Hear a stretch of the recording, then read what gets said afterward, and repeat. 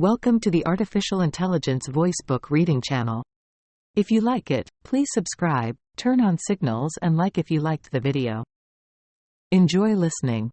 The last thing he told me, a novel. Laura Dave. Prologue. Owen used to like to tease me about how I lose everything, about how, in my own way, I have raised losing things to an art form.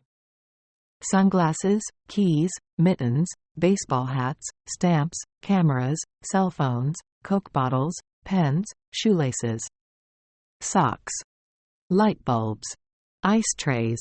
He isn't exactly wrong. I did used to have a tendency to misplace things, to get distracted, to forget. On our second date, I lost the ticket stub for the parking garage where we'd left the cars during dinner. We'd each taken our own car. Owen would later joke about this, would love joking about how I insisted on driving myself to that second date.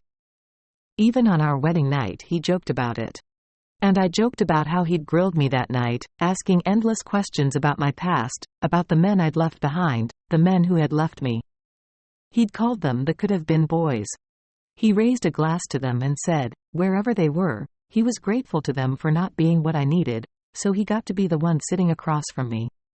You barely know me, I'd said. He smiled. It doesn't feel that way, does it? He wasn't wrong. It was overwhelming, what seemed to live between us, right from the start. I like to think that's why I was distracted. Why I lost the parking ticket. We parked in the Ritz-Carlton parking garage in downtown San Francisco. And the parking attendant shouted that it didn't matter if I claimed I'd only been there for dinner.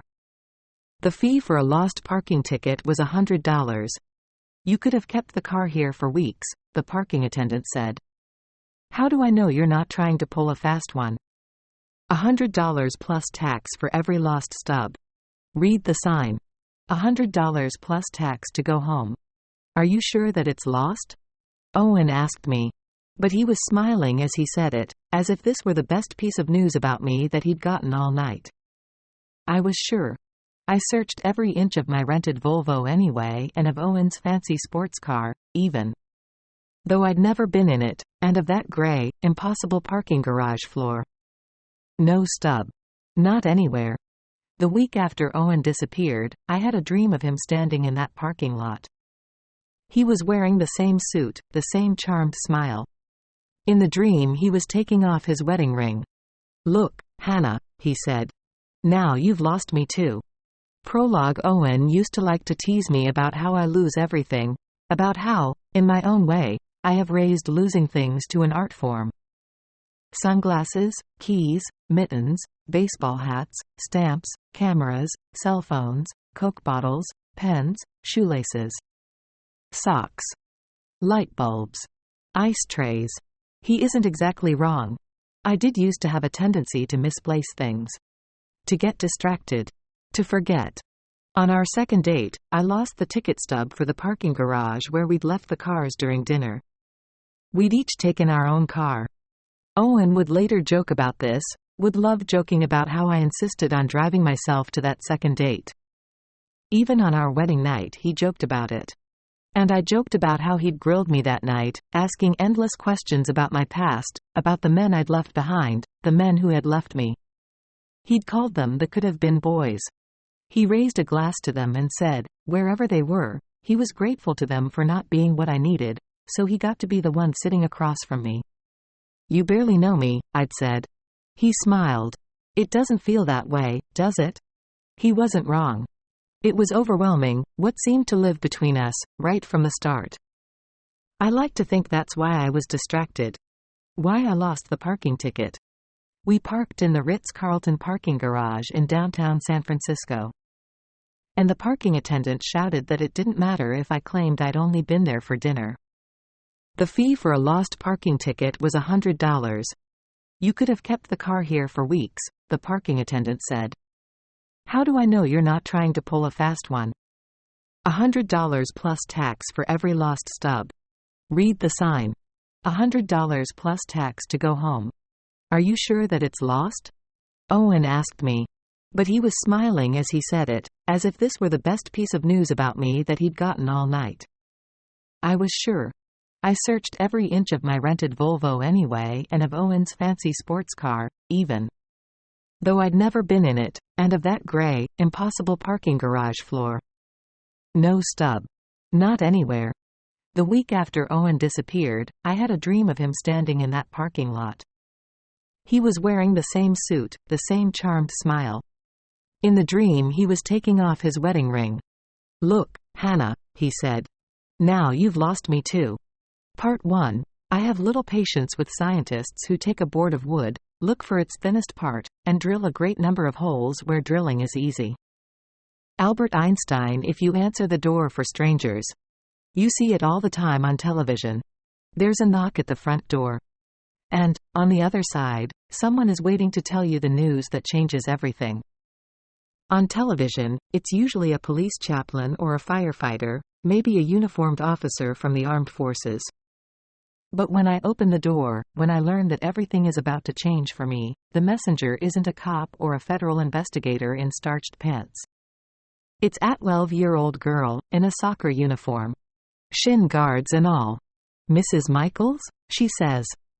I hesitate before answering, the way I often do when someone asks me if that is who I am. I am and I'm not.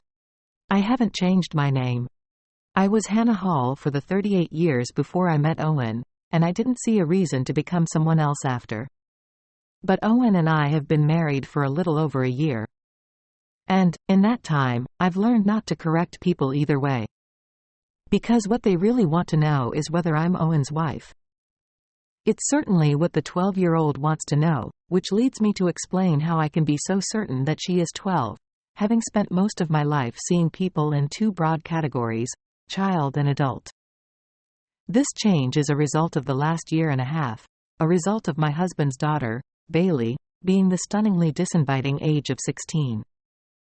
It's a result of my mistake, upon first meeting the guarded Bailey, of telling her that she looked younger than she was.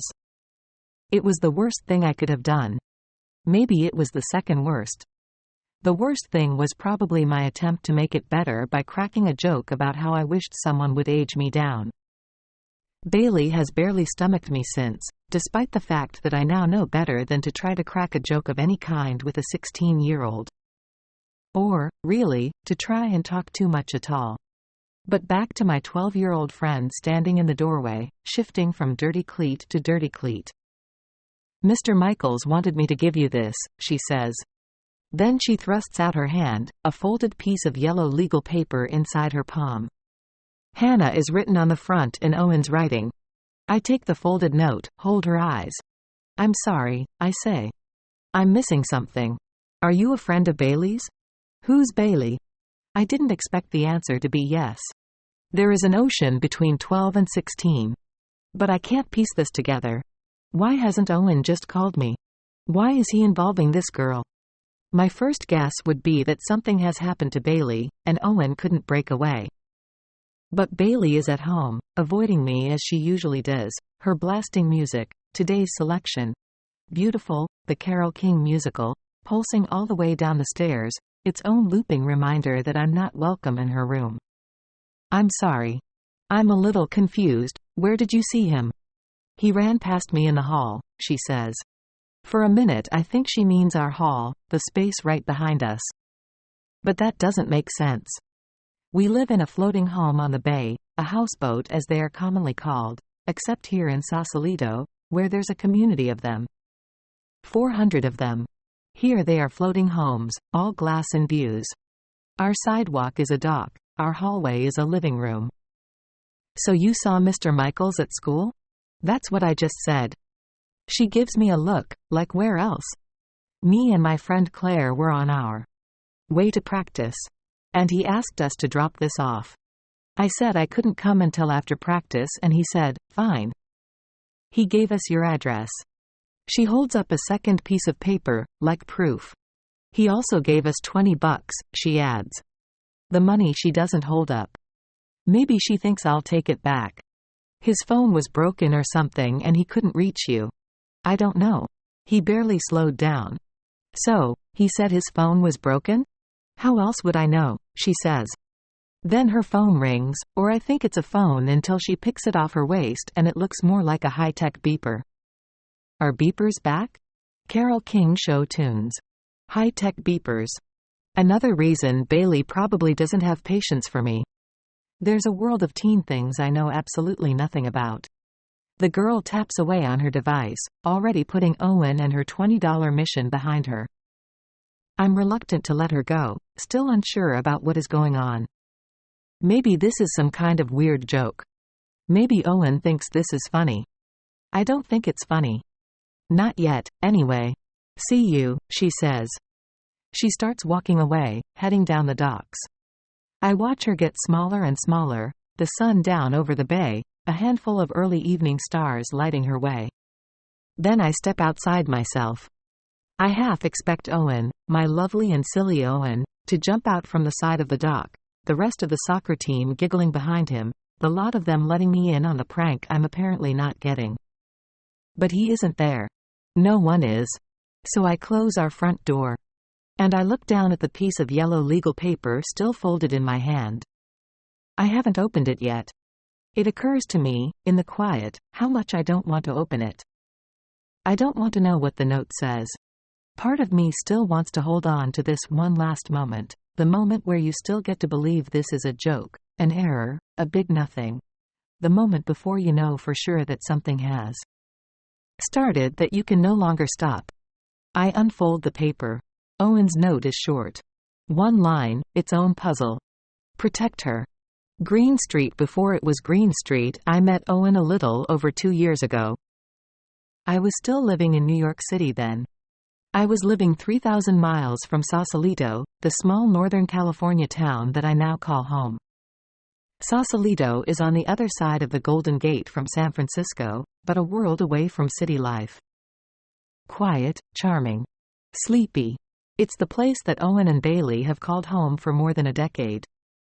It is also the polar opposite of my previous life, which kept me squarely in Manhattan, in a lofted storefront on Green Street in Soho, a small space with an astronomical rent I never quite believed I could afford. I used it as both my workshop and my showroom. I turn wood. That's what I do for work. People usually make a face when I tell them this is my job. However, I try to describe it. Images of their high school woodshop class coming to mind. Being a woodturner is a little like that, and nothing like that. I like to describe it as sculpting, but instead of sculpting clay, I sculpt wood. I come by the profession naturally.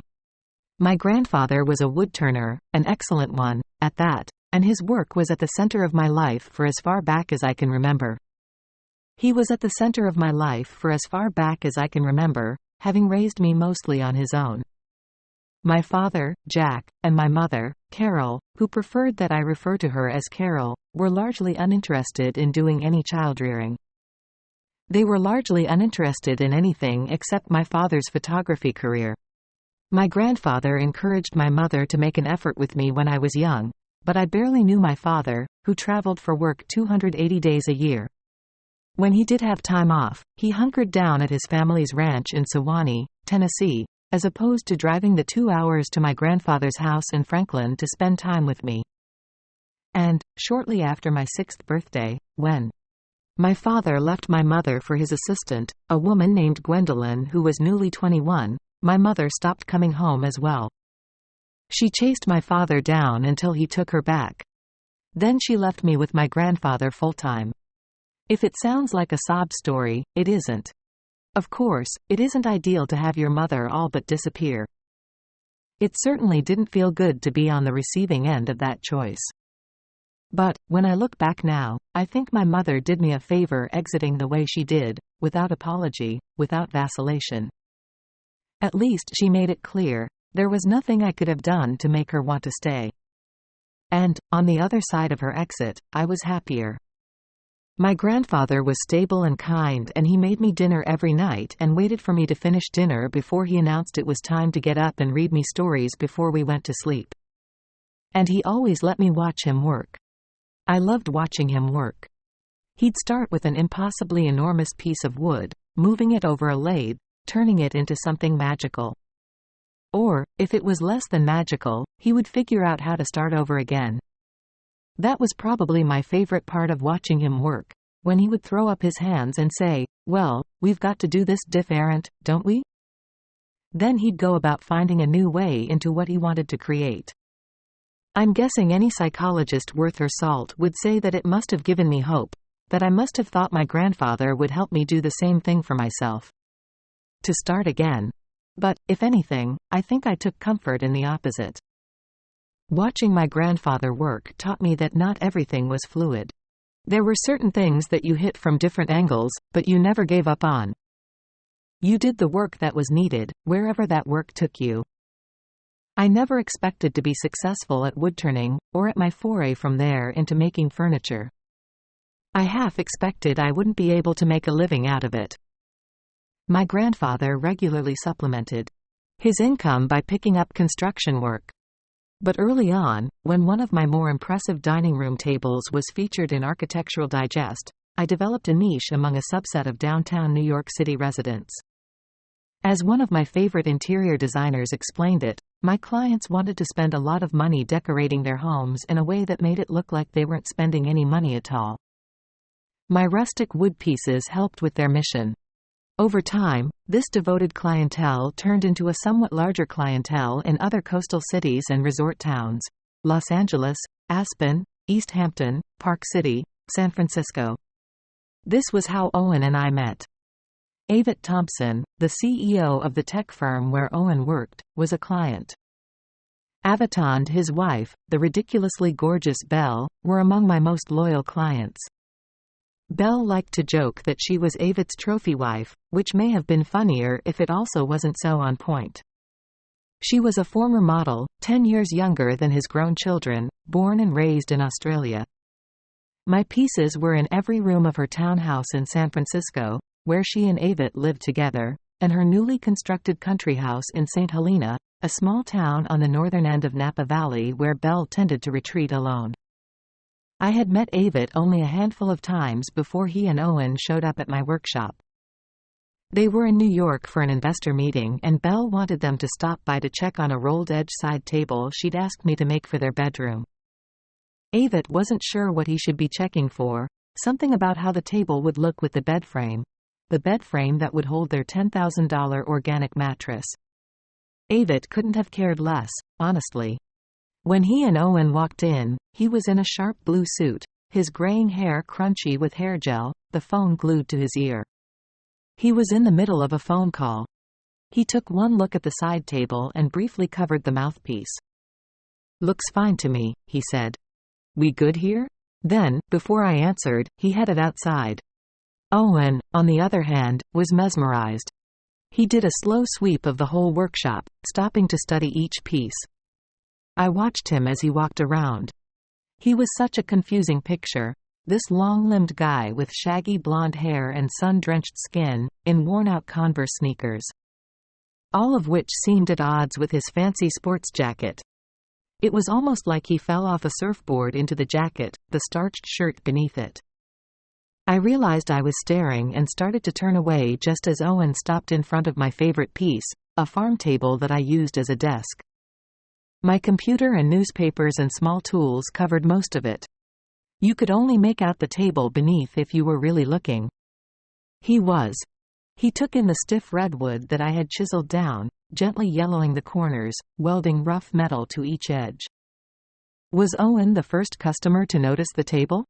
No, of course not. But he was the first to bend down, just like I'd often do, running his fingers along the sharp metal and holding the table there. He turned his head and looked up at me. "Ouch," he said. "Try bumping up against it in the middle of the night," I said. Owen stood back up, giving the table a tap goodbye. Then he walked over to me. He walked over to me until somehow we were standing close to each other, too close, really, for me not to wonder how we'd gotten there. I probably should have felt self-conscious about my tank top and paint-splattered jeans, the messy bun on top of my head, my unwashed curls falling out of it.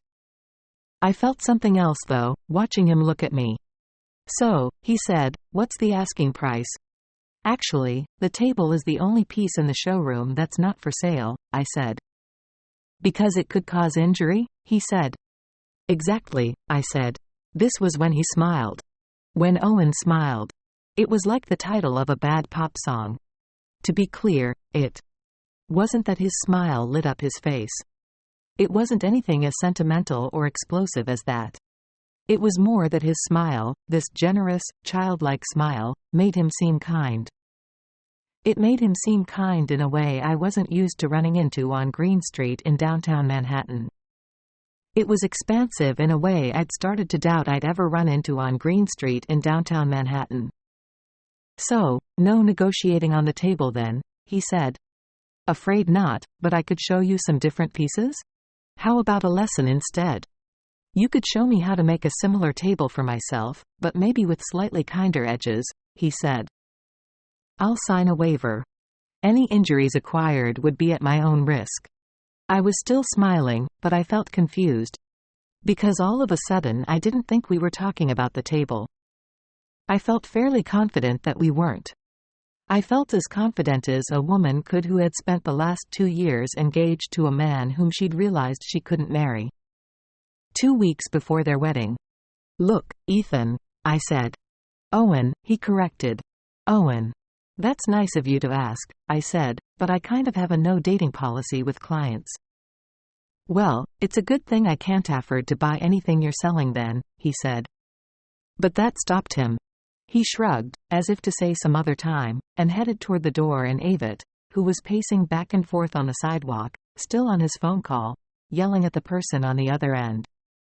He was almost out the door. He was almost gone. But I felt instantly, and strongly, the need to reach out and stop him from leaving, to say that I hadn't meant it. I'd meant something else. I'd meant he should stay. I'm not saying it was love at first sight. What I'm saying is that a part of me wanted to do something to stop him from walking away. I wanted to be around that stretched out smile a little longer. "Wait," I said. I looked around, searching for something to hold him there, zeroing in on a textile. That belonged to another client, holding it up. "This is for Belle." It was not my finest moment. And, as my former fiancé would tell you, it was also completely out of character for me to reach out to someone as opposed to pulling away. "I'll make sure she gets it," he said. He took it from me, avoiding my eyes. "For the record, I have one too. A no-dating policy. I'm a single father, and it goes with the territory." He paused. "But my daughter's a theater junkie. And I'll lose serious points if I don't see a play while I'm in New York." He motioned toward an angry Avit, screaming on the sidewalk. A play's not exactly Avit's thing, as surprising as that sounds. "Very," I said. "So, what do you think? Do you want to come?" He didn't move closer, but he did look up. He looked up and met my eyes. "Let's not consider it a date," he said. "It will be a one-time thing. We'll agree on that going in. Just dinner and a play." "Nice to meet you." "Because of our policies?" I said. His smile returned, open and generous. "Yes," he said. "Because of them." "What's that smell?" Bailey asks. I'm pulled from my memory to find Bailey standing in the kitchen doorway. She looks irritated standing there in a chunky sweater, a messenger bag slung over her shoulder, her purple streaked hair caught beneath its strap. I smile at her, my phone cradled under my chin. I have been trying to reach Owen, unsuccessfully, the phone going to voicemail. Again. And again. "Sorry, I didn't see you there," I say. She doesn't respond, her mouth pinched. I put my phone away, ignoring her perma scowl. She's a beauty, despite it. She's a beauty in a way that I've noticed strikes people when she walks into a room. She doesn't look much like Owen, her purple hair naturally a chestnut brown, her eyes dark and fierce. They're intense, those eyes. They pull you in. Owen says that they're just like her grandfather's. Her mother's father, which is why they named her after him. A girl named Bailey. Just Bailey. "Where's my dad?" she says. "He's supposed to drive me to play practice." My body tenses as I feel Owen's note in my pocket, like a weight. "Protect her." "I'm sure he's on his way," I say. "Let's eat some dinner." "Is that what smells?" she says. She wrinkles her nose, just in case it isn't clear that the smell to which she is referring isn't one she likes. "It's the linguine that you had at Poggio," I say. She gives me a blank look, as though Poggio isn't her favorite local restaurant, as though we weren't there for dinner just a few weeks before to celebrate her 16th birthday. Bailey ordered that night's special, a homemade multigrain linguine in a brown butter sauce. And Owen gave her a little taste of his glass of Malbec to go with it. I thought she loved the pasta.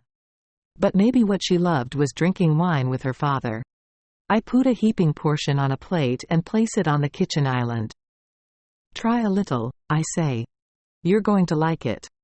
Bailey stares at me, trying to decide if she is in the mood for a showdown. If she's in the mood for her father's disappointment, should I snitch to him about her fast, dinnerless exit? Deciding against it, she bites back her annoyance and hops onto her bar stool. Fine, she says. I'll have a little.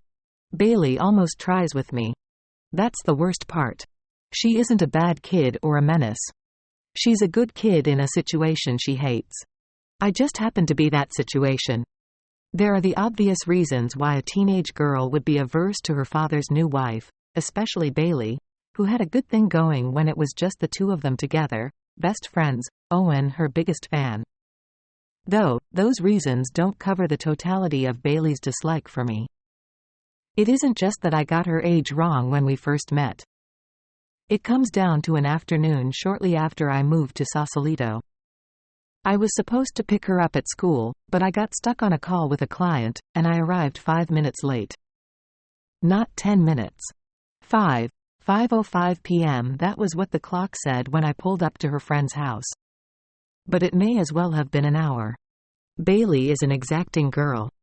Owen will tell you that this is a quality we have in common. Both his wife and his daughter can decipher everything about someone else in 5 minutes. That's all it takes. And in the 5 minutes Bailey was making her decision about me, I was on a telephone call I shouldn't have taken. Bailey twirls some pasta onto her fork, studying it. This looks different than Poggio. Well, it's not. I convinced the sous chef to give me the recipe. He even sent me to the ferry building to pick up the garlic bread he serves with it.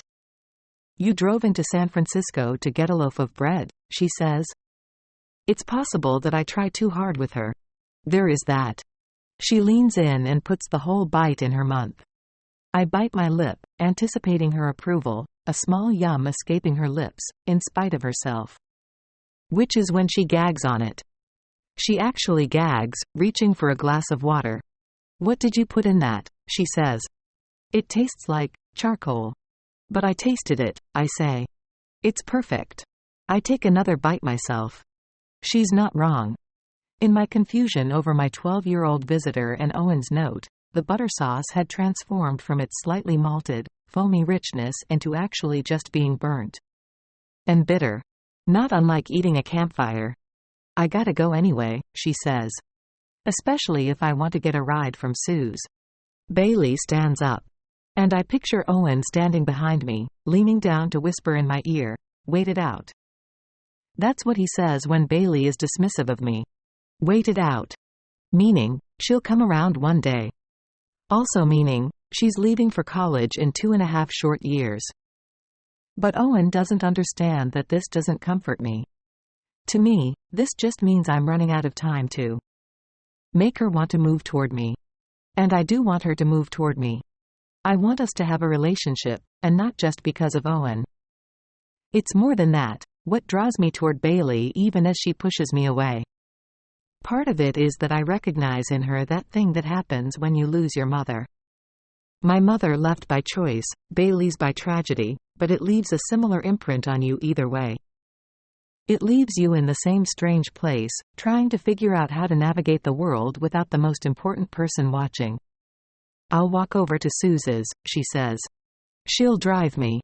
Sue's, her friend Sue's, who is also in the play. Sue's who lives on the docks too. Sue's who is safe, isn't she? Protect her. Let me take you, I say. No. She pulls her purple hair behind her ears, checks her tone. That's okay. Sue's is going anyway. If your father isn't back yet, I say, I'll come and pick you up. One of us will be waiting for you out front. She drills me with a look. Why wouldn't he be back? She says. He will. I'm sure he will. I just meant, if I come get you, then you can drive home. Bailey just got her learner's permit. It'll be a year of her driving with an adult until she can drive alone. And Owen doesn't like her driving at night, even when she's with him, which I try to utilize as an opportunity. Sure, Bailey says. Thanks. She walks toward the door. She wants out of the conversation and into the Sausalito air. She would say anything to get there, but I take it as a date. So I'll see you in a few hours? See ya, she says. And I feel happy, for just a second. Then the front door is slamming behind her. And I'm alone again with Owen's note, the inimitable silence of the kitchen, and enough burnt pasta to feed a family of 10. Don't ask a question you don't want the answer to at 8 p.m. Owen still hasn't called. I take a left into the parking lot at Bailey's school and pull into a spot by the front exit. I turn down the radio and try him again. My heartbeat picks up when his phone goes straight to voicemail. It's been 12 hours since he left for work, 2 hours since the visit from the soccer star, 18 messages to my husband that have gone unreturned. Hey, I say after the beep. I don't know what's going on, but you need to call me as soon as you get this. Owen? I love you. But I'm going to kill you if I don't hear from you soon. I end the call and look down at my phone, willing it to buzz immediately. Owen, calling back, with a good explanation. It's one of the reasons I love him. He always has a good explanation. He always brings calmness and reason to whatever is going on. I want to believe that will be true even now. Even if I can't see it. I slide over so Bailey can jump into the driver's seat. And I close my eyes, running through different scenarios as to what could possibly be going on. Innocuous, reasonable scenarios. He is stuck in an epic work meeting. He lost his phone. He is surprising Bailey with a crazy present. He is surprising me with some sort of trip. He thinks this is funny. He isn't thinking, at all. This is when I hear the name of Owen's tech firm, The Shop, coming from my car radio. I turn the radio up, thinking I imagined it. Maybe I was the one who said it in my message to Owen. Are you stuck at the shop? It's possible. But then I hear the rest of the report, coming from the NPR host's slick, grippy voice. Today's raid was the culmination of a 14-month investigation by the SEC and the FBI into the software startup's business practices. We can confirm that the shop's CEO, Avett Thompson, is in custody. Expected charges include embezzlement and fraud. Sources close to the investigation have told NPR that, quote, there is evidence Thompson planned to flee the country and had set up a residence in Dubai. Other indictments of senior staff are expected to be handed down shortly. The shop. She is talking about the shop. How is this possible? Owen is honored to work there. Owen has used that word. Honored. He told me that he took a salary cut to join them early on. Nearly everyone there had taken a salary cut, leaving bigger companies behind. Google, Facebook, Twitter, leaving big money behind, agreeing to stock options in lieu of traditional compensation. Didn't Owen tell me they did this because they believed in the technology the shop was developing? They aren't Enron. Theranos. They are a software company. They were building software tools set to privatize online life, helping people control what was made available about them, providing child easy ways to erase an embarrassing image, make a website all but disappear. They wanted to be a part of revolutionizing online privacy. They wanted to make a positive difference. How could there be fraud in that? The host goes to commercial and I reach for my phone, flipping to Apple News. But just as I'm pulling up CNN's business page, Bailey comes out of the school. She has a bag swung over her shoulder and a needy look on her face that I don't recognize, especially directed at me. Instinctively, I turn the radio off, put my phone down. Protect her. Bailey gets in the car quickly. She drops into the driver's seat and buckles herself in. She doesn't say hello to me. She doesn't even turn her head to look in my direction. Are you okay? I ask. She shakes her head, her purple hair falling out from behind her ears. I expect her to make a snide remark, do I look okay? But she stays quiet. Bailey? I say. I don't know, she says. I don't know what's going on. This is when I notice it. The bag she has with her isn't her messenger bag. It is a duffel bag. It's a large black duffel bag, which she cradles in her lap, gently, like it's a baby. What is that? I say. Take a look, she says. The way she says it makes me not want to look. But I don't have much choice. Bailey hurls the duffel bag onto my lap. Go on. Look, Hannah. I pull back the zipper just a bit and money starts spilling out. Rolls and rolls of money, hundreds of $100 bills tied together with string. Heavy, limitless. Bailey, I whisper. Where did you get this? My father left it in my locker, she says. I look at her in disbelief, my heart starting to race. How do you know? I say. Bailey hands me a note, more like tosses it in my general direction. Call Ida good guess, she says. I pick the note up off my lap. It's on a sheet from a yellow legal pad. It is Owen's second note that day, on that piece of yellow legal paper. The other half of my note. Bailey is written on the front of hers, underlined for her twice. Bailey, I can't help this make sense. I'm so sorry. You know what matters about me. And you know what matters about yourself. Please hold on to it. Help Hannah. Do what she tells you. She loves you. We both do.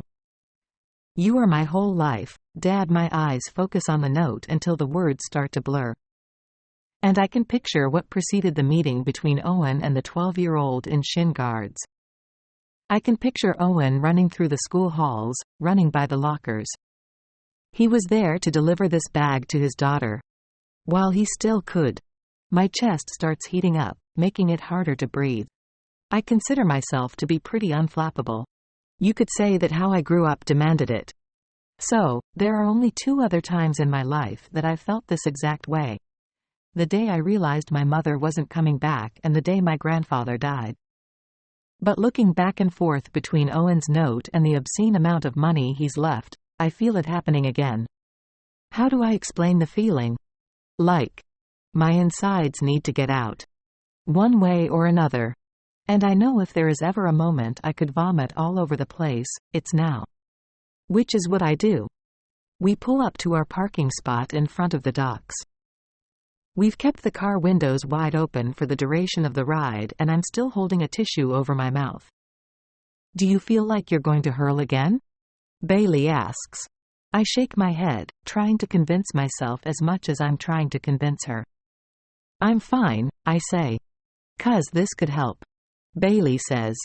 I look over to see her pull a joint out of her sweater pocket. She holds it out for me to take.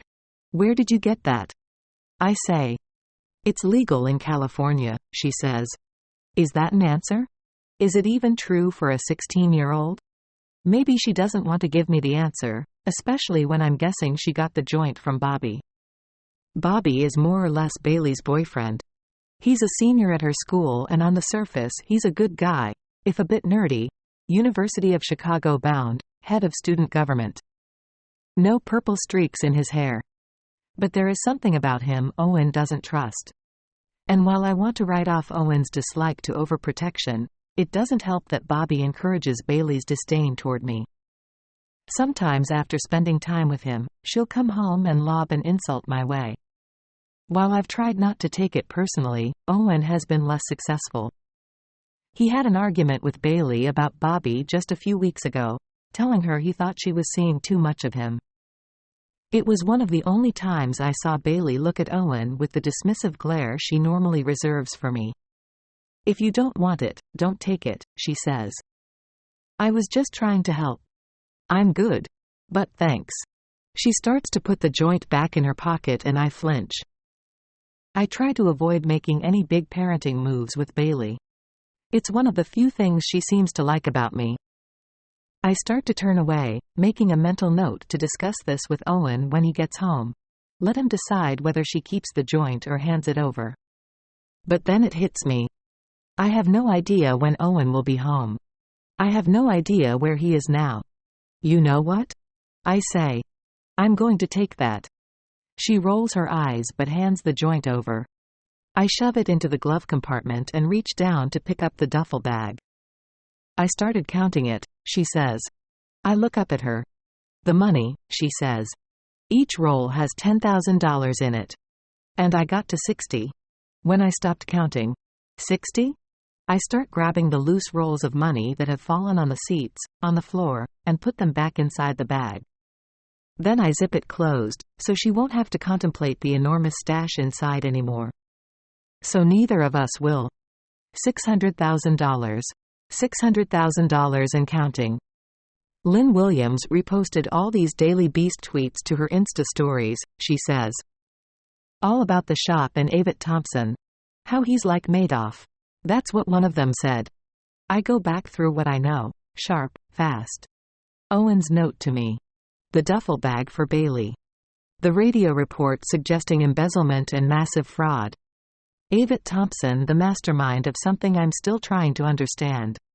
I feel like I'm in one of those twisted dreams that only happen when you go to sleep at the wrong time, the afternoon sun or midnight chill greeting you upon waking, disorienting you, and leaving you to turn to the person next to you, the person you trust most, looking for clarity.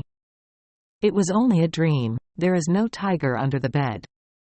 You weren't just chased through the streets of Paris. You didn't jump off the Willis Tower. Your husband didn't disappear, leaving you no explanation, leaving his daughter $600,000. And counting. We don't have that information yet, I say. But even if it's true that the shop is involved in something, or if Avett did something illegal, that doesn't mean that your father had anything to do with it. Then where is he? And where did he get this money? She is yelling at me because she wants to be yelling at him. It's a feeling I can relate to. I'm just as angry as you are, I want to say. And the person I want to say it to is Owen. I look at her. Then I turn away, stare out the window, out at the docks, the bay, at all the night-lit houses in this strange little neighborhood. I can see directly into the Hahn's floating home. Mr. and Mrs. Hahn are sitting on the couch, side by side, eating their nightly bowls of ice cream, watching television. What do I do now, Hannah? She says. My name hangs there like an accusation. Bailey pushes her hair behind her ears, and I can see her lips start to quiver. It is so strange and unexpected. Bailey has never cried in front of me, that I almost reach out to hold her to me, like it's something we do. Protect her. I unbuckle my seatbelt. Then I reach over and unbuckle hers. Simple movements. Let's go into the house and I'll make some phone calls, I say. Someone's going to know where your father is. We'll start there. We'll start by finding him, so he can explain this all. Okay, she says. She opens her car door and steps outside. But she turns back to look at me, her eyes blazing. But Bobby's coming over, she says. I won't say anything about my father's special delivery, but I really want him here. She isn't asking. What choice do I have anyway, even if she were? Just stay downstairs, okay? She shrugs, which is as close to an agreement as we are going to reach on the matter. And before I can worry too much about it, I see a car pulling up, headlights blinking at us, bright and demanding. My first thought is, Owen. Please be Owen. But my second thought feels more precise and I prepare myself. It's the police. It has to be the police. They're probably here to find Owen, to gather information about his involvement in his firm's criminal activities, to assess what I know about his employment at the shop, and about his current whereabouts. As if I have any information to pass along to them. But I'm wrong on that count too. The lights go off and I see that it's a bright blue Mini Cooper and I know it's Jules. It's my oldest friend, Jules, hustling out of her Mini Cooper and racing toward me at top speed, her arms wide and outstretched. She is hugging us, hugging both Bailey and me, as hard as she can. Hello, my loves, she says. Bailey hugs her back. Even Bailey loves Jules, despite the fact that I'm the one who brought her into Bailey's life. This is who Jules is to everyone who is lucky enough to know her. Comforting, steady. It may be why of everything I'm guessing she'll say to me in that moment, the one thing I don't expect is what actually comes out of her mouth. It's all my fault, she says. Think what you want, I still can't believe this is happening, Jules says. We sit in the kitchen, at the small breakfast table in the sun nook, drinking coffee spiked with bourbon. Jules is on her second mug, her oversized sweatshirt concealing her small frame, her hair pulled back in two low pigtails. They make her look like she is trying to get away with something, sneaking some more bourbon into the mug. They make her look a little like her 14-year-old self, the girl I met our first day of high school. My grandfather had just moved us from Tennessee to Peekskill, New York, a small town on the Hudson River. Jules's family had moved there from New York City. Her father was an investigative journalist for the New York Times, a Pulitzer Prize-winning journalist. Not that Jules had any airs about her. We met while applying for after-school jobs at Lucky's, a local dog walking service. We were both hired. And we took to walking our assigned dogs together every afternoon. We must have been a sight. 2 small girls, 15 rowdy dogs surrounding us at any given time. I was a freshman at the public high school. Jules was at a prestigious private school a few miles away. But those afternoons were just the two of us together. I'm still not sure how we would have gotten through high school without each other. We were so removed from each other's actual lives that we told each other everything. Jules once compared it to how you confide in a stranger you meet on a plane. From the beginning, this is what we've been to each other. Safe, airborne. Complete with a 30,000-foot perspective. That hasn't changed, now that we're the grown-ups. Jules has followed in her father's footsteps and works for a newspaper. She's a photo editor at the San Francisco Chronicle, focusing primarily on sports. She eyes me, worried. But I'm eyeing Bailey in the living room, snuggled into Bobby on the couch, the two of them talking low. It seems harmless. And still, my thought is, I have no idea what harmless looks like. This is the first time Bobby has been over when Owen hasn't been home. This is the first time when it's been up to me alone. I try to check on them while pretending not to check on them. But Bailey must feel my gaze. She looks up at me, less than pleased. Then she stands up and deliberately closes the glass living room door with a thud. I can still see her, so it's more of a ceremonial slamming. But it's a slamming all the same. We were 16 once too, you know, Jules says. Not like that, I say. We only wish, she says. Purple hair rocks. She makes a move to pour some more whiskey into my coffee cup, but I cover the mug with my hand. You sure? It'll help, she says. I shake my head no. I'm okay, I say. Well, it's helping me. She pours herself some more and moves my hand out of the way, topping me off. I smile at her, even though I have barely taken a sip of what I already have. I'm too stressed, too physically off, too close to standing up and busting into the living room, pulling Bailey by the arm into the kitchen with me just to feel like I'm accomplishing something. Have you heard from the police yet? Jules says. No, not yet, I say. And why isn't someone from the shop banging down the door? Telling me what to do when they show up? Bigger fish to fry, she says. Avett was their primary target and the police just took him into custody. She circles the rim of her mug with her fingers. And I take her in, her long eyelashes and high cheekbones, the one wrinkle between her eyes in overdrive today. She is nervous, the way she gets, the way we both get, before we have to tell each other something that we know isn't going to be fun for the other person to hear. Like the time she told me she saw my quasi-boyfriend Nash Richards at the Rye Grill, kissing another girl. It was less that she thought I'd be upset about Nash, who I wasn't particularly into, and more that the Rye Grill was Jules's and my favorite place to eat French fries and cheeseburgers. And when she threw her soda in Nash's face, the manager told her we were permanently banned. So are you going to tell me, or what? I say. She looks up. Which part, she says. How this is all your fault. She nods, readying herself, blowing out her cheeks. When I got to the Chronicle this morning, I knew there was something going on. Max was giddy, which almost always means bad news. Murder, impeachment, Ponzi scheme. He's a peach, that Max, I say. Yeah, well, Max is one of the few investigative journalists still at the Chronicle. Handsome, smarmy, brilliant. He is also crazy about Jules. And, despite her assurances to the contrary, I kind of suspect Jules feels the same way about him. He was looking particularly smug, hovering around my desk. So I knew that he knew something and wanted to gloat. He's old fraternity brothers with someone at the SEC who apparently had the scoop on what was going down with the shop. With the raid this afternoon. She looks at me, not wanting to continue. He told me that the FBI has been investigating the firm for over a year. Shortly after their stock went public, they got a tip that the market listing was fraudulently overstated in connection with the IPO. I don't know what that means, I say. It means the shop thought the software would be ready earlier than it was. So they went to market too soon. And then they were stuck, pretending they had functional software when in reality they couldn't sell it yet. So to compensate, and keep the stock prices high, they began falsifying their financial statements.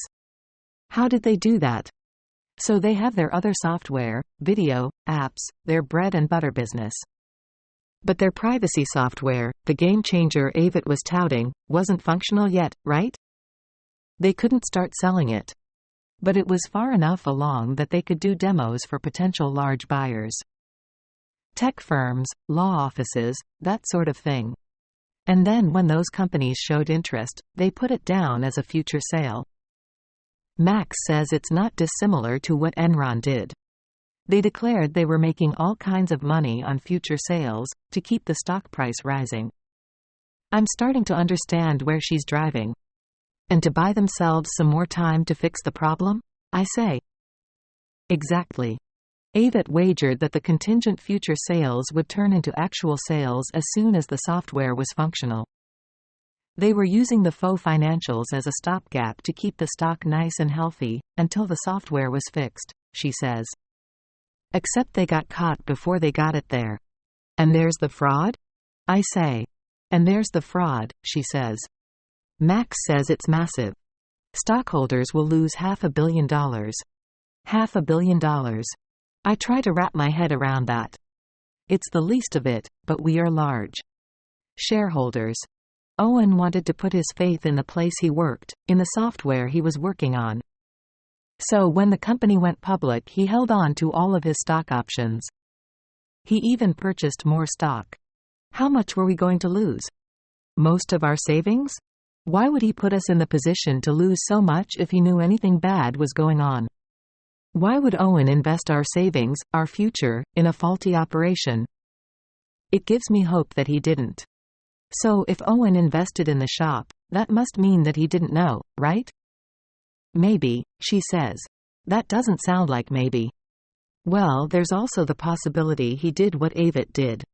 That he bought the stock to help inflate the value with the idea that he'd sell before anyone found out. Does that sound like Owen to you? I say. None of this sounds like Owen to me, she says. Then she shrugs.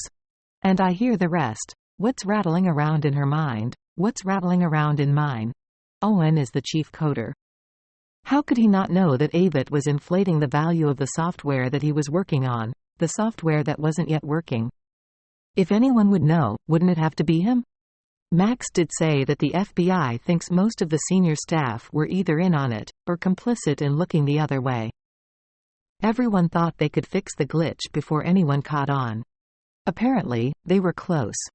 If not for this one tip to the SEC, they might have pulled it off. Who tipped them off? No idea. But that's why the raid. They wanted to shut it all down before Avett disappeared.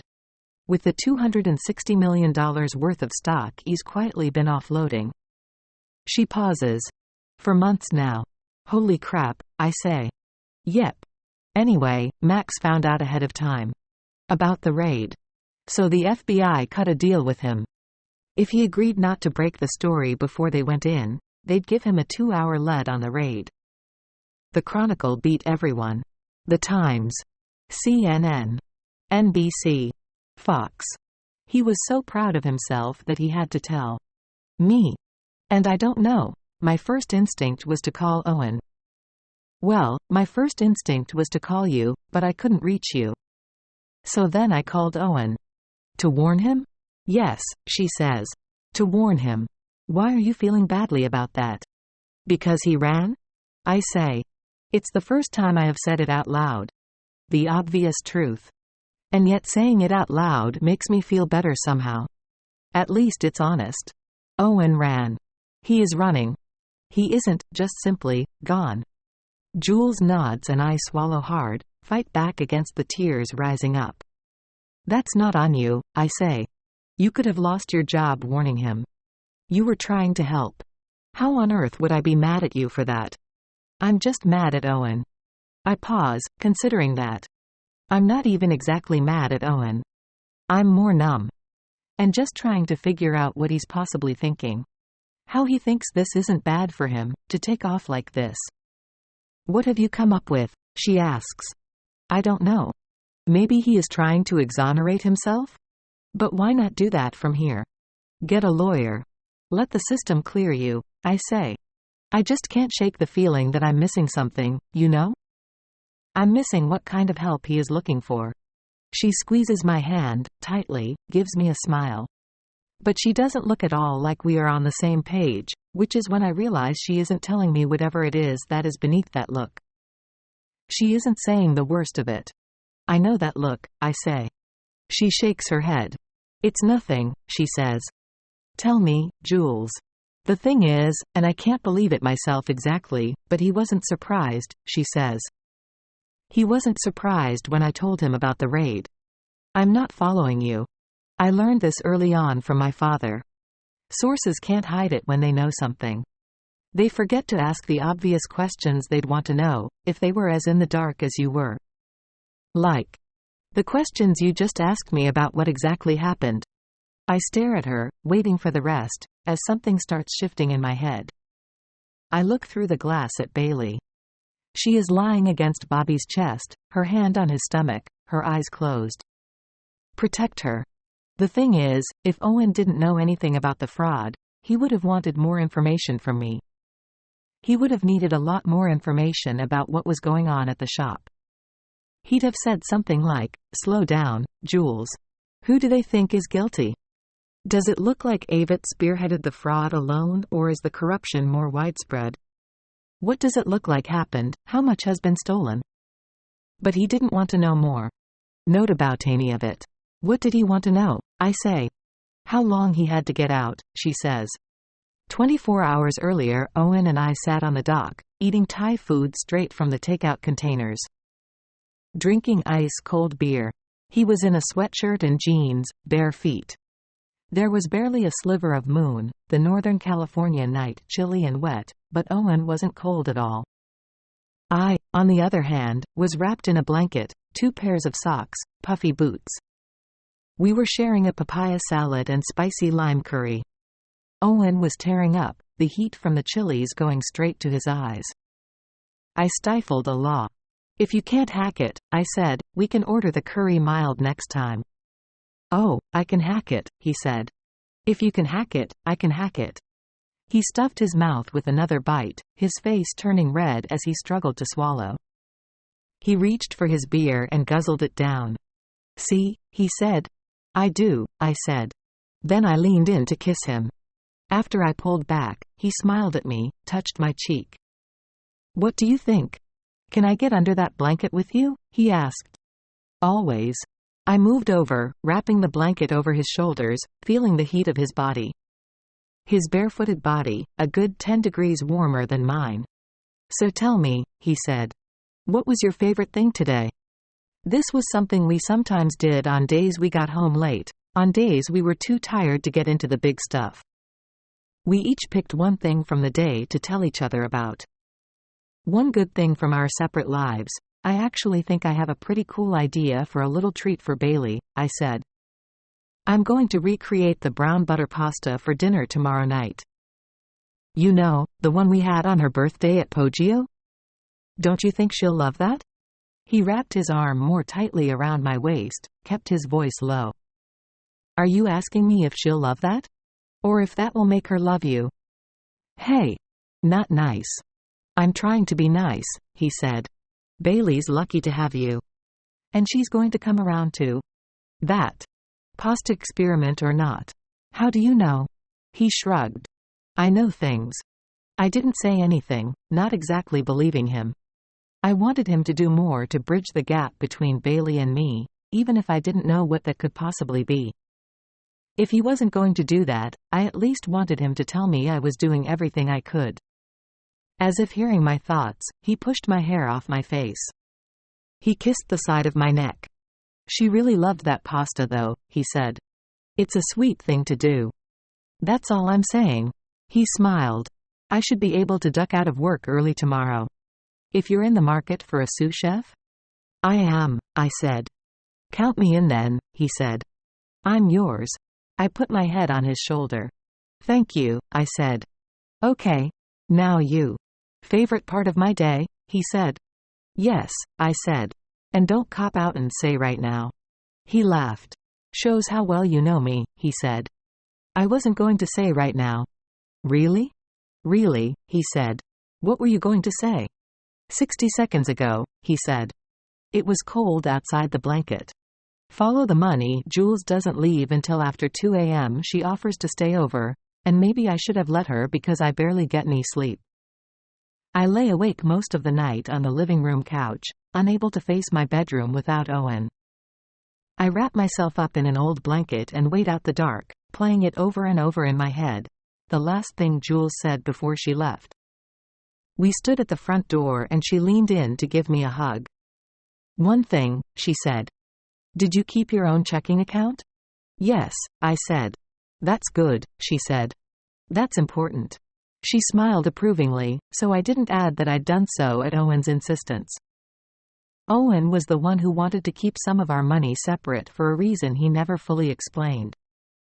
I assumed it had something to do with Bailey. But maybe I was wrong about that. Maybe it had to do with leaving what was mine untouched. I ask because they're probably going to freeze all his assets, Jules said. That's the first thing they'll do while they're trying to figure out where he went. What he knew. They always follow the money. Follow the money. I feel a little bit queasy, even now, as I think about the duffel bag shoved under the kitchen sink, a bag full of money that Owen probably knows they can't follow. I didn't tell Jules about the duffel because I know what it looks like to any reasonable person. I know what it should look like to me too. It looks like Owen is guilty. Jules had already decided as much, and a mysterious bag of money would only convince her further. Why wouldn't it? She loves Owen like a brother, but it isn't about love. It's about what points toward Owen's involvement in this mess. That he's running, that he acted suspiciously with Jules on the phone. Every single thing. Except this. Except what I know. Owen wouldn't run because he is guilty. He wouldn't leave to save himself. He wouldn't leave to avoid prison or to avoid looking me in the eye and admitting what he's done. He wouldn't leave Bailey. He would never leave Bailey unless he absolutely had to. How can I be so sure of this? How can I trust myself to be sure of anything when I'm obviously biased in what I'm willing to see? Partially it's because I've spent my life needing to see. I've spent my life paying incredibly close attention. When my mother left for good, I didn't see it coming. I missed it. I missed the finality of that departure. I shouldn't have. There were so many hasty exits before that.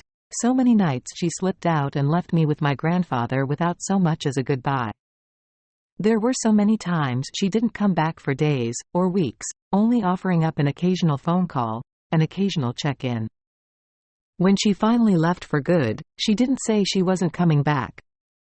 She sat down on the edge of my bed and brushed my hair off my face and said she had to go to Europe, that my father needed her with him. But she said she'd see me soon. I assumed that meant she'd be back soon. She was always coming and going. But I missed it. The language of it. Seeing me soon meant she was never coming back, not in a substantial way. It meant I'd spend an afternoon or an evening with her twice a year, never overnight. It meant she was lost to me. That's the part that I missed. My mother didn't care enough not to be lost to me. That's the part I've sworn to myself I would never miss again. I don't know if Owen is guilty.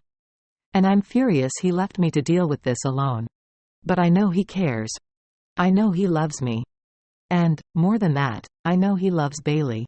He would only leave for her. It has to be that. He left the way he did to try and save her.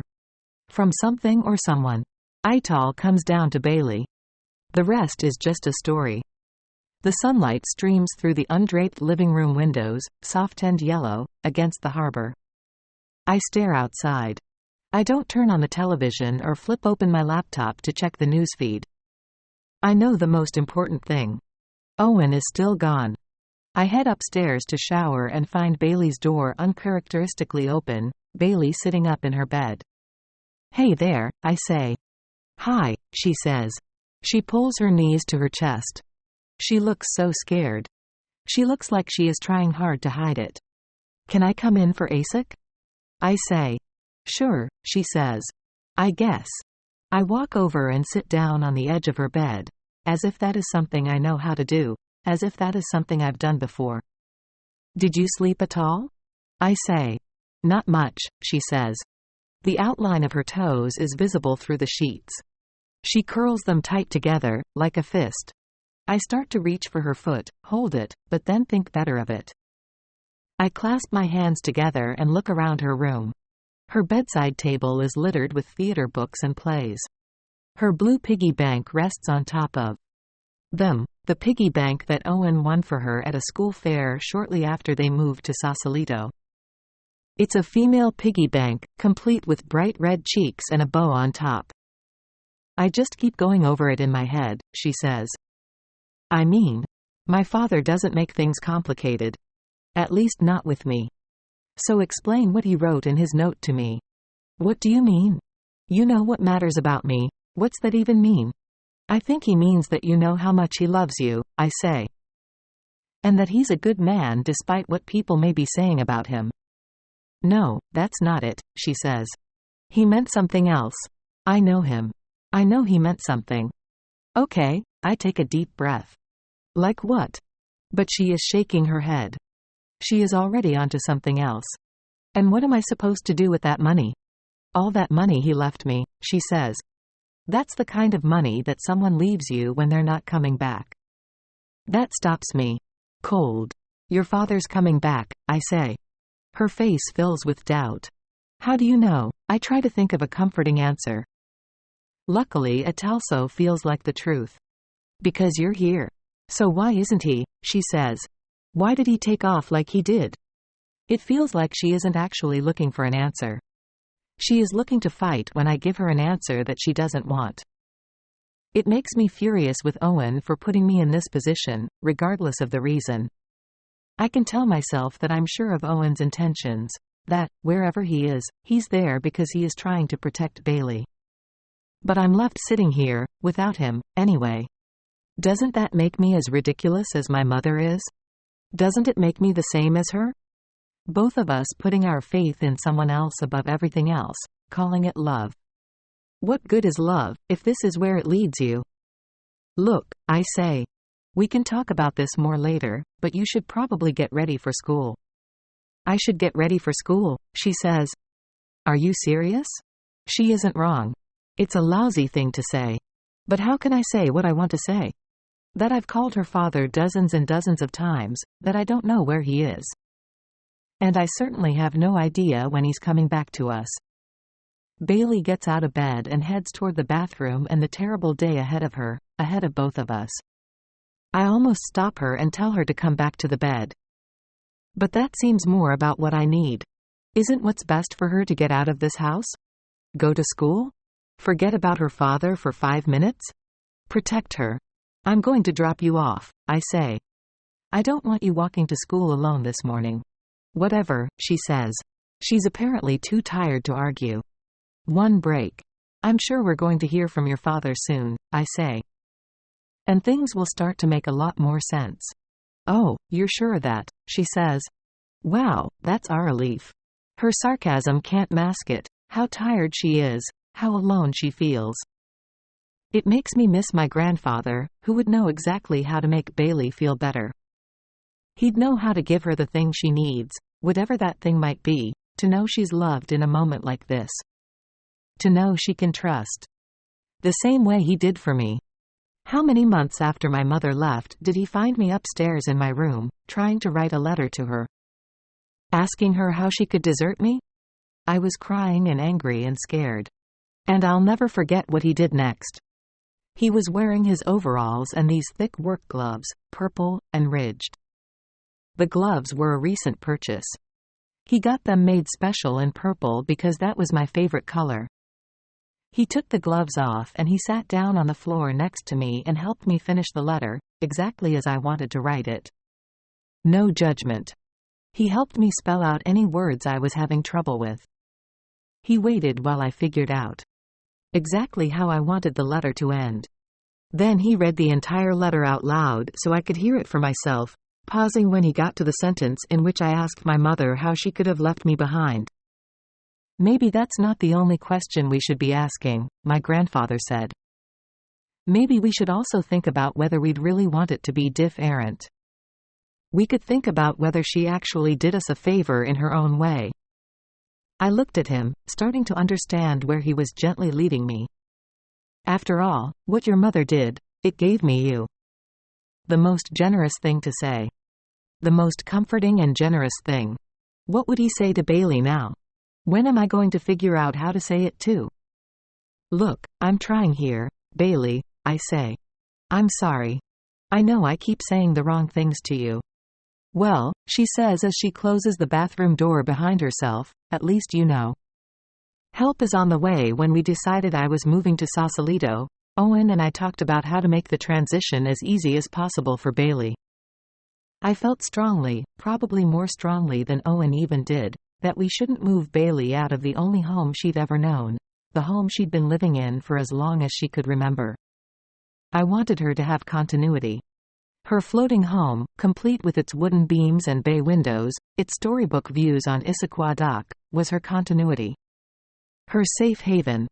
But I wonder if it didn't just make it more apparent. Someone moved into her most cherished space and there was nothing she could do about it. Still, I did everything I could to not disturb the balance. Her balance. Even in the way that I moved into the house, I tried to keep the peace. I put my stamp on Owen's and my bedroom, but the only other room I redecorated wasn't a room at all. It was our porch, lovingly hugging the front of the house. Before I arrived, the porch was empty. But I lined it with potted plants, rustic tea tables. And I built a bench to put by the front door. It is a great rocking bench, shingled in white oak, striped pillows for comfort. Owen and I have made it our weekend ritual to sit on the bench together, drinking our morning coffee. It's our time to catch up on the week as the sun rises slowly over the San Francisco Bay, catching the bench in its warmth. Owen is more animated in those conversations than during the work week. A load lifted as the day stretches out before him, empty and relaxed.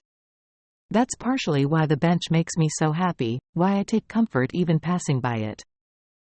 And why I nearly jump out of my skin when I walk outside to take out the trash and there is someone sitting on it. Garbage day, he says. I turn around to see a man I don't recognize leaning against the bench's arm, like he belongs there. He wears a backward baseball cap and a windbreaker, holds tight to a cup of coffee. Can I help you? I say. I'm hoping so. He motions toward my wrists. But you may want to put those down first. I look down to see that I'm still holding the trash, the two weighty garbage bags in my hands.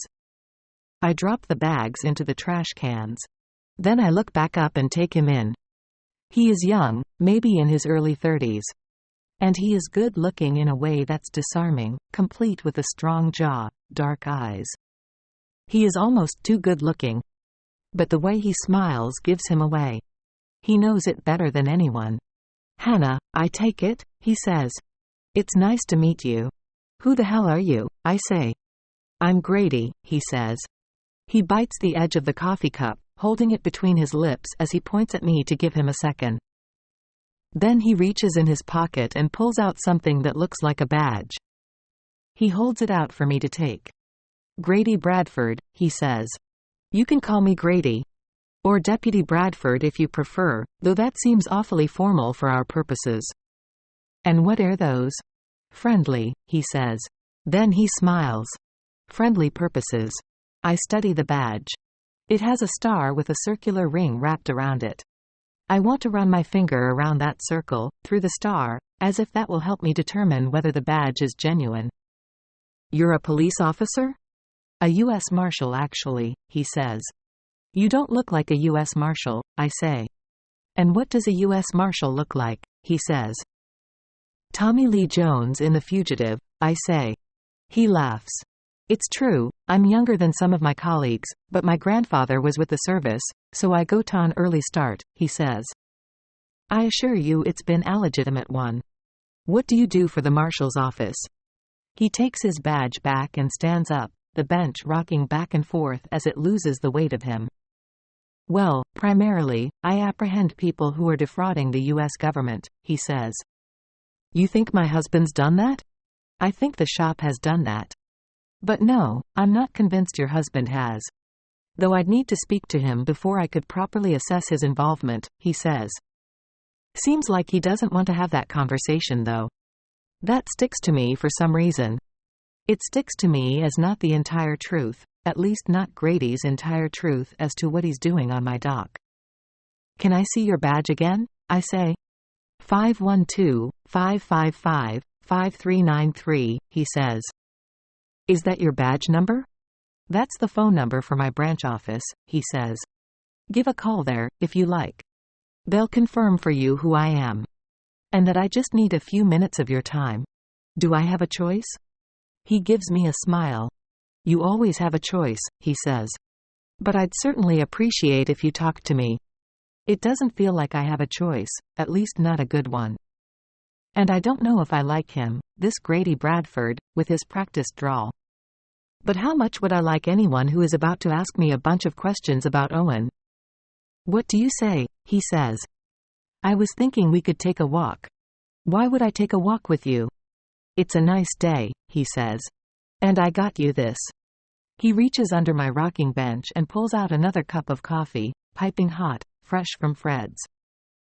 Extra sugar and shot of cinnamon are written on the side of the cup in large black letters. He hasn't just brought me a cup of coffee. He's brought me a cup of coffee just the way I take it. I breathe the coffee in, take my first sip. It's the first bit of pleasure since this whole mess started. How do you know how I take my coffee? I say. A waiter named Benj helped me out. He said you and Owen get coffees from him on the weekend. Yours with cinnamon, Owen's black. This is bribery. Only if it doesn't work, he says. Otherwise it's a cup of coffee. I look at him and take another sip. Sunny side of the street, he says. We leave the docks and walk toward the path, heading toward downtown, Waldo Point Harbor peeking out at us in the distance. So I take it no word from Owen, he says. I think about our kiss goodbye by his car yesterday, slow and lingering. Owen wasn't anxious at all, a smile on his face. No. I haven't seen him since he left for work yesterday, I say. And he hasn't called? He says. I shake my head. Does he usually call from work? Usually, I say. But not yesterday? He may have tried me, I don't know. I went to the ferry building in San Francisco, and there are a bunch of dead zones between here and there, so. He nods, completely unsurprised, almost like he knows this already. Like he is playing way past it. What happened when you got back? He says. From the ferry building? I take a deep breath and think about it for a minute. I think about telling him the truth. But I don't know what he will make of the information about the 12-year-old girl and the note she gave to me, about the note Owen left for Bailey at the school. About the duffel bag of money. Until I figure it out for myself, I'm not including someone I just met. I'm not sure what you mean, I say. I made Bailey dinner, which she hated, and she went to play practice. I heard about the shop on NPR while I was waiting for her in the school parking lot. We came home. Owen didn't. No one slept. He tilts his head, takes me in, like he doesn't believe me, entirely. I don't judge him for that. He shouldn't. But he seems to be willing to let it go. So, no call this morning, correct? He says. No email either? No, I say. He pauses, as though something is just occurring to him. It's a crazy thing when someone disappears, isn't it? No explanation? He says. Yes, I say. And yet, you don't seem all that mad. I stop walking, irritated that he thinks he knows enough about me to make a judgment call on how I feel. I'm sorry, I didn't realize there was an appropriate way to respond when your husband's company is raided and he disappears, I say. Am I doing anything else you deem inappropriate? He thinks about it. Not really. I look down at his ring finger. No ring there. I take it you're not married? No, he says. Wait, do you mean ever or currently? Is it a different answer? He smiles. No. Well, if you were, you'd understand that I'm more worried about my husband than anything else. Do you suspect foul play? I think of the notes Owen has left, of the money. I think of the 12-year-old story of running into Owen in the school hallway, of Owen's conversation with Jules. Owen knew where he was going. He knew he needed to get away from here. He chose to go. I don't think he was taken against his will, if that's what you're asking. Not exactly. So what are you asking, Grady? Exactly? Grady. I like that. I'm glad we're on a first-name basis. What's your question? Here you are, left to pick up the pieces of his mess. Not to mention take care of his daughter, he says. That would make me mad. And you don't seem to be that mad. Which makes me think there is something you know that you're not telling me. His voice tightens. And his eyes darken until he seems like what he is, an investigator, and I'm suddenly on the other side of whatever line he draws to separate himself from the people he suspects of wrongdoing. If Owen told you something about where he disappeared to, about why he left, I need to know, he says. That's the only way for you to protect him. Is that your primary interest here? Protecting him? It is. Actually. That does feel true, which unnerves me. It unnerves me even more than his investigator mode. I should get home. I start to move away from him, Grady Bradford keeping me a little off balance standing so close. You need to get a lawyer, he says. I turn back toward him. What? Thing is, he says, you're going to get a lot of questions about Owen, certainly until he's around again to answer them for himself. Questions you're under no obligation to answer. It's easier to push them off if you tell them you have a lawyer. Or I can just tell them the truth. I have no idea where Owen is. And I have nothing to hide. It's not that simple. People are going to offer you information that makes it seem like they're on your side. And Owen's side. They aren't. They aren't on anyone's side but their own. People like you? I say. Exactly, he says.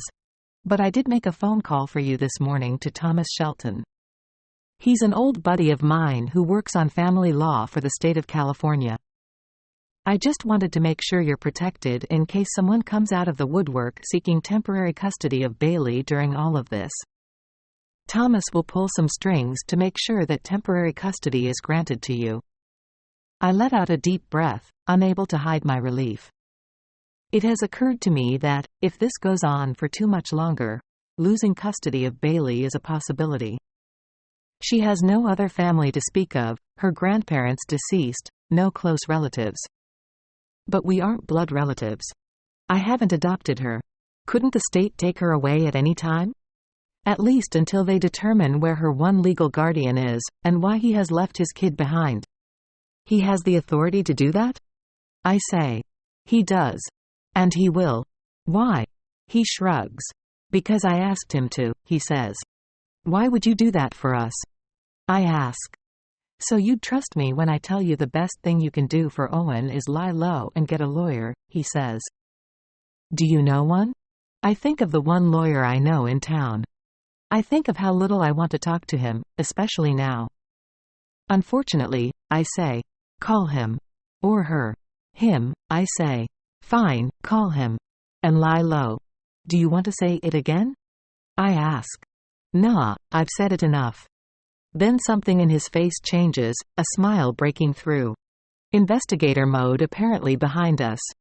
Owen hasn't used a credit card, not a check, Nothing for 24 hours. And he won't. He's too smart, so you can stop calling his phone because I'm sure he dumped it. So why did you keep asking if he called? There are other phones he could have used, he says. Burner phones. Phones that aren't readily traceable. Burner phones, paper trails. Why is Grady trying to make Owen sound like a criminal mastermind? I start to ask him, but he presses a button on his keychain, a car across the street shining its lights, coming to life. I won't keep you longer, you have enough to deal with, he says. But when you do hear from Owen, tell him I can help him if he lets me. Then he hands me a napkin from Fred's, his name written down, Grady Bradford, with 2 phone numbers beneath it, his numbers I presume, one of them marked cell. I can help you too, he says. I pocket the napkin as he crosses the street and gets into his car. I start to walk away, but as he turns on the engine, something occurs to me and I walk toward him. Wait. With which part? I say. He lowers his window. With which part, what? Can you help? The easy part, he says. Getting through this. What's the hard part? Owen's not who you think he is, he says. Then Grady Bradford is gone. These are not your friends. I go back into the house just long enough to grab Owen's laptop. I'm not going to sit there thinking about what Grady said, and all the things he seemed to leave out, which are bothering me more. How did he know so much about Owen? Maybe Avett wasn't the only one who they've been following closely for the last year and change. Maybe Grady's nice guy act, helping me with Bailey's custody, offering advice, was so I'd slip up and tell him something Owen wouldn't want him to know. Did I slip up? I don't think so, even as I go back through our conversation. But I'm not going to risk doing it in the future, not with Grady, or with anyone else. I'm going to figure out what's going on with Owen first. I take a left off the docks and head toward my workshop. I need to make a stop first, though, at Owen's friend's house. It's a stop that I'm not particularly eager to make, but if anyone will have insight into what Owen is thinking, into what I might be missing, it's Carl. Carl Conrad, Owen's closest friend in Sausalito. And one of the only people on whom Owen and I disagree. Owen thinks I don't give him a fair shake, and maybe that's true. He's funny and smart and totally embraced me from the minute I arrived in Sausalito. But he also habitually cheats on his wife, Patricia, and I don't like knowing that. Owen doesn't like knowing that either, but he says he's able to separate it out in his mind because Carl has been such a good friend to him. This is how Owen is. He values the first friend he made in Sausalito more than he judges him. I know that's how my husband works. But maybe he hasn't been judging Carl for other reasons. Maybe Owen doesn't judge him because Carl returns the favor, by not judging a secret Owen felt safe confiding in Carl. Even if that theory is wrong, I still need to talk to him. Because Carl's also the only lawyer I know in town. I knock on the front door, but no one answers. Not Carl, not Patty. It's odd because Carl works from home. He likes to be around for his kids, his 2 young kids, who usually nap at this time. Carl and Patty are sticklers for their children's schedule. Patty lectured me about it during our first night out together. Patty had just celebrated her 28th birthday, which made the lecture all the more enjoyable. If I was still able to have children, that was how she said it, I was going to have to be careful not to let them rule the roost. I'd have to show them who was in charge. That meant a schedule. That meant, in her case, a 12:30 p.m. nap every day. It's 12:45. If Carl isn't home, why isn't Patty? Except that through the living room blinds, I see that Carl is home. I see him standing there, hiding behind those blinds, waiting for me to go. I knock on the door again, pressing hard on the doorbell. I'm going to ring the doorbell for the rest of the afternoon until he lets me in. Kids' naps be damned. Carl swings the door open. He is holding a beer, his hair is neatly combed. Those are the first indicators that something strange is going on. His hair is usually uncombed, which he thinks makes him look sexy. And there is something in his eyes, a strange mix of agitation and fear and something else I can't name, probably because I'm so shocked that he hid from me. What the hell, Carl? I say. Hannah, you need to go, Carl says. He's angry. Why is he angry? I just need a minute, I say. Not now, I can't talk right now, he says. He moves to close the door, but I hold it open. My force surprises both of us, the door escaping his grasp, opening wider. Which is when I see Patty. She stands in the living room doorway, holding her daughter Sarah in her arms, the two of them dressed in matching paisley dresses, their dark hair pulled back into soft braids. The identical attire and haircut only further highlight what Patty wants people to see when they look at Sarah.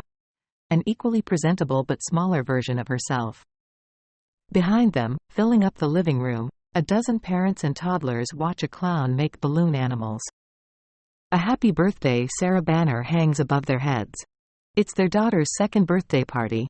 I had totally forgotten about it. Owen and I were supposed to be here celebrating. Now Carl isn't even opening the door. Patty offers a confused wave. Hey there, she says. I wave back. Hi. Carl turns back toward me, his voice controlled but firm. We'll talk later, he says. I forgot, Carl. I'm sorry. I shake my head. I didn't mean to show up during her party. Forget it. Just go. I will, but would you just please step outside and talk to me for a couple of minutes? I wouldn't ask, but it's urgent. I think I need a lawyer. Something's happened at the shop. Do you think I don't know that? He says. So why won't you talk to me then? Before he can answer, Patty walks toward us and hands Sarah to Carl. Then she gives her husband a kiss on the cheek. A big show. For him. For me. For the party. Hi, she says, kissing me on the cheek too. Glad you could make it. I keep my voice down. Patty, I'm sorry for walking in on the party, but something's happened to Owen. Carl, Patty says, let's get everyone out back, okay? It's time for ice cream sundaes. She looks to the group and flashes her smile at them. Everyone head out back with Carl. You too, Mr. Silly, she says to the clown. It's ice cream time. Then, and only then, she turns back toward me. Let's talk out front. Yeah, she says. I start to tell her that Carl is really who I need to speak with. Carl, who is walking away with Sarah on his hip, but Patty is pushing me onto the front porch. She closes the thick red door and I am on the wrong side of it again. This is when, on the privacy of her porch, Patty turns back to me, eyes blazing. Smile gone. How dare you show up here, she says. I forgot about the party. Screw the party, she says. Owen broke Carl's heart. Broke his heart. How? I say. Gee, I don't know. Maybe it has something to do with him stealing all our fucking money? What are you talking about? I say. Owen didn't tell you that he convinced us to go in on the shop's IPO. He sold Carl on the software's potential, sold him on the enormous returns. Failed to mention that the software was dysfunctional. Patty, look. So all of our money is now tied up in the shop stock. Actually, I should say, what's left of our money is tied up in stock, which on my last check was down to 13 cents. Our money was there too. If Owen had known, why would he do that? Maybe he didn't think they'd get caught. Or maybe he's a freaking moron, I can't tell you that. She says.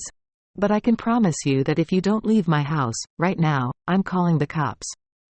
I'm not kidding. You're not welcome here. I understand why you're upset with Owen. I do. But Carl may be able to help me find him, and that is the fastest way to get this sorted out. Unless you're here to pay for our kids' college, we have nothing to say to you. I'm not sure what to say to her, but I know I have to say something before she walks back inside. After seeing him in person, after seeing the look in his eyes, I can't shake the feeling that Carl may know something. Patty, can you take a breath please? I say. I'm in the dark here too. Just like you. Your husband aided in a $500 million fraud, so I'm not so sure I believe you, she says. But if you're telling me the truth, you're the biggest fool in the world, not seeing who your husband really is. It doesn't seem like the greatest time to tell her that, in terms of playing the fool, she isn't avoiding it either. Her husband has been sleeping with his coworker on and off since Patty was pregnant with the child that Mr. Silly is entertaining in the backyard. Maybe we are all fools, one way or another, when it comes to seeing the totality of the people who love us, the people we try to love. Do you really expect me to believe that you didn't know what was going on? She says. Why would I be here looking for answers if I did? I say. She tilts her head, considers. Perhaps that penetrates, or perhaps she realizes she just doesn't care. But her face softens. Go home to Bailey, she says. Just go. She's going to need you. She starts to walk back inside. Then she turns back. Oh. And when you speak to Owen? Tell him to go fuck himself. With that, she closes the door. On the walk to my workshop, I move fast. I keep my eyes down as I turn onto Litho Street and pass Leanne Sullivan's house. I clock that she and her husband are sitting on their front porch, drinking their afternoon lemonade. But I pretend to be busy on my phone. I don't stop the way I normally would to say hello to them. To join them for a glass. My workshop is in a small craftsman house next door to their home. It is 2,800 square feet with an enormous backyard, the kind of space I only dreamed of having when I was in New York, the kind of space I did dream about in New York every time I had to subway out to my friend's warehouse in the Bronx to work on pieces that wouldn't fit into my workshop on Green Street. I start to relax as soon as I walk through the front gate, closing it behind myself. But instead of heading inside, I circle around to the backyard and the small deck where I like to do my paperwork. I take a seat at the small table and open Owen's laptop. I push Grady Bradford out of my mind. I push out Patty's wrath. And I ignore that Carl wouldn't even look at me, let alone provide any insight. It centers me, in a way, knowing I have to figure it out myself. And I feel calmer being among my things, my work. Being in my favorite place in Sausalito. It makes it almost feel normal that I'm hacking into my husband's personal computer. Owen's laptop powers up and I key in his first password. Nothing pops out at me as unusual. I click open his photos folder, which is essentially the Bailey Bible. There are hundreds of photographs of her from elementary school and junior high, photographs from each and every birthday starting with her 5th birthday in Sausalito. I've seen these all many times. Owen loved narrating the parts of their life that I'd missed. Little Bailey playing in her first soccer game, which she was terrible in. Little Bailey performing in her first school play in 2nd grade, Anything Goes, which she was amazing in. I don't find a lot of photographs of them from when Bailey was very little, back when they were still living in Seattle, at least not in the main folder. So I click on a small subfolder labeled OM. This is the folder for Olivia Michaels, Owen's first wife, Bailey's mother. Olivia Michaels, née Olivia Nelson, high school biology teacher, synchronized swimmer, Owen's fellow Princeton alum. There are only a handful of photographs in this folder too. Owen said Olivia hated to be photographed. But the photographs he does have of her are beautiful, probably because she was beautiful. She was tall and lean with long red hair that ran halfway down her back and an intense dimple that made her look permanently 16. We don't look exactly alike. She was prettier, for starters, more interesting looking. But, if you swapped out some of the details, it would be fair to say there is a similarity between us. The height, the long hair, mine is blonde to her red, maybe even something in her smile. The first time Owen showed me a photograph of her, I commented on the similarity. But Owen said he didn't see it. He didn't get defensive, he just said if I actually saw his first wife in person, I wouldn't think we had much in common. I wondered if the photographs were also misleading and how little Olivia seemed to resemble Bailey, with the exception of my favorite photograph of Olivia. In that photograph, she is sitting on a pier in a pair of jeans, a white button-down shirt. She has her hand on her cheek and her head is thrown back as she laughs. The coloring is different, but there is something in that smile that may match her kids, that I imagine matched Bailey in person. It pulls Olivia in as the missing piece, connecting Bailey to someone besides Owen. I reach out and touch the screen. I want to ask her what I'm missing about her daughter, about our husband. She would most certainly know better than I do. I know that to be true, which feels like its own kind of injury. I take a breath in, and click on the folder labeled The Shop. It includes 55 documents all devoted to code and HTML programs. If there is a code hidden within the actual codes, I certainly won't find it. I make a note to find someone who can. Oddly, there is a document in the shop titled Most Recent Will. I don't like that it is in there, especially considering what is going on, but I relax when I open it. The will is dated shortly after our wedding. He has shown me this will before. And nothing has changed. Or almost nothing. I see a small note on the bottom of the last page of the will above Owen's signature. Was that there before and I didn't notice it? It names his conservator, someone I've never heard of. L. Paul. No address. No phone number. L. Paul. Who is this person, and where have I seen his or her name before? I'm making a note about L. Paul in my notebook when I hear a female voice behind me. Learn anything interesting? I turn to see an older woman standing at the edge of my backyard, a man standing next to her. She is put together in a navy pantsuit, her gray hair pulled back tight in a ponytail. The man is less put together, with heavy eyelids, a wrinkled Hawaiian shirt, and a thick beard that makes him look older than she is, even though I suspect he is closer to my age. What are you doing back here? I say. We tried ringing the front bell, the man says. Are you Hannah Hall? I'd like a better answer as to why you're trespassing on my property before I tell you that, I say. I'm Special Agent Jeremy O'Mackey from the Federal Bureau of Investigation, and my colleague here is Special Agent Naomi Wu, he says. Call me Naomi. We were hoping we could talk with you? Instinctively, I close the computer. It's actually not a great time, I say. She gives me a sticky sweet smile. It'll just take a few minutes, she says. Then we'll get out of your hair. They are already walking up the stairs onto the deck, sitting down in the chairs on the other side of the small table. Naomi pushes her badge across the table, Agent O'Mackey does the same. I hope we aren't interrupting anything important, Naomi says. I hope you didn't follow me here, that's what I hope, I say.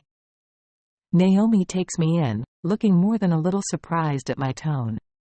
I'm too irritated to care.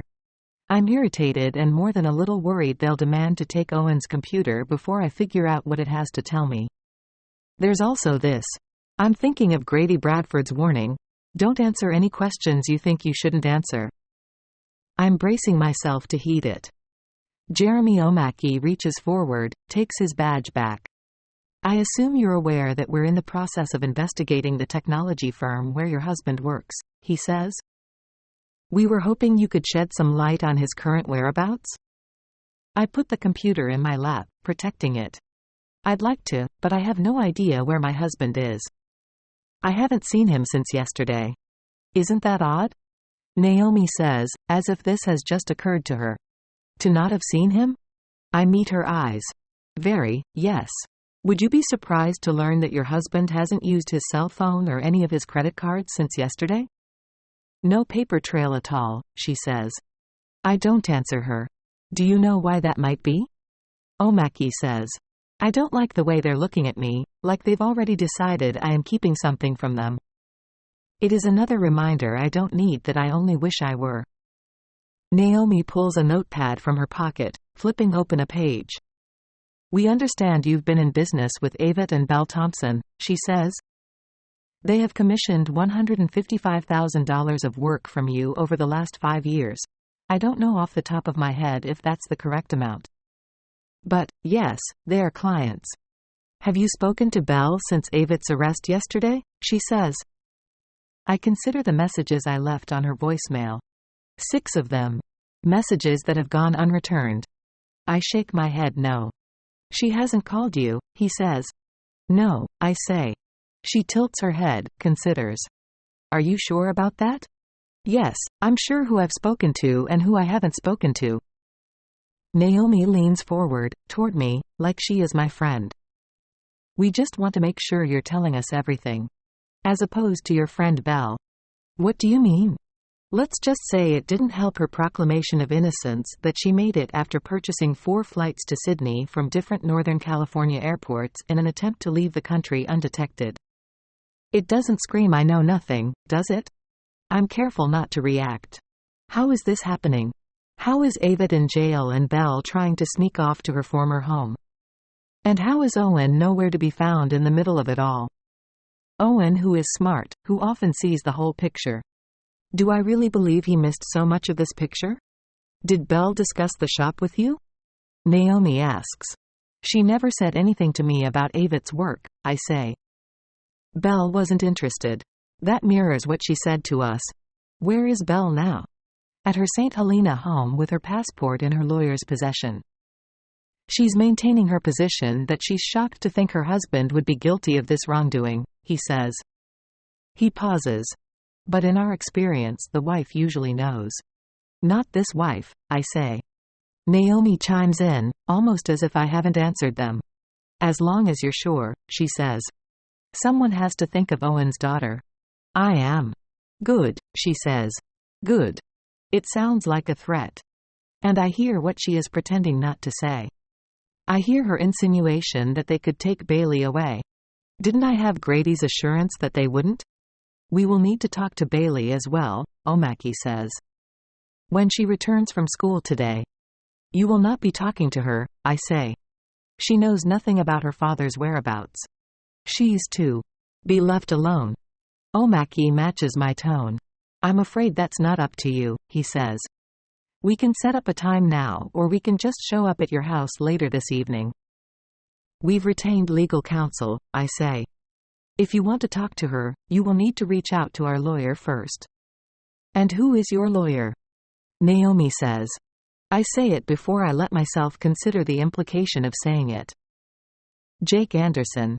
He's based in New York. Fine. Have him reach out to us, she says. I nod, trying to figure out how to defuse the situation, not wanting to undo whatever Grady promised that morning about Bailey staying put. That is the most important thing. Look, I know you're just doing your jobs, I say. But I'm tired, and as I already told the U.S. Marshal this morning, I don't have many answers for you. Whoa. What? Omaki says. I look at him and the no longer smiling Naomi. The U.S. Marshal who came by to see me this morning, I say. We went through this already. They look at each other. What was his name? Omaki asks. The U.S. Marshal's name? Yes, he says. What was the U.S. Marshal's name? Naomi looks at me with her mouth pinched, like the playing field has changed in a way she wasn't ready for. This is why I decide not to tell the truth. I don't remember, I say. You don't remember his name? I don't say anything else. You don't remember the name of the U.S. Marshal who showed up at your doorstep this morning. That's what you were telling me. I didn't get a whole lot of sleep last night, so things are a little foggy. Do you remember if this U.S. Marshal showed you a badge? Omaki says. He did. Do you know what a United States Marshal badge looks like? Naomi says. Am I supposed to? I say. I also don't know what an FBI badge looks like. Now that you're mentioning things I don't know. I probably should confirm that you are who you say you are. Then. We can continue this conversation. We're just a little confused because this case isn't in the jurisdiction of the U.S. Marshal's office, she says. So we need to ascertain who exactly was speaking with you this morning. They shouldn't have been here without our approval. Did they threaten Owen in some way? Because you should know that if Owen's involvement is minimal, he may be able to help himself by testifying against Avett. That's true, Omaki says. He isn't even a suspect yet. Yet? I say. He didn't mean yet, Naomi says. I didn't mean yet, Omaki says. I meant that there is no reason for you to be talking to a U.S. Marshal. Funny thing is, Agent Omaki, he said the same thing about you guys.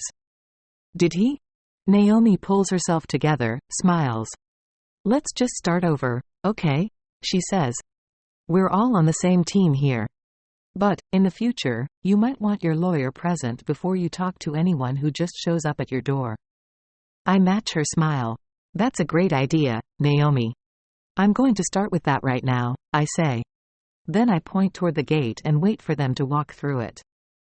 Don't hold this against me. After I'm certain that the FBI agents are gone, I leave my workshop. I walk back toward the docks, Owen's computer tightly clasped to my chest. I pass the elementary school just as the kids are getting out for the day. I look up, feeling eyes on me. Several mothers and fathers are staring in my direction. Not exactly with anger, not like Carl and Patty, more like with concern, with pity. These people love Owen, after all. They've always loved him. They've embraced him. It's going to take more than seeing his firm's name in their newsfeed to make them doubt him. That's the thing about a small town, people protect their own. It takes a lot for them to turn on someone they love. It also takes a lot to let anyone new in. Like me. They're still not sure about letting me in. And when I first moved to Sausalito, it was worse. Those curious eyes were scrutinizing me, but for a different reason. They were asking questions loudly enough that Bailey heard them, came home, and relayed them. They wanted to know who was this out-of-towner who Owen had decided to marry. They didn't understand how Sausalito's most eligible bachelor was off the market because of a woodturner, though they didn't call me that. They called me a carpenter who didn't wear makeup or trendy shoes. They said how strange for Owen to choose a woman like that, a fresh-faced woman, pushing 40, who probably wasn't going to give him more kids. A woman who apparently didn't stop playing with wood long enough to figure out how to have a family of her own. They didn't seem to understand about me what Owen understood from the beginning. I had no problem being on my own. My grandfather had raised me to depend on myself. My problems came when I tried to fit myself into someone else's life, especially when that meant giving up a part of myself in the process. So I waited until I didn't have to, until it felt like someone fit effortlessly. Or maybe that's too easy. Maybe it's more accurate to say that what was required to be with Owen didn't feel like effort. It felt like details. At the house, I lock the door behind me and take out my phone and look up a name in my contacts. Jake. It's the last phone call I want to make at this moment, but I do it anyway. I call the other lawyer I know. "This is Anderson," he says when he picks up. The sound of his voice takes me back to Green Street, to onion soup and Bloody Marys at the Mercer Kitchen on Sundays, to a different life. It takes me back because this is how my former fiancé has always answered the phone. Jake Bradley Anderson, University of Michigan JD, MBA, triathlete, excellent cook. In the 2 years since we've last spoken, he hasn't made a change to his greeting, even though it comes off as smug. He likes that it comes off as smug. That is why he does it. He thinks it's a good thing, smugness, intimidation, considering what he does for a living. He is a litigator at a Wall Street law firm, on track to being one of their youngest senior partners. He isn't a criminal lawyer, but he is a great lawyer, as he would be the first to tell you. I'm just hoping that Jake's type of hubris will help me now. "Hi there," I say. He doesn't ask who it is. He knows who it is, even after all this time. He also knows something is really wrong for me to be calling him. "Where are you?" he says. "Are you in New York?" When I called Jake to tell him I was getting married, he said that one day I'd show up back home ready to be together again. He believed that. And apparently he thinks today is that day. Sausalito. I pause, dreading the words I don't want to say. "I could use your help, Jake. I think I need a lawyer."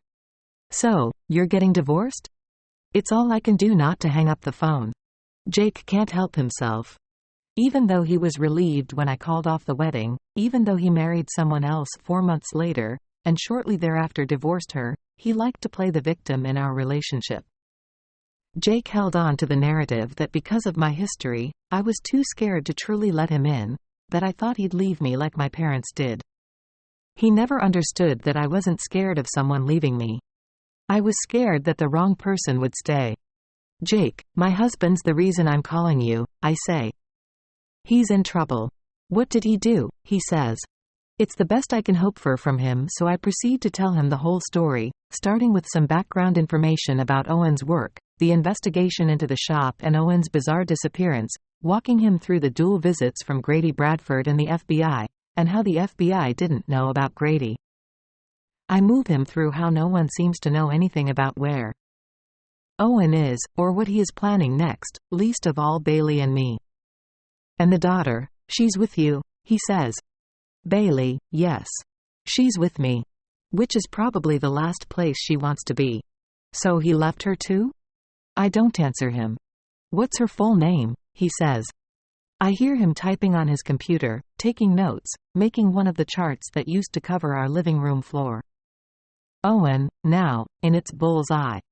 First of all, don't be too worried that the FBI didn't know about the guy from the U.S. Marshal Service coming to talk to you. They could all be lying to you.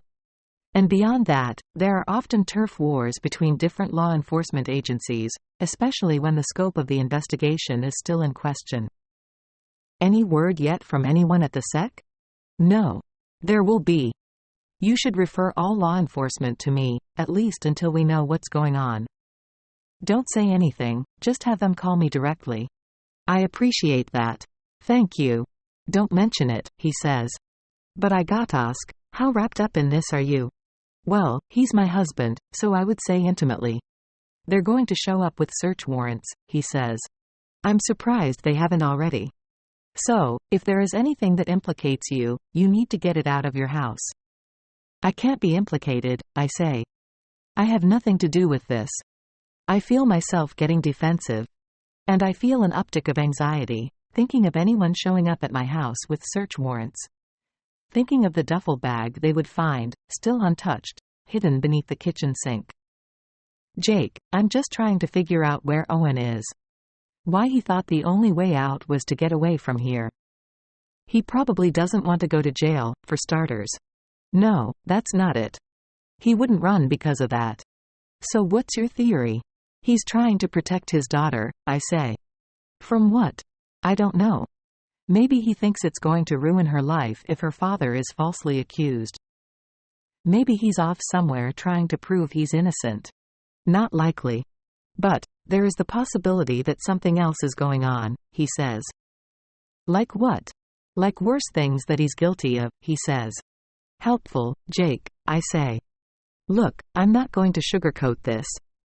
If Owen isn't running from the shop, he is probably running from what the shop might reveal about him. The question is what that might be. He pauses. I have a private investigator, a good one. I'll ask him to do some digging. But I'm going to need you to email me Owen's entire history. Anything you know. Where he went to school, where he grew up. And dates. Everything. Where and when his daughter was born. I hear Jake start to bite on his pen. No one else in the world would decipher that is what he is doing, his secret habit. The one less than confident thing Jake does. But I can picture it as if I were sitting right there, staring at his mauled pen cap. It's a terrible thing to know everything about someone long after you want to. And do this for me. Keep your phone near you in case I need to get in touch. But don't answer for any numbers you don't recognize. I think of Grady saying Owen threw his phone away, that he threw away the phone with the only number for him I'd recognize. What if it's Owen? Owen's not calling right now, he says. You know that. I don't know that. I think you do. I don't say anything. Even though I suspect he's right, I'm not going to tell Jake he is. I'm not going to betray Owen in that way. Or Bailey. And you need to figure out why he ran, something more specific than he's trying to protect his kid, he says. And you better figure it out quickly. The FBI isn't going to ask nicely for long. My head starts to spin, thinking about how unkindly the FBI has been asking already. Are you still there? He says. I'm here. Just try to stay calm. You know more than you think you do. You know how to get through this. It's enough to make me cry, the way he says it, sweetly, assuredly, Jake's version of a deep kindness. But in the future, he says, don't say someone is innocent, okay? Say he's not guilty, if you have to say something. But saying someone's innocent makes you sound like an idiot. Especially when most people are guilty as fuck. And then there's that. 6 weeks ago, we should take a vacation, Owen said. We're overdue. It was midnight. We were lying in bed, his hand cupping mine. He was resting it on his chest, on his heart. You should come with me to Austin, I said. Or would that not count? Austin? He said. I have the Woodturners Symposium I told you about. We could turn it into a getaway. Spend a couple of days in Texas Hill Country. It's in Austin? You didn't tell me it was in Austin. Then he nodded, like he was considering it, considering joining me, except I felt something shift in him. I felt something shut down in his body. What's wrong? I said. Nothing, he said. But he let go of my hand and started to play with his wedding band, turning it around and around his finger. I made him that wedding band. I made it to match mine, exactly, 2 slim bands that, from a distance, looked like any other shiny, platinum ring. But I made ours out of brushed steel, a thick white oak. Rustic and elegant at once. I'd used my smallest lathe. Owen had sat on the floor beside me while I worked. Bailey also has that school trip to Sacramento coming up, he said. We could hightail it to New Mexico, just the 2 of us, get lost in the White Rock. I'd love that, I said. I haven't been to New Mexico in a long time. Me neither. Not since back when I was in college. We drove up to Taos, spent a week on the mountain. You drove all the way from New Jersey? I asked. He kept twirling his ring, absent-mindedly. What? You drove all the way from New Jersey to New Mexico? That must have taken you forever. That stopped him, his fingers leaving his ring. It wasn't during college. Owen. You just said you went to Taos during college. I don't know. It was a mountain somewhere. Maybe it was Vermont. All I remember was that the air was too thin. I laughed. What's going on with you? Nothing. It just. I look at him, trying to follow what he isn't saying. It just brings back a weird part of my life. College? College. After college. He shook his head. Being stuck on a mountain I don't remember. Okay, so that's maybe the weirdest thing I think you've ever said to me. I know. He sat up and turned on the light. Shit, he said. I really need that vacation. Let's take it, I said. Okay. Let's take it. He lay down, again, put his hand on my stomach. And I could feel him relax again. I could feel him come back to me. So I didn't want to press him. I didn't want to press him right then on what he'd almost chosen to share. And we don't have to get into it now, but just for the record? I said. I spent most of college playing guitar in a Joni Mitchell cover band, attending poetry slams, and dating a philosophy grad student who was working on a manifesto about how television was the government's attempt to control a revolution. Not sure he was exactly wrong about that, he said. Maybe not, but the point is, there's not a whole lot you could tell me about who you used to be that would change anything, at least not between us. Well, he whispered. Thank God for that. Bailey, as no good very bad day when Bailey gets back from school, she looks miserable. I'm sitting on the bench, drinking a glass of red wine, a blanket covering my legs. I try to go back over the day, a day that began and will end without Owen, as impossible as that feels. As angry and sad and stressed and alone as that makes me feel. She weaves down the docks, keeping her head down, until she gets to the house. Then she stops in front of me, right in front of the bench, and stands there. Eyes blazing. I'm not going back there tomorrow, she says. I'm not going back to school. I take in her eyes, her fear. There we are, mirror images of each other, the last way I wanted us to. Get here. They pretend they're not talking about it, she says. About my dad. About me. It's worse than if they just said it to my face. Like I can't hear them whisper about it all day anyway. What were they saying? Which part do you want to hear? She says. How Brian Pedora asked Bobby after chemistry if my father was a criminal. Or when Bobby punched him in the mouth for it? Bobby did that? Yep, I nod, a little impressed with Bobby. It gets worse from there, she says. I move down the bench slightly, making room for her. She sits down, but on the edge, as if she may change her mind and get up at any moment. Why don't you skip tomorrow? She looks at me, surprised. Really? She says. You're not even going to fight me on that? Would it help? No. As far as I'm concerned, you're off the hook for school tomorrow. If your day was anything like mine, you deserve to be. She nods, starts biting on her nails. Thank you, she says. I want to reach out and take her hand away from her mouth. Hold it. I want to tell her it is going to be okay, that it will all get easier, one way or another. But even if it would comfort her to hear it, it wouldn't comfort her to hear it from me. I have no energy to cook anything, so your only form of nutrition tonight is coming from 2 extra cheese pizzas with mushrooms and onions that are on their way to us in 30 minutes or less. She almost smiles, which cracks it open in me, the question I know I need to ask her, the question that I hope will help me figure out what has been looming so large in my mind since getting off the phone with Jake. Bailey, I say, I keep thinking about what you asked me earlier, about what your father meant in his note to you. What he meant by you know what matters. She sighs, apparently too exhausted for the eye roll that would usually accompany it. I know, my father loves me. You made your point, she says. Maybe I was wrong about that, I say.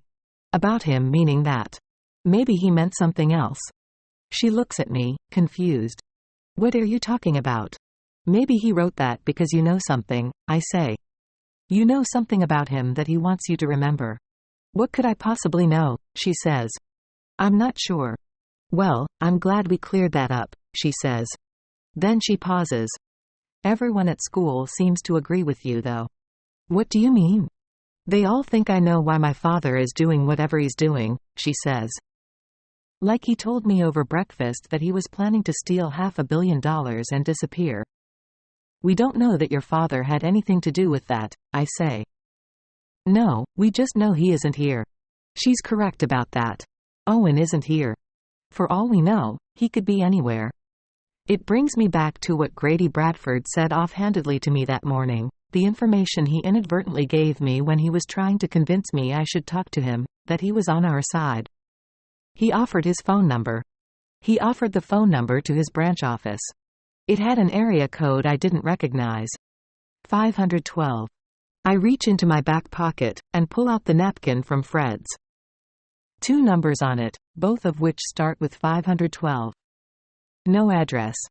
I reach for my cell phone on the tea table and call the office number, my heart racing as it starts to ring, as the automatic operator answers, telling me I have reached the U.S. Marshal's office. The Western Texas branch of the U.S. Marshal's office. Located in Austin, Texas. Grady Bradford works out of the Austin office. Why is a U.S. Marshal from Texas the one who shows up at my door? Especially a marshal who, if I believe Omaki and Naomi, has no authorization over the investigation? And if he does have authorization, why? What has Owen done that Bradford would be somehow involved in this? What does Texas have to do with any of this? Bailey, I say, did you and your father ever spend any time in Austin? Austin, as in Texas? No. Think about it for a second. Did you ever pass through Austin on the way to somewhere else? Maybe before you guys moved to Sausalito. When you were still living in Seattle, so when I was like 4 years old. I realize it's a long shot. She looks up, searching her brain for a day or a moment she's long forgotten that all of a sudden she is being told is a little too important to forget. She looks upset that she can't find it. And upsetting her is the last thing I want. Why are you asking me anyway? She says. There was a U.S. Marshal here earlier from Austin, I say. I was just thinking that maybe he was here because of some tie your father has to the city. To Austin? Yes, I say. She pauses, considers, reaching for something. Maybe, she says. A long time ago. It's possible I was there for a wedding. When I was really little. I mean, I'm pretty sure I was a flower girl because they made me pose for all these photos. And I think someone told me we were in Austin. How sure are you? Not sure, she says. As not sure as you can get. Well, what do you remember about the wedding? I ask, trying to narrow down the window. I don't know, all I remember is we were all there. So your mother too? I say. I think so, yeah. But the part one remember best I don't think she was with us for. My dad and I left the church and went on a walk, and he brought me to the football stadium. There was a game going on. I'd never seen anything like it. This enormous stadium. All lit up. Everything was orange. Orange? I say. Orange lights, orange uniforms. I loved orange, I was obsessed with Garfield, so you know. That's what I remember. My father pointing to the colors and saying, "It's like Garfield." And you think you were at a church? Yeah, a church. Either in Texas or nowhere near Texas, she says. But you never asked your father after that where the wedding was? You never asked him for any details? No. Why would I? Good point. Besides, it makes him upset if I bring up the past, she says. That surprises me. Why do you think? 'Cause of how little I remember about my mother. I stay quiet.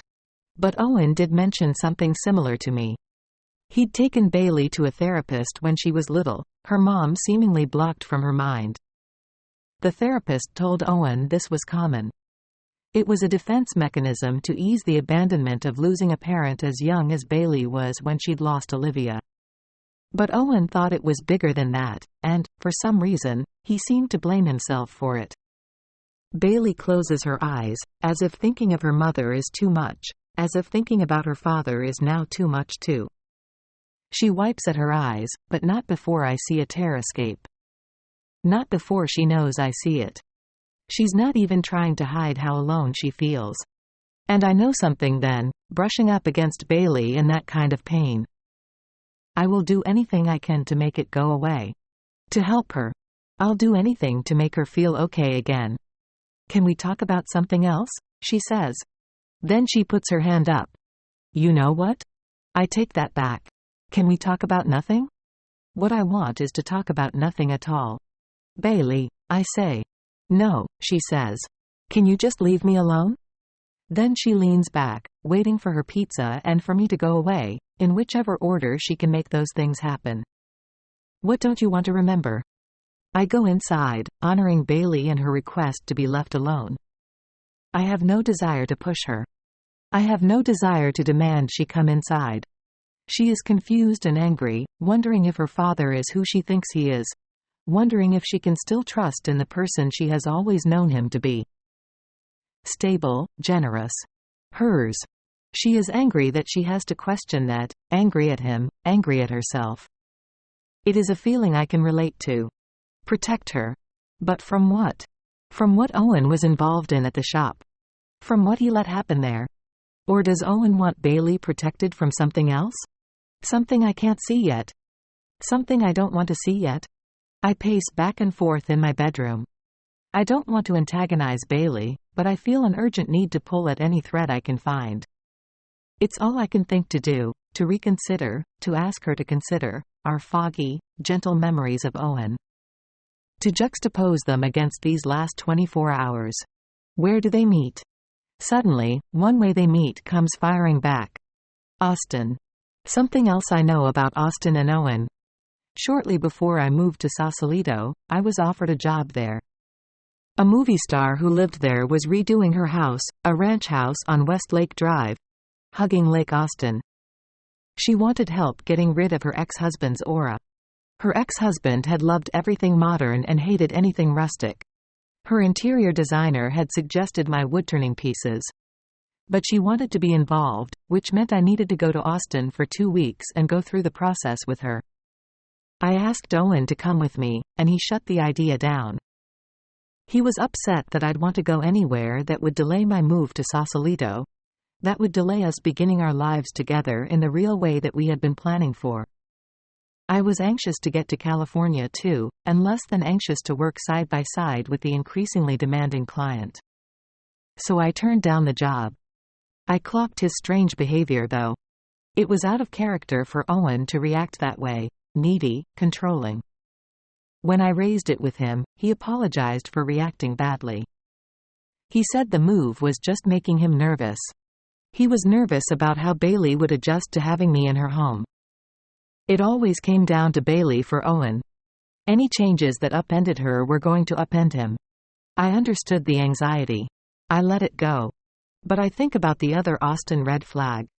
When I asked him to come with me to Austin for my Woodturners symposium, he went dark for a minute. He didn't balk at the suggestion, but he pivoted. He did pivot. So maybe it wasn't just about Bailey. Maybe it had something to do with Austin itself. Something he didn't want me to run into there. Something he had run from. I reach for my phone and call Jake, a diehard football fan. College, the NFL, classic games on YouTube at 8 in the morning. "It's late where I am," he says, instead of hello. "What can you tell me about the Austin football stadium?" I say. "I can tell you it's not called that," he says. "Do you know anything about their football team?" "The Longhorns?" "What do you want to know?" "Their colors." "Why?" I wait. He sighs. "Orange and white," he says. "You positive?" "Yes, burnt orange and white. Uniforms, mascot. Goalposts. The end zone. The entire stadium. It's midnight. It's after midnight. I'm sleeping. Why are you asking?" I can't seem to tell him the truth, which sounds crazy. The U.S. Marshal who showed up at our house is based out of there. Bailey remembers being there. Maybe. And Owen got weird about the idea of us going there, 2 different times. 2 different times I can now recall. I don't want to tell him that Austin is all I have. I think of my grandfather. If he were alive, and sitting here with me, I could tell him. He wouldn't think I was crazy. He'd just sit there and help me go through it all until I figured out what I needed to do. That's why he was good at his job, at helping me understand what my job was. The first lesson he ever taught me was that it wasn't just about shaping a block of wood into what you wanted it to be. That it was also a peeling back, to seeing what was inside the wood, what the wood had been before. It was the first step to creating something beautiful. The first step to making something out of nothing. If Owen were here, he would understand that too. I could tell him too. He would look at me and shrug. "What do you have to lose?" He would look at me, and see it, what I'd already decided. Protect her. "Jake? I'll call you back," I say. "Tomorrow," he says. "Call me back tomorrow." I hang up, and I go back outside. I find Bailey where I left her, staring out at the bay, sipping on my glass of wine, like it belongs to her. "What are you doing?" I say. The glass is almost empty. It was full when I left it. Now it is almost empty. The wine covers her lips, the corners of her mouth stained red. "Can you not?" she says. "I just had a little. I don't care about the wine." "So then why are you looking at me like that?" she says. "You should go and pack a bag," I say. "Why?" she says. "I was thinking about what you said, about the wedding. About Austin. And I think we should go," I say. "To Austin?" I nod. She looks at me, confused. "That's crazy. How is going to Austin going to help anything?" she says. I want to give her an honest answer. If I try to quote my grandfather and tell her this could be the peeling back, will she be able to hear that? I doubt it. And if I tell her what I've put together so far, a wobbly formulation at best, she will rebel and refuse to go. So I tell her something that she can hear, something that is also the truth. Something that sounds like what her father would say. "It's better than sitting here," I say. "What about school?" she says. "I'm just going to miss school?" "You said you weren't going tomorrow anyway," I say. "Didn't you just finish saying that?" "Yeah," she says. "I guess. I'm already heading into the house. I'm already on the way. So pack." Part 2. Each species of wood has its own distinctive patterned sand colors, which are revealed when the bowl is turned. Philip Malthrop keep Austin weird. We get on a 6:55 a.m. flight out of San Jose. It's been 46 hours since Owen left for work, 46 hours since I've heard a word from him. I give Bailey the window seat and take the aisle, passengers knocking into me as they make their way to the one bathroom in the back of the plane. Bailey leans against the window as far away from me as she can get, her arms folded tightly against her chest. She is wearing a Fleetwood Mac tank top, no sweatshirt, goosebumps running up her arms. I don't know if she is cold or upset. Or both. We have never flown together before, so I didn't think to remind her to put a sweatshirt in her carry-on. Not like she would have heeded my advice anyway. Still, suddenly, this feels like Owen's greatest crime. How did he not provide me with a point of reference before he disappeared? How did he not leave behind a set of rules on how to take care of her? The first rule: tell her to pack a sweatshirt when she gets on a plane. Tell her to cover her arms. Bailey keeps her eyes glued to the window, avoids eye contact. It's just as well that she has no desire to talk. I start taking notes in my notebook instead. I work on making a game plan. We land at 12:30 local time, which means it will probably be close to 2 before we make it to downtown Austin and check into the hotel. I wish I knew the city better, but I've been to Austin only once before, during my senior year of college. It was Jules's first professional assignment. She was paid to the tune of $85 in a hotel room, and she invited me to tag along. She was photographing the Austin Chronicle's annual Hot Sauce Festival for a Boston food blog. We spent most of our time in Austin at that festival, burning our mouths off on 100 different kinds of spiced ribs and fried potatoes and smoked veggies and jalapeno sauces. Jules took 600 photographs. It wasn't until shortly before we were heading out of town that we wandered outside of the gardens in East Austin where the festival was being held. We found a hilltop that gave us the most incredible view of the downtown skyline. There were as many trees as skyscrapers, more clear sky than clouds. And the coziness of the lake somehow made Austin feel less like a city and more like a small town. Jules and I decided then and there that we were going to move to Austin after graduation. It was far less expensive than New York, far easier than Los Angeles. We didn't really consider it when the time came, but in that moment, that's what it felt like, looking down over the city. It felt like looking at our future. This certainly isn't the future I'd imagined. I close my eyes, trying to not let it subsume me, the questions that keep rolling through my head on a terrible loop, the questions I need answers to. Where is Owen? Why did he need to run? And what did I miss about him that he was too afraid to tell me himself? That's part of the reason I'm sitting on this plane. I have this fantasy that by leaving the house, it will trigger something in the universe that makes Owen come home again and offer up the answers himself. Isn't that how it's supposed to work? The kettle boils once you stop watching? As soon as we land in Austin, there will be a message from Owen asking where we are, telling me that he is sitting in our empty kitchen waiting on us, as opposed to the other way around. What can I get you ladies? I look up to see the flight attendant standing by our aisle, her silver drink cart in front of her. Bailey doesn't turn her head from the window, her purple ponytail the only thing facing out. Regular Coke, she says. Lots of ice. I shrug, a peace offering for Bailey's shortness. Diet, please, I say. The flight attendant just laughs, unoffended. 16? She whispers. I nod. I have a 16-year-old myself, she says. Twins actually. Believe me, I get it. This is when Bailey turns around. I'm not hers, she says. It's true. It's also something Bailey may have said on another day, eager to correct the record. But just now it sounds different and it stings in a way I have trouble hiding on my face. It isn't just about how it makes me feel. It's also about the reckoning that's coming for her on the heels of her comment. The impossible realization that hating or disavowing me is a whole lot less fun when, at the moment, I'm the only person that she has. Her face tightens as it hits her.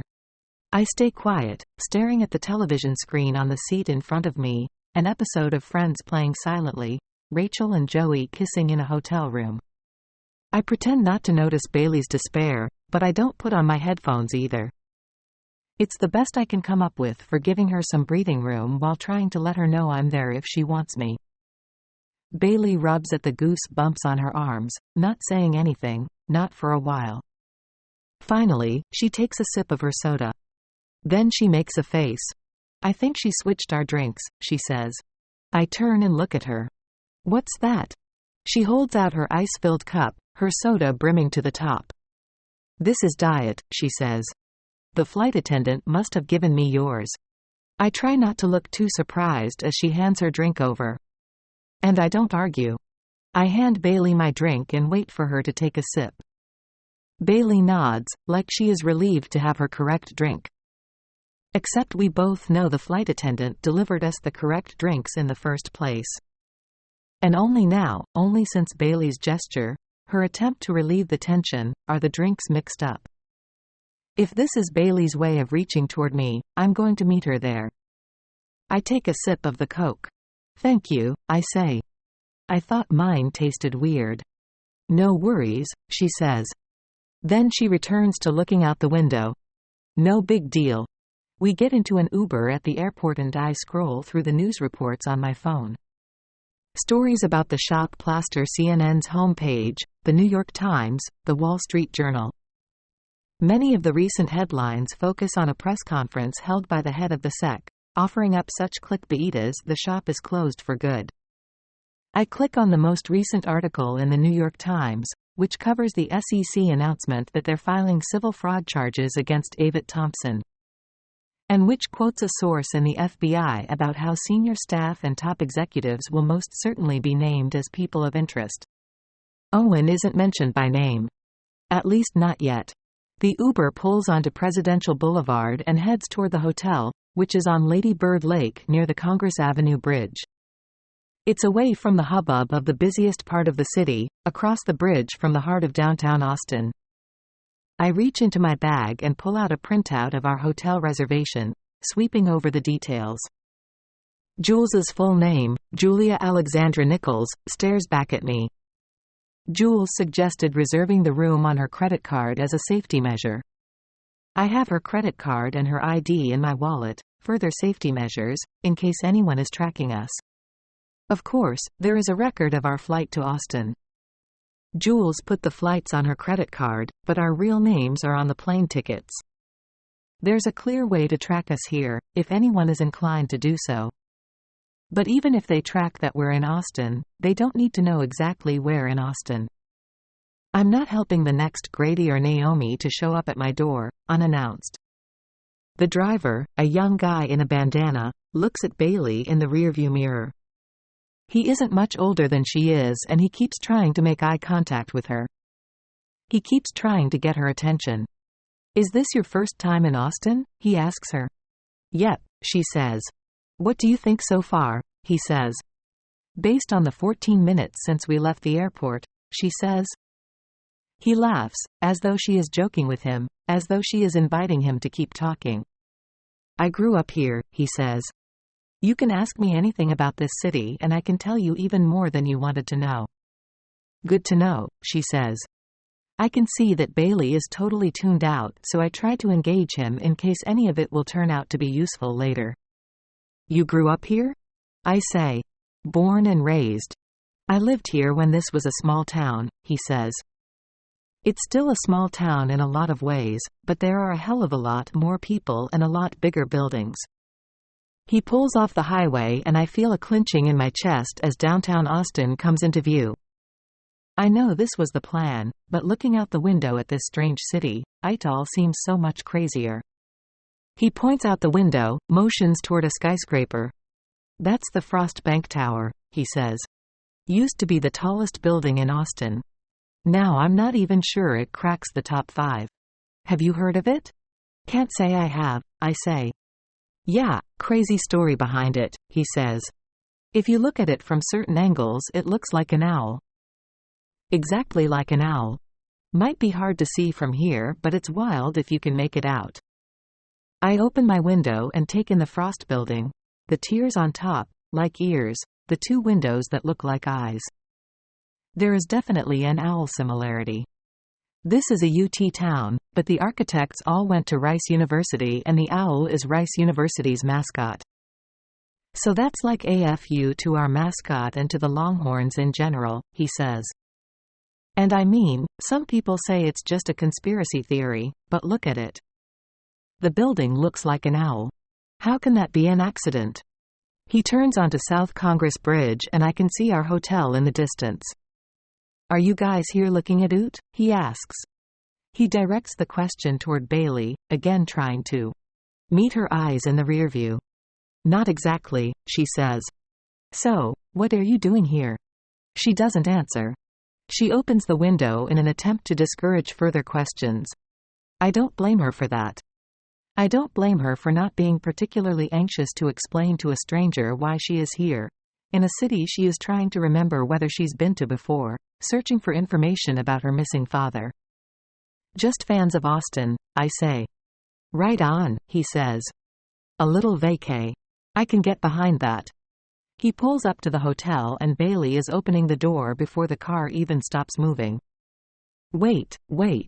Let me give you my number. In case there is anything I can show you guys while you're in town. There isn't, Bailey says. Then she shifts her bag higher on her shoulder and starts walking toward the hotel's entrance. I grab the suitcases from the trunk, hurry to keep up. I catch up to her by the revolving doors. That guy was so annoying, she says. I start to say he was just trying to be friendly, but she isn't interested in friendly. And since I have to pick my battles, I decide this isn't going to be the one I choose. We head into the hotel and I look around the lobby. High atrium, the bar, a Starbucks off to the side. Hundreds of rooms.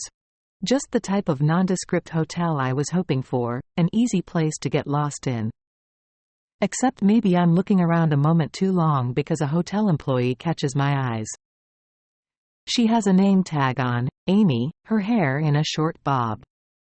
We get in line at reception, but it's too late. She walks over, a smile plastered to her face. Hi there, she says. I'm Amy, the hotel concierge. Welcome to Austin. Is there anything I can help you with while you're waiting to check in? We're good. Unless you happen to have a map of the campus? I say. Of UT Austin? She says. Absolutely. I also could help set you up on a campus tour. And there is some outstanding coffee that you won't want to miss when you head to that part of town. Are you coffee drinkers? Bailey eyes me as though it's my fault Amy is hovering and jabbering on, and maybe she isn't wrong. I did ask for a map as opposed to just telling chatty Amy to move along. But I want a map. I want to hold something in my hands that makes it seem a little more like I know what I'm doing. Can I set up a shuttle service to take you there? We get to the front of the line, where a desk clerk named Steve is holding out 2 glasses of lemonade. Hiya, Amy. Steve. I was just about to set these 2 ladies up with some college maps and good flat whites. Excellent, Steve says. I'll get you settled into your digs. What brings you to our little corner of the world? And how can I go about making it your favorite corner? That's it for Bailey. She gives up and starts to walk away, Steve the final nail in the aggressively friendly coffin. She heads toward the elevator bank, drilling me with a final look as she goes. A look of blame for these conversations she can't handle, for being far from home, for being in Austin at all. Any goodwill I managed to accrue on the plane is apparently gone. So, Ms. Nichols, you'll be staying on the 8th floor with a great view of the Lady Bird Lake, he says. We have a pretty great spa in the hotel if you're looking to refresh from your flight before heading up to the room. Or I can set you up with a late lunch? I put up my hands in surrender. A room key, Steve, I say. Just a room key. As quick as you can hand it over. We drop our suitcases upstairs. We don't stop to eat anything. At 2:30, we leave the hotel and head back toward the Congress Avenue Bridge. I decide we should walk. I figure a long walk may help jog a memory in Bailey, assuming there is a memory to jog. And this walk will lead us through the heart of downtown Austin and up toward the campus and the Darrell K. Royal Stadium, the only football stadium in the city. As soon as we make it over the bridge, the downtown splays out before us, vibrant and spinning, even in the early afternoon. It somehow feels more like it's nighttime. Music playing, bars open, garden restaurants packed with people. Bailey keeps her head down, eyes on her phone. How is she going to recognize anything if she isn't paying attention? But when we stop at a traffic light on 5th Street, the Don't Walk sign flashing before us, she does look up. She looks up and I catch her do a double take. What? I say. Nothing. She shakes her head. But she keeps staring.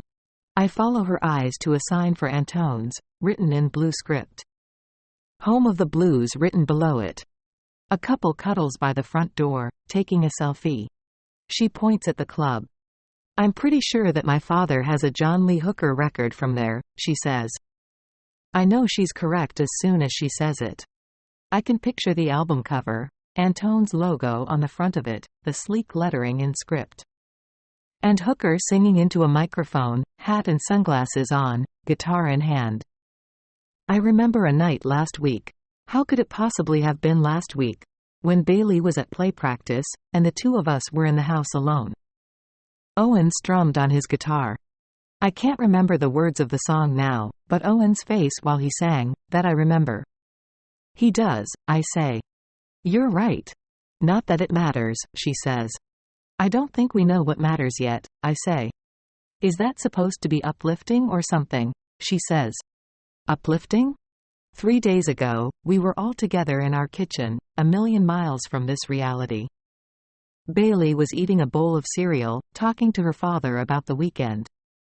She wanted Owen to let her take a drive down to the peninsula with Bobby, who wanted to go on a long bike ride around Monterey. Maybe we can all go, Owen said. Bailey rolled her eyes, but I could see that she was considering it, especially after Owen said that we could stop in Carmel on the way home. He wanted to stop and get clam chowder at a small restaurant she loved near the beach, a restaurant where he's been taking her since shortly after they moved to Sausalito. That was 3 days ago. Now the two of us are in a new reality where Owen is missing, where we spend our time trying to figure out where he is. And why? A new reality where I'm constantly asking myself whether I'm wrong to hold on to the belief that the answers to those questions aren't going to upend my most central ideas of who Owen is. I'm not aiming for uplifting. I'm just trying to say something neutral so she doesn't know how angry I am too. When the light changes, I walk quickly across the street, turning onto Congress, picking up speed as I go. Try to keep up, I say. Where are we going? Bailey says. Somewhere better than here, I say. About an hour later, we round the Capitol and circle onto San Jacinto Boulevard. And the stadium comes into view. It is enormous, demanding, even from several blocks away. As we walk toward it, we pass the Cavan Clark Sports Center. It seems to be the student rec center complete with a series of matching orange-laced buildings, Clark Field, and a large track. Students are playing tag football and doing sprints up the stairs and lounging on benches, making this part of campus feel at once completely separate and still a part of its city. Seamlessly integrated. I look down at my campus map and start moving toward the closest stadium entrance. But Bailey stops walking suddenly. I don't want to do this, she says. I meet her eyes. Even if I was at the stadium, then what? What's that going to tell us about anything? Bailey, I say. Seriously, what are we doing here? She won't respond well if I tell her that I stayed up last night reading about childhood memories, how we forget them. And how we get them back. They often come from returning to a place and then being allowed to experience it in the same way you experienced it the first time. That is what we are doing here. We are following her instinct. We are tapping into her memory that she's been here before. And my instinct, from the minute I realized where Grady Bradford came from, that we should. There are things your father hasn't told us beyond what's going on at the shop, I say. I'm trying to figure out what they are. That sounds pretty general, she says. It'll get less general the more you remember, I say. So, this is on me, then? No, it's on me. If I was wrong to take you here, I'll be the first to say it. She gets quiet. Look, will you just come inside? Can you do that? I say. We've come this far. Do I have a choice? She says. Yes, I say. Always. With me you always do. I can see it flash across her face, her surprise that I mean it. And I do mean it. We are 100 feet from the closest stadium entrance, gate 2, but it is up to Bailey. If she wants to turn around, I won't stop her. Maybe this frees her to keep going, because that's what she does. She walks up to the gate, which feels like a victory. A second victory. A stadium tour group seems to be congregating and we are able to latch on to them, walking past security without so much as a look from the distracted student manning the desk. "Welcome to DKR," the tour guide says. "I'm Elliot, I'll be taking you around today. Follow me." He leads the group into the end zone and gives everyone a second to take in the stadium, which is epic. There is seating for more than 100,000 fans, Texas spelled out large on one end of the field, Longhorns on the other. It is so large, so imposing, that it feels like the kind of place you might remember, you might hold on to, especially at an early age. Elliot starts walking the group through what happens on game night, how a cannon is fired after each touchdown, how Bevo, the mascot, is an actual steer bull, and how there are a group of Texas cowboys who march him around the field, who tend to him. As he finishes his spiel and starts to lead everyone up to the press box, I motion for Bailey to hang back, and we head to the bleachers. I take a seat in the front row, Bailey following suit. I stare out at the field, watching her out of the corner of my eye as she settles in. And then she sits up taller. "I can't be sure if it was here," she says. "I don't know. But I remember my father talking to me about how one day I'd love football the way he did. I remember him telling me not to be scared of the mascot." That seems wrong. Not the mascot part, which sounds exactly like Owen, but the loving football part. Owen doesn't care at all about football. At least since we've been together, I've barely seen him watch a whole game. No long afternoon football games taking over our weekends. No Monday night recapping. One of many refreshing changes from Jake. "But I must be remembering wrong," she says. "My father doesn't love football, right? I mean, we never even watch games." That's what I was thinking. But he may have loved it then. When he thought he would make a fan out of you. When I was a toddler? I shrug. Maybe he thought he could mold you into a Longhorn? Bailey turns back toward the field. Nothing left, apparently, to add to her memory. I do think that's what it was. It wasn't about football, in general. He loved this team. She pauses. Or whatever team it was, in their orange uniforms. "Just walk me through what you know, as if this were the place," I say. "Did you come after the wedding? Was it night?" "No, it was during the afternoon. And I was in my dress. The flower girl dress. I know that. Maybe we had come from the wedding. The ceremony part." She pauses. Unless I'm imagining all of this. Which feels equally possible. I feel her getting frustrated. More than likely, Bailey remembered what she could back in Sausalito, and that's where we should have stayed. In our floating home, empty without Owen.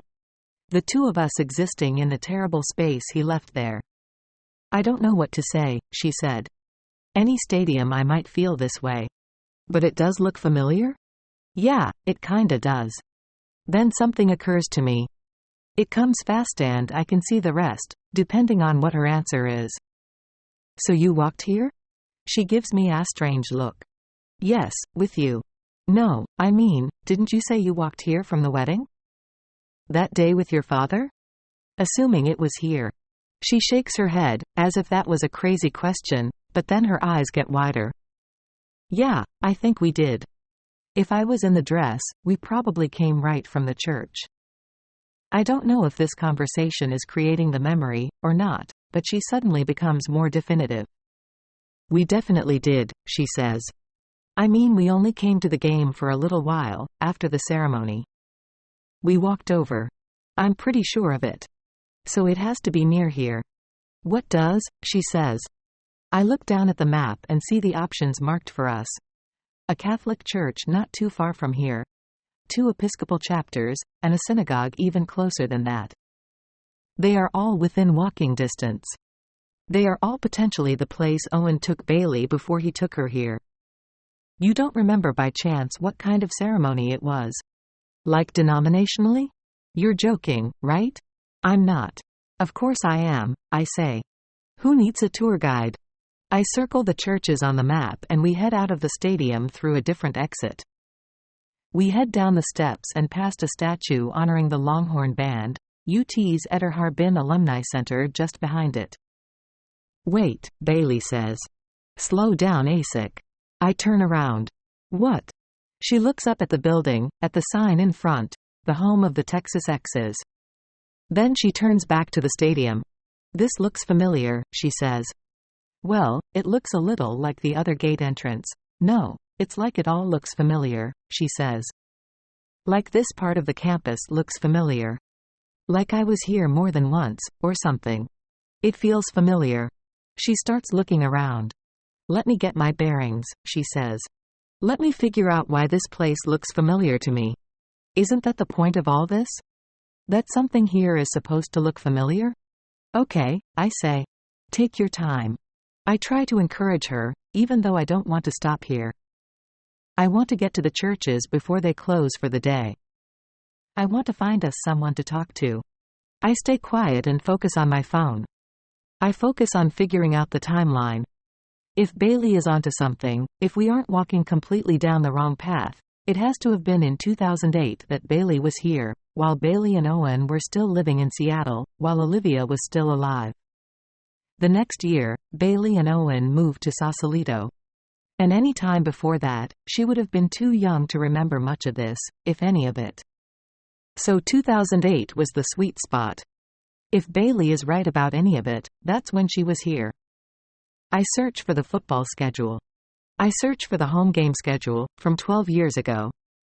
But as I start to pull the past schedules up, my cell rings, blocked coming up on the caller ID. I hold it in my hand, unsure what to do. It could be Owen. But I think of Jake telling me not to answer any unknown numbers, and it feels risky. Who else it may be, what other trouble that may cause. Bailey motions to my phone. Are you going to get that? Or just stare at it? Haven't decided yet. What if it's Owen though? What if? I click accept. But I don't say anything, waiting to hear what the caller has to say first. Hello? Hannah? The woman on the other end has a high-pitched voice, lispy, irritating. It's a voice that I recognize. Belle, I say. Oh, what a mess this is, she says. What an outrage. Are you okay? And how is Owen's daughter? It's Belle's attempt to be nice, but I note that she doesn't say Bailey. She says Owen's daughter because she can never remember Bailey's name. It's never been important to her to learn it. They didn't do this thing, you know, she says. They. Belle, I've been trying to reach you, I say.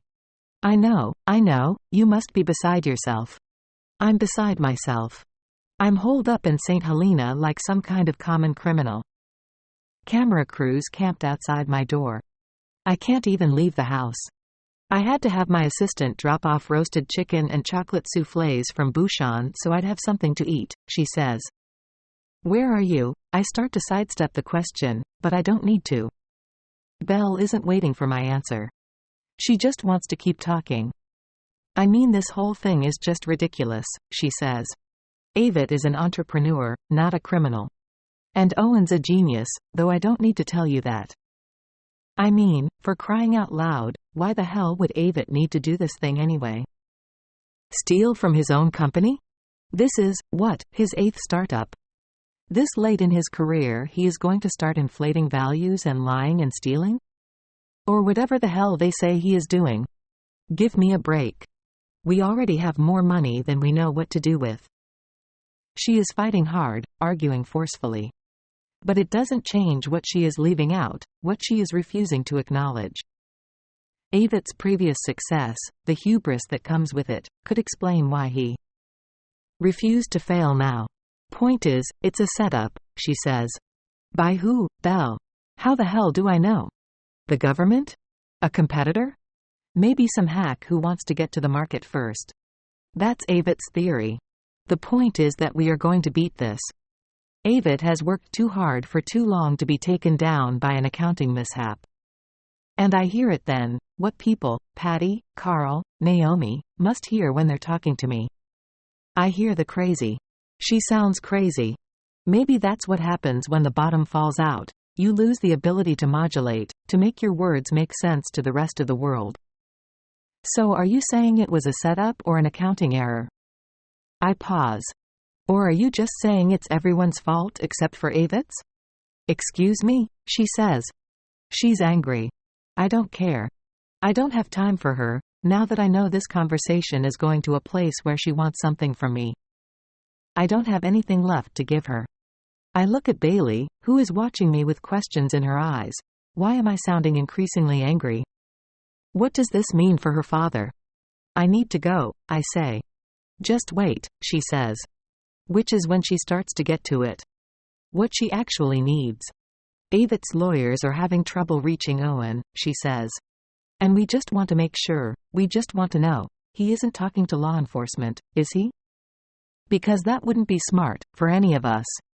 If Avit didn't do anything wrong, what does it matter what Owen says? Don't be naive. It doesn't work that way, she says. I can almost see Belle sitting at her kitchen island, on the stool I made for her, shaking her head incredulously, the gold hoops she never takes off slapping at her high cheeks. How does it work? Entrapment, forced confessions. Is Owen that stupid? She pauses. Is he talking to the police?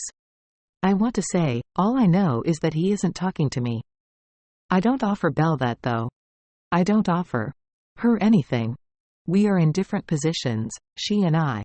She isn't worried about Avit's safety. She isn't sincerely questioning whether the government's acting in bad faith or whether Avit's guilty. Belle knows that her husband is guilty. She is just trying to spin it, to do what she needs to do, to stop him from paying for it. My concern, on the other hand, is how to stop Bailey from paying for it. Avit's lawyers need to debrief with Owen as soon as possible, so the story stays consistent, Belle says. We could use your help on this.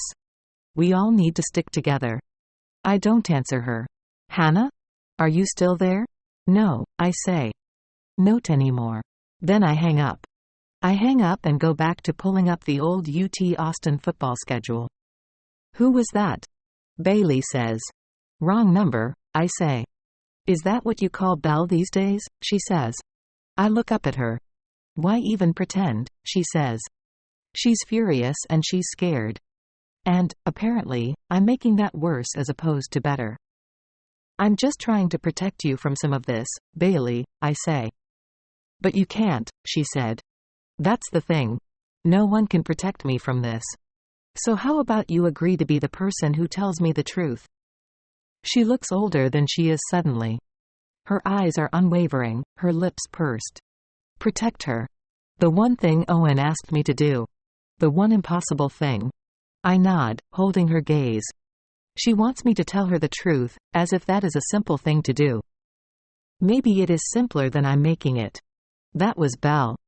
And she essentially confirmed for me that Avit is guilty, or that, at the very least, he has things to hide. And she seems surprised that Owen has gone off the grid as opposed to helping Avit hide those things. All of which makes me wonder what your father is hiding. And why? I pause. So I'd like to find these churches and see if that offers any clue as to why he felt like he had no choice. But to leave us. I'd like to figure out if it's just about the shop or if what I'm suspecting is true. Which is? What he's running from goes back further than that, I say. And it's about him. And you. She doesn't say anything. She stands in front of me with her arms crossed over her chest. Then suddenly, she drops them. She drops them and moves in a little closer to me. So, when I asked you to tell me the truth, I meant, like, don't lie about who is on the phone. I went a step too far? In a good way, she says. It may be the nicest thing she has ever said to me. Well, I was trying to listen. Thank you for that, she says. Then she takes the map from my hands and studies it herself. Let's go, she says. 3 months ago it was 3 a.m., and Owen was sitting at the hotel bar, drinking a tall glass of bourbon, straight. He felt my eyes on him and looked up. What are you doing down here? He said. I smiled at him. I believe that's my question for you, I said. We were staying in San Francisco, in a boutique hotel across from the ferry building. There had been a terrible storm. It was the type of rainstorm that didn't happen in Sausalito too often, and it had forced us to evacuate our home, our floating home, due to flooding risks. It forced us to take refuge on the other side of the Golden Gate Bridge, the hotel filled up with other floating home expats. Though apparently Owen wasn't finding much refuge at all. He shrugged. "Thought I'd come downstairs to have a drink," he said. "Do some work." "On what?" I said. I looked around. He didn't have his laptop with him. No papers lying around. There was nothing on the bar at all, except his bourbon. And one other thing. "Wanna have a seat?" he said. I sat down on the bar stool next to him, wrapping my arms more tightly around myself. I was chilly in the middle of the night coolness. My tank top and sweatpants weren't much a match. "You're freezing," he said. "I'm okay." He pulled off his hoodie, putting it over my head. "You will be," he said. I looked at him. And waited. I waited for him to tell me what he was really doing down here, what was worrying him enough that he left our room. That he left me in the bed, his daughter on the pull-out couch. "Work is just a little stressful. That's all. But nothing's wrong. Nothing I can't handle." He nodded, like he meant it. But he seemed stressed. He seemed more stressed than I'd seen him before. When we were packing our bags to come here, I found him in Bailey's room, packing up Bailey's childhood piggy bank, putting it in his duffel bag. He'd looked embarrassed when I saw him and explained that it was one of the first presents he'd gotten her. He didn't want to risk anything happening to it. That wasn't the weird part. Owen was packing up all sorts of sentimental things, Bailey's first hairbrush, family photo albums, and dropping them in his overnight bag. The weird part was that the other thing on the bar, besides his drink, was Bailey's piggy bank. "So, if you've got it handled, why are you sitting here by yourself, in the middle of the night, staring at your daughter's piggy bank?" "Thinking of breaking it open," he said. "In case we need the money." "What's going on, Owen?" I said. "Do you know what Bailey said to me tonight? When I told her we had to evacuate? She said she wanted to go with Bobby's family instead. That they're staying at the Ritz and she wanted to be with him." It turned into a whole, big thing. Where was I? "Locking down your workshop." I shrugged, trying to be gentle. "She's growing up." "I know, it's totally normal, I get it, but the strangest thing happened when I told her no," he said. I watched her stomp after me toward the car. And I just kept thinking, she's going to leave me. Maybe it's being a single parent all this time, just trying to keep the two of us above water, but I don't think I ever fully thought about the fact, or maybe I just didn't let myself. "So that's why you are downstairs, looking at her piggy bank in the middle of the night?" "Maybe. Or maybe it's just a strange bed," he said. "Can't sleep." He picked up his bourbon, held it near his lips. When she was a little girl, when we first got to Sausalito, she was scared to walk down the docks. I think it was because the day after we moved in, Mrs. Hahn slipped and fell and Bailey saw her almost go down, almost land in the water. "That's terrible." I say. "Yeah, well, for those first couple of months, she would make me hold her hand the whole way down the docks. From our front door, all the way to the parking lot. And she'd ask as we went, 'Daddy, you're going to keep me safe, right? Daddy, you're not going to let me fall?' It took us like 6.5 hours to get from the front door to the car." I laughed. It drove me crazy. The 100th time I had to do it, I actually think I went a little crazy. He paused. "And you know the only thing worse than that? The day she stopped." I put my hand on his elbow, held him there. My heart exploding a little at his love for her. "There is going to come a time when I won't be able to keep her safe anymore, not from anything," he said. "I won't even be able to tell her no anymore." "Well, I can relate to that," I said. "I can't even tell her no now." He looked over at me, bourbon still in hand, and laughed. He really laughed, my joke breaking his sadness, splintering it for him. He put down his drink and turned toward me. "On a scale of 1 to 10, how weird is it that I'm sitting here?" "Without the piggy bank?" I said. "It would be at whoa, maybe a 3. With the piggy bank? Am I breaking 6? Afraid so." He put the piggy bank on an empty stool, and motioned for the bartender. "Would you please make my wonderful wife here the drink of her choice?" he said. "And I'll take a cup of coffee." Then he leaned in, put his forehead against mine. "Sorry," he said. "Don't be. It's hard, I get it, but it's not happening tomorrow. She's not leaving tomorrow," I said. "And she loves you so much. She's never going to leave you completely." "I don't know about that." "I do." He kept his forehead there, touching mine. "I just hope Bailey doesn't wake up and find us gone," he said. "If you look outside, you can see the Ritz." Little White Church's Eleanor H. McGovern peers at Bailey over her bifocals.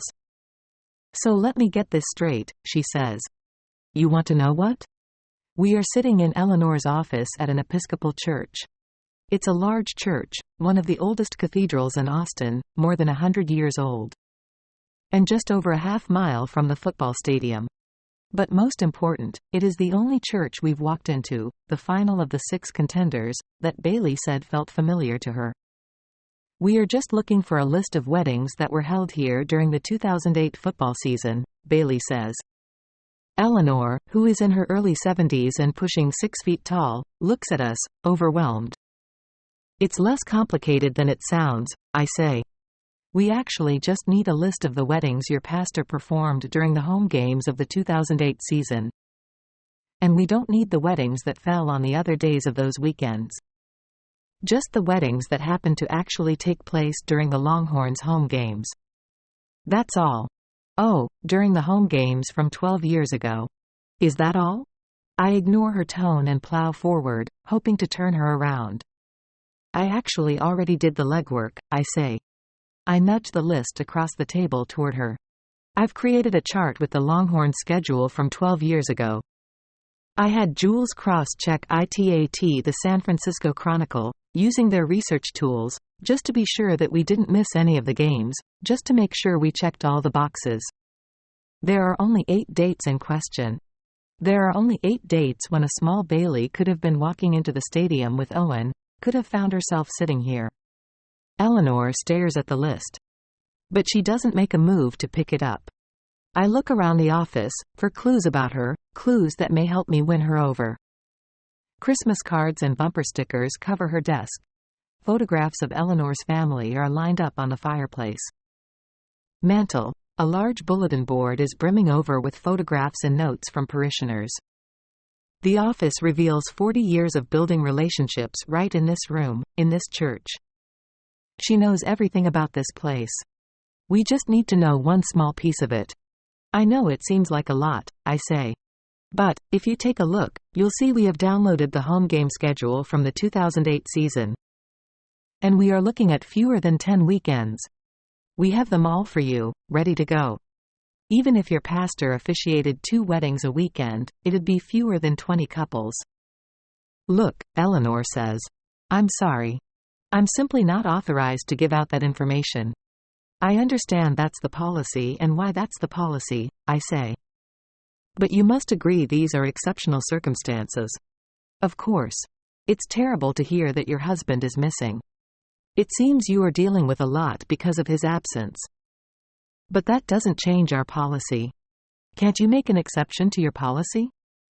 Bailey says, her tone too harsh. "We clearly aren't serial killers or anything. We could care less who these people are." I put my hand on Bailey's leg, trying to calm her. "We can sit here while we read the names," I say. No printouts or addresses even have to leave this room. Eleanor looks back and forth between us, like she is torn between helping us and kicking us out. But it looks like she is leaning toward kicking us out. I can't let that happen, not when it's possible we are onto something. If we can figure out what wedding Owen and Bailey attended, we'll understand their tie to Austin. And maybe that tie will help explain what Grady was doing on my doorstep, what Owen is doing so far away from it. I really think Bailey may have been at this church, I say. It would be very helpful to her, to both of us, to know for sure. And if you knew what we've been through this week, without her father, let's just say, it would be an act of kindness. I see the sympathy percolate in Eleanor's eyes and feel hopeful suddenly that my plea has put her on the side of helping. I'd like to help you. I would. But it's not something I can do, dear. If you want to leave your number, I can check with the pastor, but I just don't think that he's going to want to provide our parishioners' personal details. Jesus, lady, you're not going to give us a break here? Bailey says. It's, admittedly, not great language for her to use. Eleanor stands up, her head dangerously close to hitting the ceiling. I'm going to need to excuse myself now, friends, she says. We have a Bible study group this evening that I need to prepare for in the conference room. So if you wouldn't mind showing yourselves out. Look, Bailey didn't mean to be rude to you, but her father is missing and we're just trying to find out why. It's putting our family under a great deal of stress. Family is everything to us, as I'm sure you can understand. I motion toward the photographs lining the mantel above the fireplace. The Christmas shots of her children and grandchildren, the candid shots of her husband, their dogs, a farm. Several photographs of Eleanor and, perhaps, her favorite grandchild, sporting some crazy streaked hair of his own. His in a shade of green. I'm sure you'd be the first to go to great lengths for your family, I say. I can see that about you. Please just think about it for a second. If I were sitting there and you were sitting here, I'm just asking you, what would you hope I'd do? Because, I'd try to do it. She pauses and straightens her dress. Then, miraculously, Eleanor sits back down, pushing her bifocals higher on her nose. Let me see what I can do, she says. Bailey smiles in relief. The names can't leave this room. They won't leave your desk, I say. We will figure out if there is someone who can help our family. That's all. Eleanor nods and pulls my list across the desk. Then she picks it up. She looks down at it, in her hands, as though she can't believe she is doing this. She sighs so we know she can't believe she's doing this. She turns to her computer, starting to type. Thank you, Bailey says. Thank you so much. Thank your stepmother, Eleanor says. Which is when an amazing thing happens. Bailey doesn't cringe when I'm referred to that way. She doesn't thank me. She doesn't even look at me. But she doesn't cringe, which feels a little like the same thing. I don't have any time to savor it though because my phone starts to buzz. I look down to see a text from Carl. I'm outside your house, can you let me in? I've been knocking. I look to Bailey, touch her hand. That's Carl, I say. I'm going to see what he wants. Bailey nods, barely acknowledging me, her eyes focused on Eleanor. I head out into the hallway and text him that I'm calling him now. Hey, he says when he picks up. Can I come in? I've got Sarah with me. We were on a walk. I picture him standing outside our front door, Sarah and her baby Bjorn, wearing one of the enormous bows Patty loves to stick on top of her head, Carl using his walk with his daughter as an excuse with Patty, an excuse to come and talk to me without Patty knowing. We aren't home, Carl, I say. What's going on? It's really not a phone type of conversation, he says. I'd rather talk in person. I can come back later if that's better. I walk Sarah at 5:15, get her some fresh air before dinner. I'd rather hear what you have to say now, I say. He pauses, not sure what to do. I can see him considering whether to insist we do this in person later, when it will be easier for him to spin whatever he needs to spin. Because I have no doubt, I've had no doubt since I saw the look on his face yesterday, that there is something he knows, something. He is afraid to say. Look, I just feel real bad about what happened when you came to the house yesterday, he says. I was caught off guard and Patty was already so pissed. But I owe you an apology. It wasn't right, especially when. He pauses, like he is still trying to figure out whether to say it. Well, maybe I should back up, I mean. I don't know exactly what Owen told you, but he was really struggling at work. He was really struggling with Avit. He told you that? I say. Yeah, he didn't go into a whole lot of detail, but he said he was under a lot of pressure to get the software working, he says. He told me that much. He told me it wasn't going as smoothly as Avit had let on. But that his back was against the wall. That stops me. What do you mean? His back was against the wall. He said he couldn't just walk away. Go get another job. That he had to fix what was happening. Did he say why? I say. That part he didn't get into. I swear to you. And I tried to push him on it. No job is worth that kind of stress. I look back into Eleanor's office, Eleanor still staring at her computer, Bailey pacing back and forth. Thanks for letting me know. Wait, there's something else. I can hear him struggle. I can hear him struggle with how to even put the words together. There's something else I need to tell you. Just say it, Carl. We didn't invest in the shop, Patty and me, he says. I think back to what Patty said to me, how she called Owen a crook, how she accused him of stealing their money. I don't understand. I needed to use that money for something else, something I couldn't tell Patty about, something to do with Kara, he says. Kara. The coworker Carl's been involved with on and off since before Sarah was born. What exactly? I say. I'd rather not get into details, but I thought you should know that, he says. I can imagine a variety of scenarios that would cost him tens of thousands of dollars. The one percolating to the surface involves another baby, in another baby Bjorn, who also belongs to him. To both of them. But I'm guessing and I don't have time to guess. I also don't particularly care. What I care about is that Owen didn't do what Patty accused him of doing. It almost feels like a kind of proof, a piece lining up to help me prove it to myself. Owen is still Owen. So, even with what's going on, you're letting your wife think that Owen took the money from you. That he convinced you to invest your savings in a fraudulent company? I realize it's messed up, he says. You think? Can I at least get some points for telling the truth? He says. This is the last conversation I want to be having. I think of Patty, self-righteous Patty, telling her book club, her wine club, her tennis group, telling just about anyone in Ladies Central who will listen to her that Owen is a crook. Telling everyone the false information her husband has fed her. No, Carl, the last conversation you want to be having is the one you're about to have. With your wife. Because either you're going to tell her the truth or I'll do it for you. This is when I hang up, my heart racing. I don't give myself time to process the implications of what he's told me because Bailey is motioning for me to come back in. I pull myself together and walk back into Eleanor's office. Sorry about that, I say. That's quite all right, Eleanor says. I'm just pulling everything up. Bailey starts to move around the desk toward Eleanor, but Eleanor stops her with her hand. Let me just print the records out, she says. And you can have a look. But I do need to get to that meeting, so you're going to have to move quickly for me. We will, I say. But then Eleanor stops typing. She looks at the screen confused. This is the 2008 season you're asking about, she says. I nod. Yes, first home game was the first weekend in September. I see that from the document, Eleanor says. What I'm asking is, are you sure of the year? Pretty sure, I say. Why, 2008? Bailey is trying not to look irritated. 2008, yes. We were closed that fall for construction, she says. It was a major renovation. There had been a fire.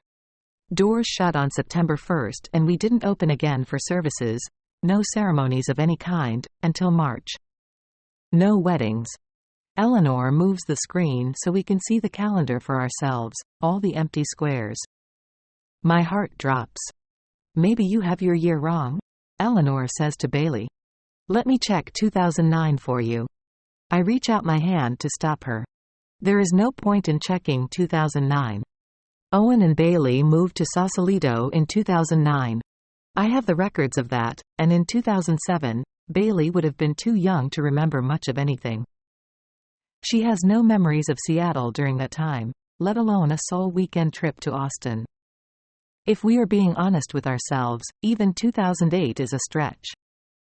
But if her mother was at the wedding, and Bailey thinks she may have been, then 2008 is the only time it could have been.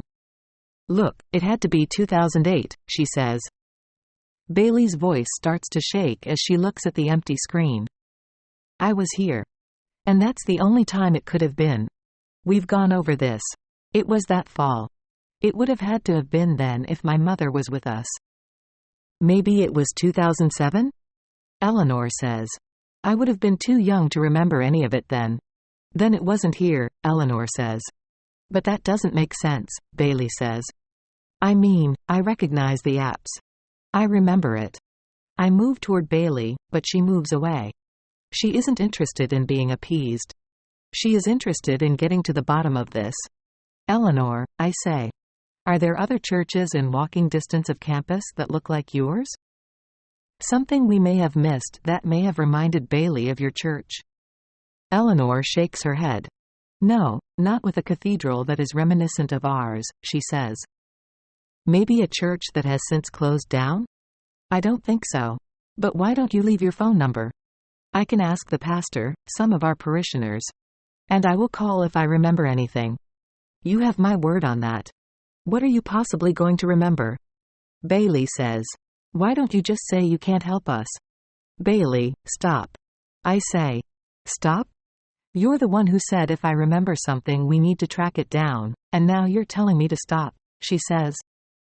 Whatever, I'm so freaking done with this. She stands up quickly, storming out of Eleanor's office. Eleanor and I watch her go silently. She gives me a kind look once Bailey has gone. It's fine, she says. I know it's not me that she's angry with. Actually, it may be, I say. But it's misplaced. She needs to be mad at her father, and he's not here to hear it. So she's turning it on everyone else. Understood, Eleanor says. Thank you for your time, I say. If you do think of anything, even if it feels unimportant, please call. I write down my cell number. Of course. She nods, putting the number in her pocket as I start walking to the door.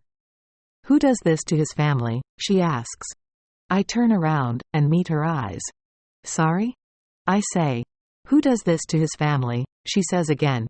The best father I've ever known, I want to say. Someone without a choice, I say. That's who. That's who does this to his family. We always have a choice, Eleanor says. We always have a choice. That's what Grady said too. What does that even mean? That there is a right thing to do and there is a wrong thing to do. Simple. Judgmental. And if you are the person someone is asking that question about, you have chosen wrong, as if the world is divided between them. People who have never made a big mistake. And the people who have. I think of Carl on the phone, telling me that Owen was struggling. I think of how he must be struggling wherever he is now. I feel my own anger rising. I'll keep that in mind, I say, my tone matching Bailey's. And I head out the door to join her. Not everyone is a good helper. When we get back to the hotel, we order grilled cheese and sweet potato fries from room service. I turn on the television. There's an old romantic comedy playing on basic cable, Tom Hanks and Meg Ryan finding their way to each other, against all odds, its familiarity a sedative. It lulls us. Bailey falls asleep on her bed. I stay up, watching the rest of the movie, waiting for the moment I know is coming, Tom Hanks promising Meg Ryan that he has her, that he will love her. For as long as they both shall live. Then the credits roll. And it's back to the dark hotel room in this strange city, and it returns with a terrifying jolt. Owen is gone. Without explanation. Gone. This is the terrible thing about a tragedy. It isn't with you every minute. You forget it, and then you remember it again. And you see it with a stark quality. This is what is required of you now, just to get along. I'm too riled up to sleep, so I start going back through my notes from the day, trying to construct another way to utilize the wedding weekend to spark Bailey's memory. What were she and Owen doing in Austin besides going to the wedding? Was it possible they were here longer than that? Maybe Bailey isn't wrong. Maybe that's the reason the campus looked familiar to her. Did she spend more time there than that one weekend? And why? I'm relieved when my phone rings, interrupting my thoughts. No good answers to my questions. I pick up the phone, Jake coming up on the caller ID. I've been trying to reach you for hours, he says. Sorry, I whisper. It's been a long day. Where are you? Austin. Texas, he says. I head into the hallway, gently closing the hotel room door, careful not to wake Bailey. There's a longer explanation, but essentially Bailey had memories of being in Austin when she was young. I don't know, maybe I pushed her to think she had memories of being here. But between that and Grady Bradford showing up at my door, I thought we should come. So, you're chasing leads? Apparently not. Well, I say. We'll be on a plane home tomorrow.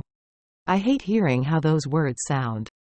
And the thought of going home to an Owen-less house is terrible. At least here I'm able to harbor the illusion that I can help bring Owen back to me. That Bailey and I, together, can do that. Well, look, I need to talk to you, Jake says. And you're not going to like it. You're going to need to start by telling me something I will like, Jake, I say. Or I'm hanging up on you. Your friend Grady Bradford is legitimate. Great reputation in the service. He's one of the go-to guys in the Texas Bureau. The FBI often brings him on when a suspect goes missing. And if he wants to find Owen, I'm guessing he will. How is that good news? I'm not sure anyone else can find him, Jake says. What do you mean? Owen Michaels doesn't exist, he says. I almost laugh. That's how ridiculous those words sound. Ridiculous and, of course, wrong. I'm not saying you don't know what you're talking about, Jake, but I can assure you, he exists. His daughter is sleeping 15 feet from me. Let me rephrase, he says, your Owen Michaels doesn't exist. Besides a birth certificate and social security number that match, for both Owen and his daughter, the rest of the details are inconsistent. What are you talking about? The investigator I was telling you about, and he knows what he is doing, says that no Owen Michaels exists that fits your husband's biography. There are several Owen Michaels who grew up in Newton, Massachusetts, and a few who attended Princeton University. But the only Owen Michaels on record who grew up in Owen's hometown and attended Princeton is 78 years old and lives with his partner, Theo Silverstein, in Provincetown, out on Cape Cod. I'm having trouble breathing. I sit down on the hallway carpet, my back against the wall. I can feel it. A knocking in my head, a knocking in my heart. No, Owen Michaels is your Owen Michaels. The words moving through me, unable to find a home. Should I go on? He says. No, thank you. No, Owen Michaels purchased or owned a home in Seattle, Washington, in 2006 or enrolled his daughter, Bailey, in preschool that year or had a registered income tax return any time before 2009. That stops me. That was the year he and Bailey moved to Sausalito. Exactly. That's where the record for your Owen Michaels starts. And from then on, pretty much what you told me matches up. Their home, Bailey's schooling. Owen's work. And, of course, it was smart of him to purchase a floating home as opposed to a real house. Less of a paper trail. He doesn't even own the land. It's more like a rental. Harder to trace. I put my hands over my eyes, trying to stop the spinning in my head, trying to get steadier. Before they arrived in Sausalito, I haven't found one piece of data that supports the story your husband has told you about his life. He went by another name or he went by his current name and just lied to you about every other thing. He lied about who he was. I don't say anything at first. Then I manage to get out the question. Why? I say. Why would Owen change his name? The details of his life, he asks. I nod as though he can see me. I asked the investigator the same thing, Jake says. He says there are usually two reasons why someone changes his identity, and you're not going to like either of them. No kidding? The most common reason, believe it or not, is the person has a second family somewhere. Another wife. Another child. Or children. And he's trying to keep the two lives separate. It's not possible, Jake, I say. Tell that to a client we have now, this oil magnate billionaire who has a wife in North Dakota at his family's ranch and another in San Francisco in some mansion in Pacific Heights. Down the street from Danielle Steele. 29 years he has been with both women. 5 children with one, 5 children with the other. And they have no idea. They think he travels a lot for work. They think he's a great husband. We only know about his dual families because we put a will together for him. That's going to be a fun estate reading. What's the other reason Owen might have done this, I say? Assuming he doesn't have another wife hanging out somewhere? Yes. Assuming that. The other reason someone creates a false identity, which is the working theory here, is that he's involved in some sort of criminal activity, he says. And he ran to avoid trouble, to start a new life, to protect his family. But, almost across the board, the criminal gets in trouble again, which is his undoing. So that would mean that Owen was in trouble with the law before? That he's not only guilty of what's happening at the shop, but he's guilty of something else too. It would certainly explain why he ran, Jake said. He knew when the shop imploded, he'd be outed. He was more worried about his past catching up to him than anything else. But, by that logic, isn't it possible he isn't a criminal? I say. That he changed his name to escape someone? Someone who wanted to hurt him or maybe even hurt Bailey. Protect her. Sure, that's possible, he says. But why wouldn't he tell you that to begin with? I don't have a good answer. But I need another alternative, something else to explain why Owen isn't coming up as Owen. I don't know. Maybe he's in witness protection, I say. That would explain Grady Bradford. I thought of that. But do you remember my buddy Alex? He has a friend who is pretty high up in the U.S. Marshal's office, so he looked into it for me. And Owen ain't being protected. Would he tell you? Yeah. What kind of protection program is that? Not a great one. Anyway, he doesn't match the profile of someone in witness protection, he says. Not his job, which is high rent, not Sausalito. Protected witnesses sell tires somewhere in Idaho.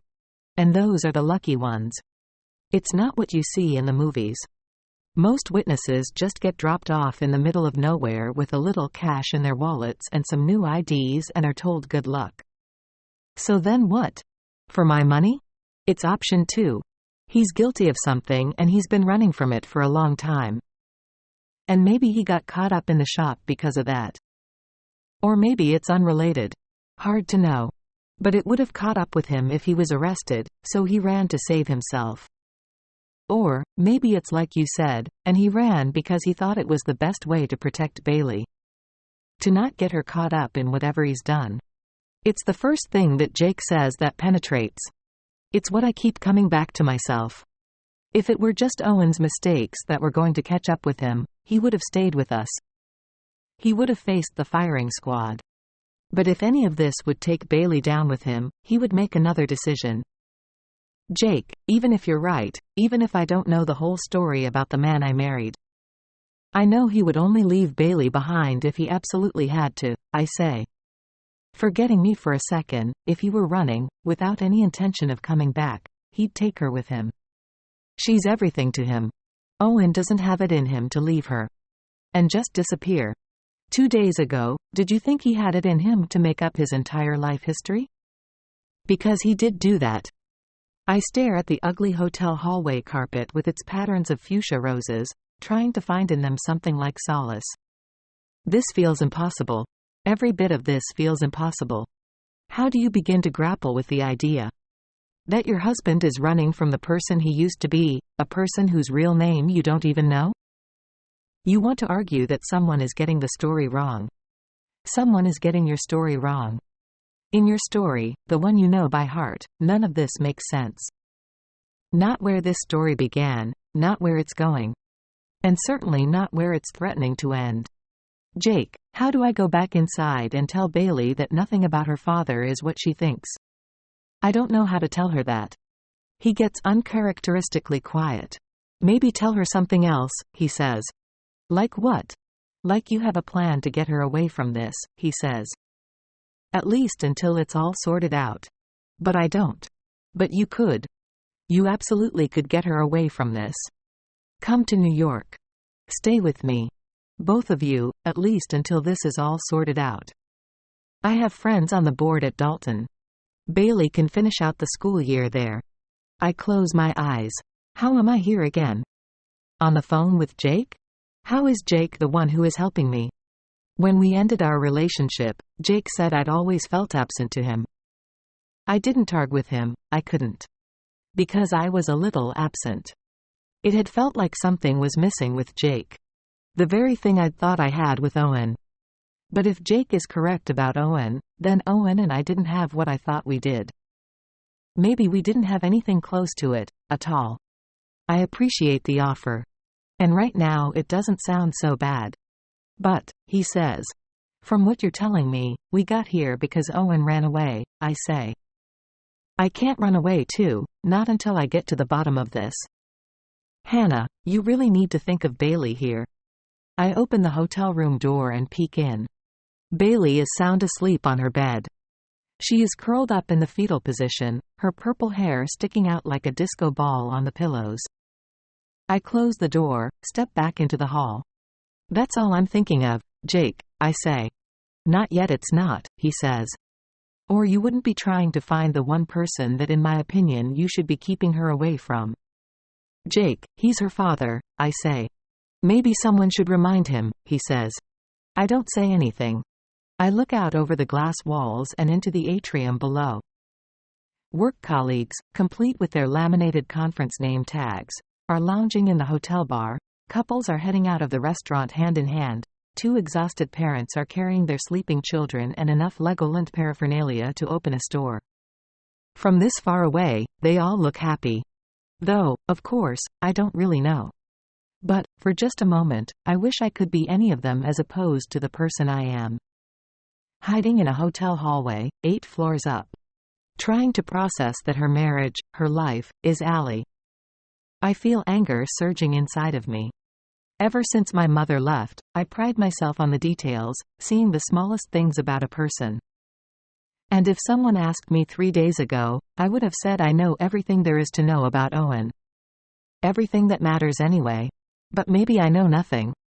Because here I am, struggling to figure out the most basic details of all. Sorry, Jake says. That was a little harsh. That was a little harsh? Look, I'm just saying that you've got a place here if you decide you want it, he says. Both of you do. No strings. But if you decide not to take me up on that, at least make another plan.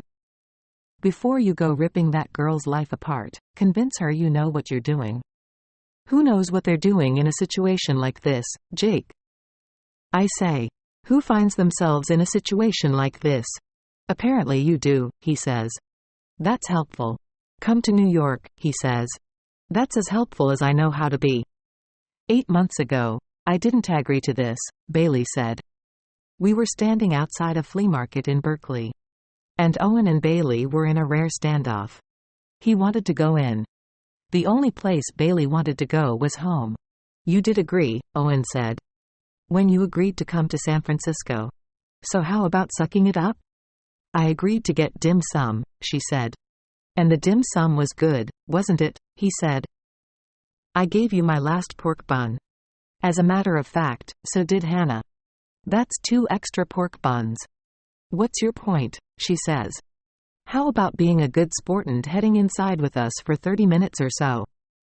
She turned on her heels and walked into the flea market, ahead of us, the requisite 10 feet ahead of us, so no one would guess we were all together. She was done negotiating with her father. And, apparently, she was done celebrating my birthday. Owen gave me an apologetic shrug. Welcome to 40, he said. Oh, I'm not 40, I said. I'm 21. Oh, that's right. He smiled. Great. Then I have 19 more chances to get this right.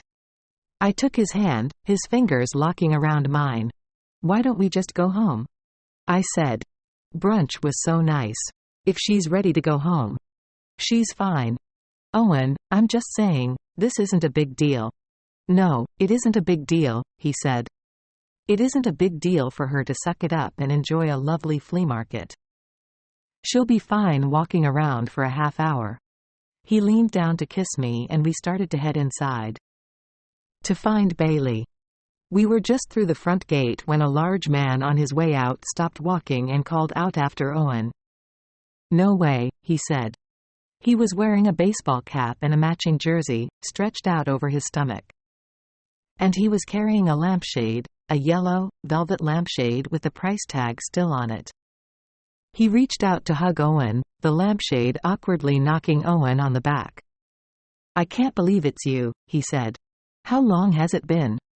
Owen pulled away from him, careful to disentangle himself in a way that kept the lampshade safe.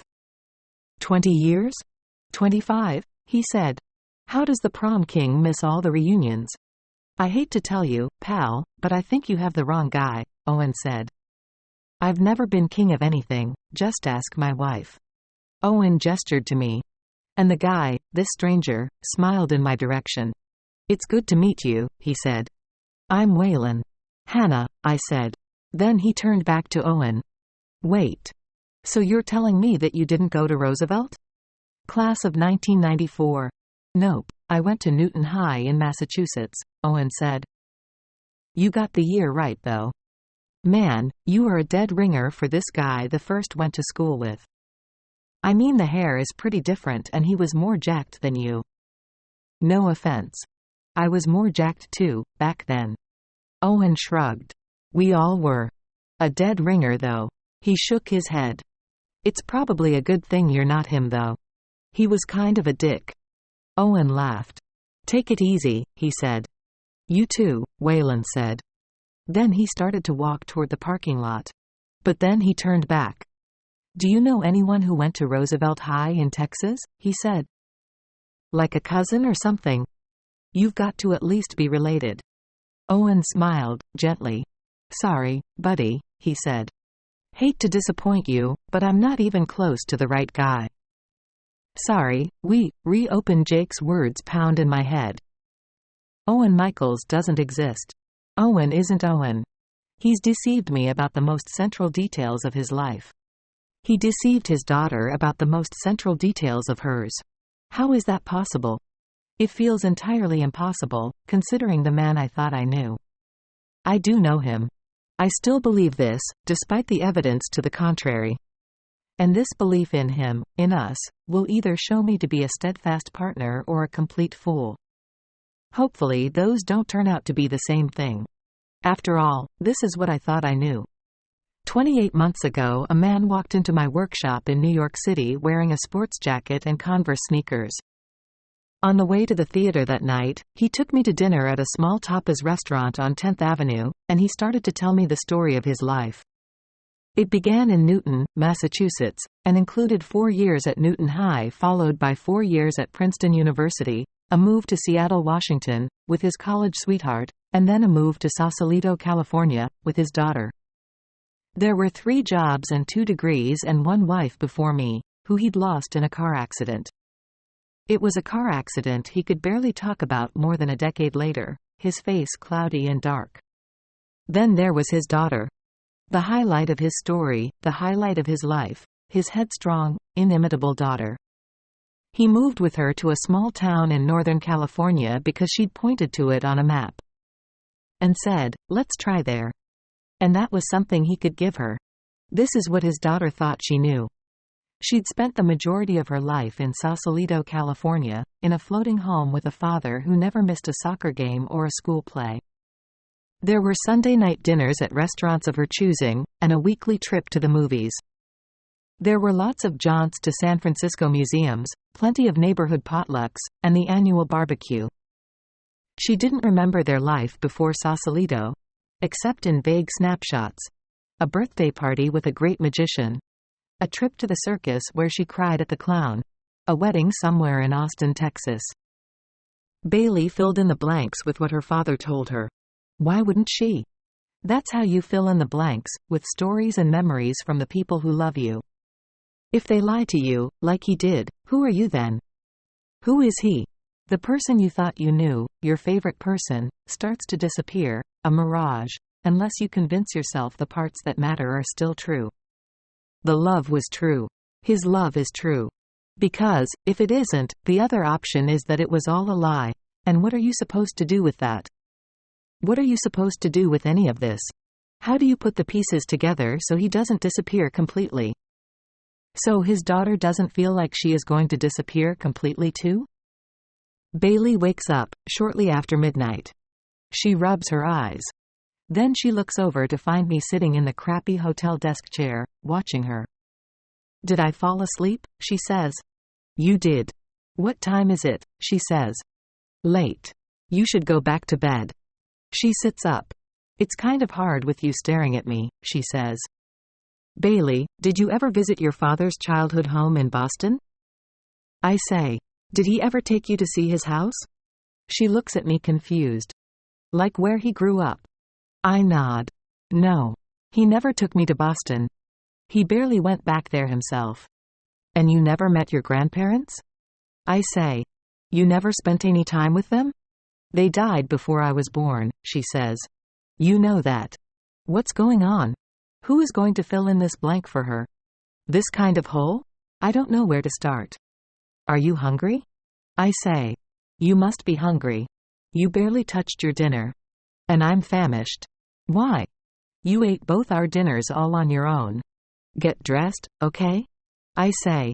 Would you get dressed? She looks at the fluorescent hotel radio clock. It's midnight, she says. I put a sweater on and toss her sweatshirt to her. She looks down at it, splayed across her legs, her Converse sneakers peeking out beneath the hood. She pulls the sweatshirt over her head, pushing the hood all the way down until her purple hair is sticking out. Can I at least get a beer? She says. Absolutely not. I have a fake ID that says otherwise, she says. Please get dressed, I say. Magnolia Cafe is an Austin institution, famous for all-night eats, which might explain why it is still busy, music playing, every booth taken, at 12:45 a.m. We get 2 large coffees and an order of gingerbread pancakes. Bailey seems to love the sweet, spice-filled pancakes dripping in butter and coconut sugar. Bananas on the side. And watching her take them down, if nothing else, makes me feel like I'm doing something good for her. We sit by the door, a neon red "Sorry, we're open" sign flashing above our heads. I blink against it and try to find the words to tell her what Jake told me. It seems that your father hasn't always gone by the name Owen Michaels, I say. She looks up at me. What are you talking about? She says. I speak softly but unapologetically, filling her in. I let her know that her father's name isn't the only thing he's changed. The details of his life, the story of his life, are something he has apparently altered as well. He didn't grow up in Massachusetts, he isn't a graduate of Princeton University, and he didn't move to Seattle at 22. At least he hasn't done those things in a way that we can prove. Who told you that? A friend back in New York. He works with an investigator who focuses on this kind of thing. The investigator believes that your father changed his identity shortly before you moved to Sausalito. He's sure of it. She looks down at her plate, confused, like she's heard the words wrong. All of it feeling impossible to compute. Why would he do that? She says, not meeting my eyes. My guess is he was trying to keep you safe from something, Bailey. Like what? Like something he did? 'Cause my father would be the first to say that if you're running from something, it's usually yourself. We don't know that for sure. Right. All we know for sure is that he lied to me, she says. And I see it start to rise up in her. Her anger, her justifiable anger at being excluded from the most basic details of her life. Even if he was doing it for her own good. Even if he was doing it because he didn't have a choice. One way or another, she is going to have to decide whether that's forgivable. We both are. He also lied to me, I say. She looks up. I'm just saying, he lied to me too. She tilts her head, like she is trying to figure out whether she believes that, whether she can take that at face value. Why would she? Why would she believe anyone at this point? But it feels critical to try and assure her anyway, assure her that she can trust me, that I didn't deceive her too. It feels like everything hinges on her believing that. She looks at me with such vulnerability, it's hard for me to speak. It's hard for me to even hold her gaze without breaking down. Which is when I understand, in a flash, what I've been doing wrong with her, what I've been doing wrong and how I've been trying to connect with her. I thought if I were nice enough, sweet enough, she'd understand she could count on me. But that's not how you learn you can count on someone. You learn it in the moments when everyone's too tired to be sweet, too tired to try hard. You learn it by what they do for you then. And what I'm going to do for her now is what my grandfather did for me. I'll do whatever it takes for her to feel that she is safe. So, it wasn't just him, right? She says. If he did this, I'm not who he said I am either then, right? My name and everything. At some point he changed it. Yes, I say. If Jake's correct, then, yes, you used to go by something else as well. And all the details are different too, right? She pauses. Like, my birthday? That stops me. The heartbreak in her voice when she asks that question. Like my birthday's not really my birthday, she says. No, probably not. She looks down. She looks away from me. That seems like something a person should know about themselves, she says. I fight back tears, gripping the table, the small table in this happy Austin restaurant. Paintings on the wall, bright colors, all of it completely antithetical to how I feel. I will myself to stop, blinking the tears back. A 16-year-old girl, who apparently has no one but me, needs me not to cry. She needs me to be there for her. So I pull myself together, giving her the space to fall apart. Letting her be the one to do that. She folds her hands on the table, tears filling her eyes. And I feel nearly leveled by it, watching her in that kind of pain. Bailey, I know this feels impossible, I say. But you are you. Whatever details are around that, whatever your father didn't tell you, that doesn't change who you are. Note at your core. But how can I have no memory of being called something else? Of where I lived? I should remember, shouldn't I? You just said it yourself, you were a kid. You were just coming into consciousness when you became Bailey Michaels. None of this is a reflection on you at all. Just on him, she says. I think again about the guy at the Berkeley flea market, the guy who called Owen a prom king. Owen's calm reaction to him. He was completely unfazed. Could he have faked that so well? And what did it say about him if he did? You don't remember anyone ever calling your father anything else, do you? Before Sausalito? Like a nickname? She says. No, more like, by another name completely? I don't think so. I don't know. She pushes her coffee across the table. I can't believe this is happening. I know. She starts twirling her hair in her hands, the purple getting mixed up with her dark nail polish, her eyes blinking wildly as she tries to think. I have no idea what anyone called him, she says. I never paid attention, why would I? She sits back, done guessing about her father, done guessing about her past, and completely exhausted from feeling like she has to. Who can blame her? Who wants to be sitting in a strange Austin restaurant trying to figure out who the most important person in your world was pretending to be? And how you missed it. Who he actually was. You know what? Let's just go, I say. It's late. Let's go back to the hotel and try to get some sleep. I start to stand up, but Bailey stops me. Wait, she says. I sit back down. Bobby said something to me a couple months ago, she says.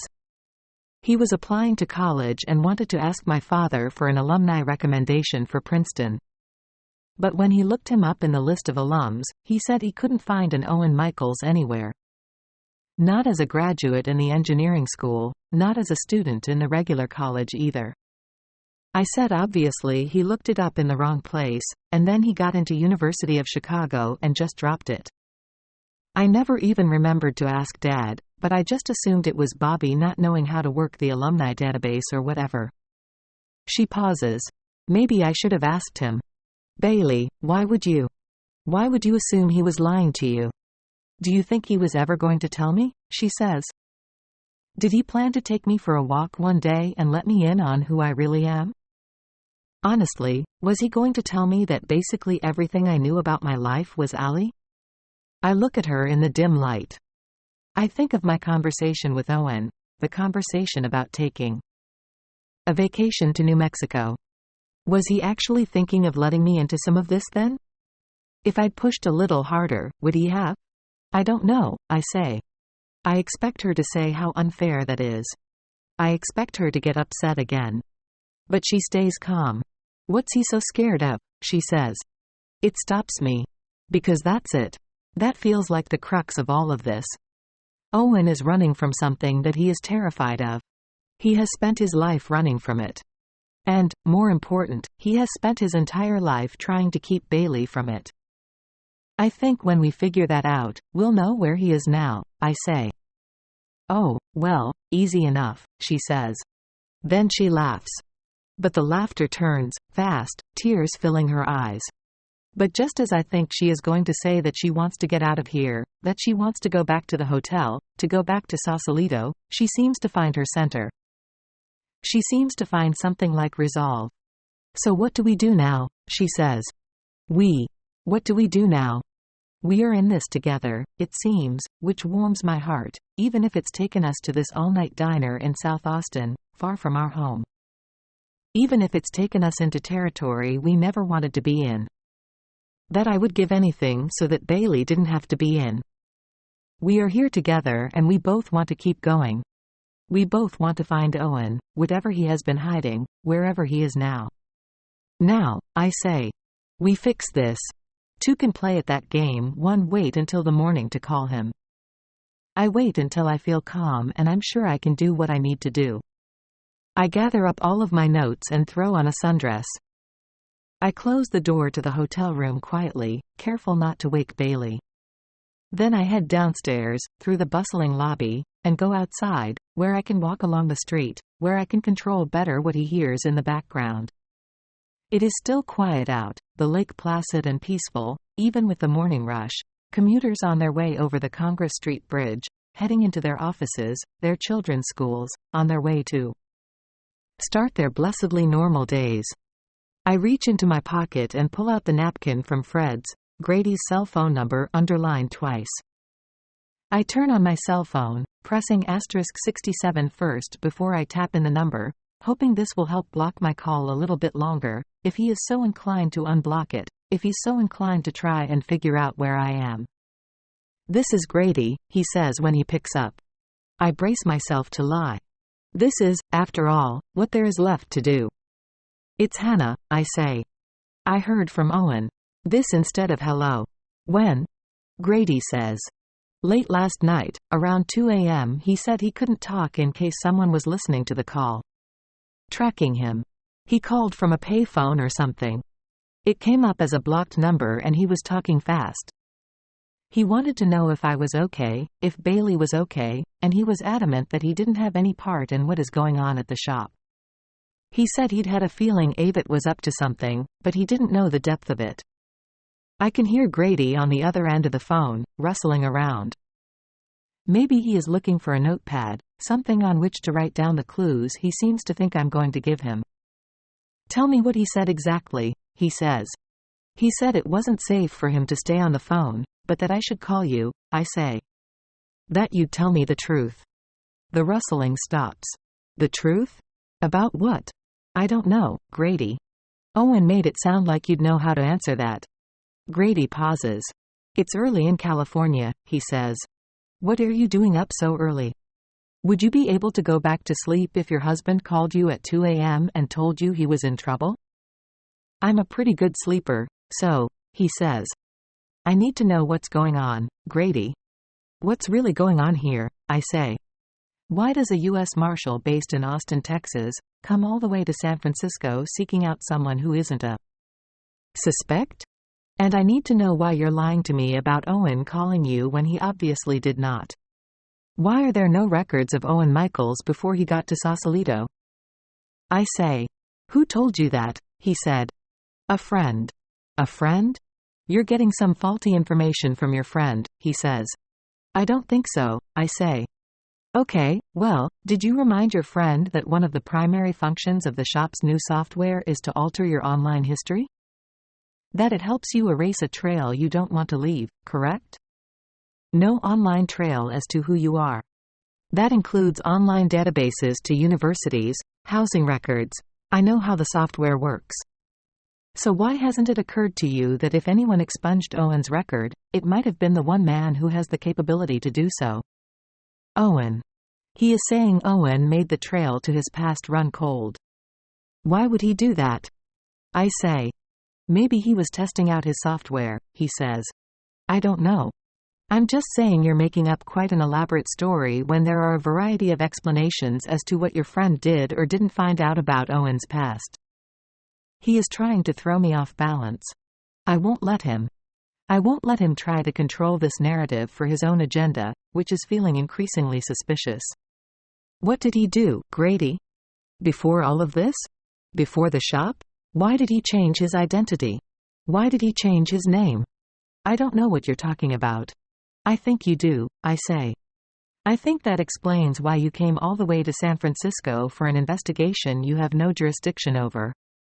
He laughs. My jurisdiction puts me firmly in charge of this investigation, he says. I think you should probably worry a little less about that and more about some other things. Like what? Like the fact your pal Special Agent Naomi Wu at the FBI is threatening to name Owen as an official person of interest. I pause. I haven't said her name. He knew her name. He seems to know everything.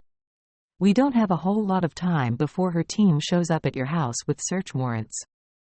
I'm fighting hard to hold her off for the moment, but I can't guarantee you it will keep going this way. I think of Bailey having to come home to see her room turned apart, her world turned apart. Why, Grady? Excuse me? Why are you fighting so hard to stop that from happening? That's my job, he says.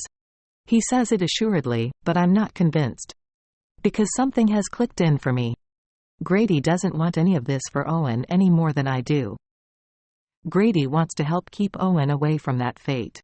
Why is that? If Grady were just investigating Owen, if he were just trying to bring him in, if he was just trying to end this, he wouldn't care as much as he does. But something else is going on here, something far more nefarious than Owen being implicated in simple fraud. And suddenly I feel terrified that that something is worse than anything I have imagined yet. Protect her. Owen left us a bag of money, I say. What are you talking about, he says. Really, he left it for Bailey. It's a lot of money, and if someone shows up with one of those search warrants you're threatening me with, I don't want them discovering it. I don't want it used against me or as an excuse to take Bailey from me. That's not how this works. I'm still new to how this works, so in the meantime, I'm telling you about the money, I say. It's under my kitchen sink. I don't want anything to do with it. He is quiet. Well, I appreciate that. It's better that I take it than that they find it, he says. I can have someone in our San Francisco office come out and get it. I look out past Lady Bird Lake, at Austin's downtown, its gentle buildings, the trees letting through the morning light.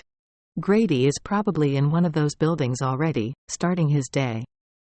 Grady is closer than I suddenly want him to be. Now's not a good time. Why not? Everything in my body tells me to tell him the truth. We are in Austin. But I'm still not sure whether he is a friend or AFOE. Or both. Maybe everyone is a little bit of both, Owen included. I need to get some work done before Bailey gets up, I say. And I've been thinking, maybe I should take Bailey somewhere else until this all calms down. Like where? I think of Jake's offer. I think of New York. I'm not sure, I say. But we don't have to be in Sausalito, do we? I mean, we don't have to stay there for any legal reason, correct? Not officially, but it won't look good, he says. Then Grady pauses. He pauses as if hearing something. Wait. Why did you just say, there? What? You said, we don't have to stay there. Talking about your house, talking about Sausalito. If you were home, you would have said, here. We don't have to stay here. I don't say anything. Hannah, I'm sending one of my colleagues over to check on you, he says. I'll put on some coffee, I say. This isn't a joke, he says. I don't think it is. So then where are you? Grady says. If Grady wants to trace my phone call, I know he can do it. For all I know, he is already trying to do it. I look out at Grady's hometown, wondering what it's been for my husband. Where are you worried I'll be, Grady? I say. Then, before he can answer, I hang up the phone. 1 year ago, you think you can just pop in here whenever you want? I said. I was joking. But I was surprised that Owen snuck up on me, showing up at my workshop unannounced, in the middle of the workday. He didn't usually do that. He spent his days at the offices in Palo Alto, sometimes heading to downtown San Francisco for a meeting. He was rarely home on a weekday, except when Bailey needed him for something. If I popped in whenever I wanted, I'd be here constantly, he said. What are we making? He rubbed his hands together, happy to be in the studio with me. He loved my work, loved being a part of it. And every time I saw how genuinely he felt that way, it was another small reminder how lucky I was to love him. What are you doing home so early? I asked. Is everything okay? That depends, he said. He lifted my face shield to give me a kiss hello. I was in my work clothes, which consisted of a high-necked jacket and that face shield, a combination that made me look like I belonged in the future and the past at the same time. Is my chair finished? I kissed him back, draping my arms around his shoulders. Not quite yet, I said. And it's not your chair. It was a Windsor chair I was making for a client in Santa Barbara, for her interior design office, but as soon as Owen had seen it in progress, the dark, chiseled elm, a heightened hoop back, he decided we couldn't let it go. He decided it was meant for him. We'll see about that, he said. This was when his phone buzzed. Owen looked down at the caller ID, his face darkening. He clicked decline. Who was that? I said. Avit, he said. I'll call him later. He clearly didn't want to talk about it, but I couldn't leave it there. Not when I felt the heat coming off him. Not when he was getting this worked up just from a call he didn't take. What's going on with him? He's being a little irrational. That's all. About what? The IPO, he said. It's not a big deal. But it was flashing in his eyes, a mix of anger and irritation. Two things he rarely displayed. Two things he had displayed more recently. And, of course, he was standing in my workshop as opposed to in his own office. I tried to choose my words carefully, wanting to help, but not wanting to undermine him. I didn't have to work in an office, didn't have to deal with the politics of having a boss I had to answer to, someone, like Avit Thompson, with whom I might not agree. And yet, I wanted to figure out how to say it, that I saw Owen's stress level rising. That it was just a job. That, as far as I was concerned, he could always find another. Before I said anything, the phone buzzed again. Avit showing up on the caller ID. Owen looked down at his phone. He looked down at it, like he was going to pick it up, his fingers hovering there. But he hit decline again, pocketing his phone instead. He shook his head. It doesn't matter how many times I say the same thing. Avit doesn't want to hear it, he said. What we need to make this all work. My grandfather used to say that most people don't want to hear the thing that will make it work better, I said. They want to hear what will make it easier. And what did he say to do about that? Find other people. You know, for starters. He tilted his head, took me in. How do you always know what to say to me, he said. Well, it's really my grandfather saying it, but sure. I said. He reached for my hand, a smile spreading across his face. Like nothing happened, or at least like it wasn't as important as he'd thought it was. Enough about this, he said. Let's go see my chair. He started pulling me to the door, toward the backyard and the deck where the chair was drying, sanded, newly polished. You know you can't have that chair, I said. Someone commissioned it. She is paying us a lot of money for it. Good luck to her, he said. Possession is 9/10 of the law. I smiled. What do you know about the law? Enough to know if I'm sitting in that chair, he said, no one else is going to take it. Delete all history at 10 a.m. The hotel cafe is already busy, the lights dimmed. I sit at the bar, drinking an orange juice while most of the people around me are starting in on morning cocktails, mimosas and Bloody Marys, champagne, White Russians. I stare at the row of televisions, all tuned to different news shows. They come at me in closed captions, most of them reporting on the shop. PBS shows footage of Avit Thompson being handcuffed and escorted away. MSNBC has a preview of Bell's Today Show interview, Bell calling Avit's arrest a travesty of justice. CNN's Chiron keeps warning that more indictments are coming, on repeat. It's almost like a promise, mirroring Grady's promise, that Owen will be in even more trouble soon. That whatever he is running from is about to catch him.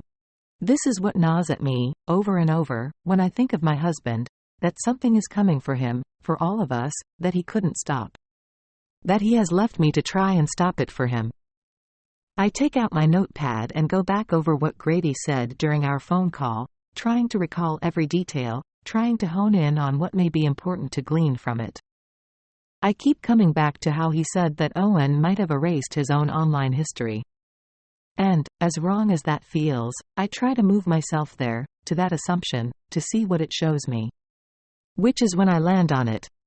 That there are certain things we can't erase, certain things that we reveal to the people closest to us despite what we may or may not know we are telling them.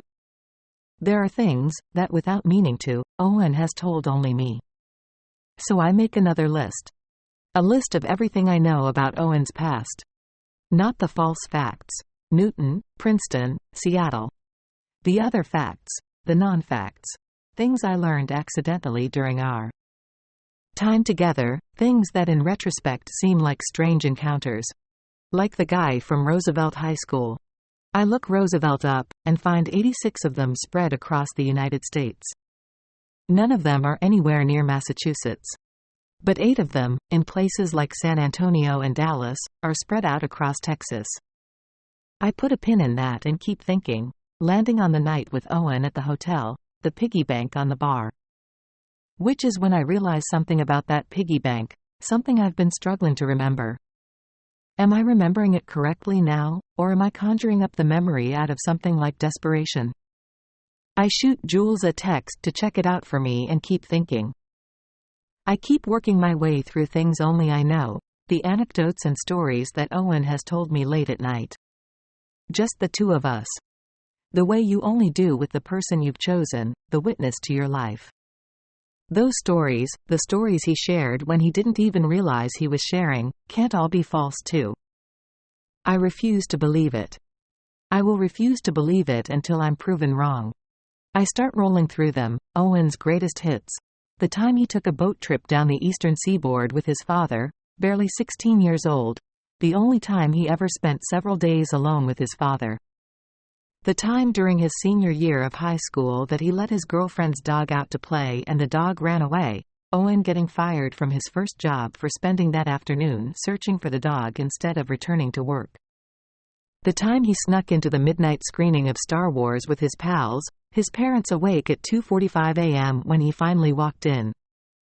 And a story he told me about college, about why he started to love engineering and technology so much. Owen's freshman year of college, barely 19 years old, he took a mathematics course with a professor he adored, someone he credited with his current career. Even though the professor told Owen he was the worst student he'd ever had. Had he told me what the professor's name was? Tobias something.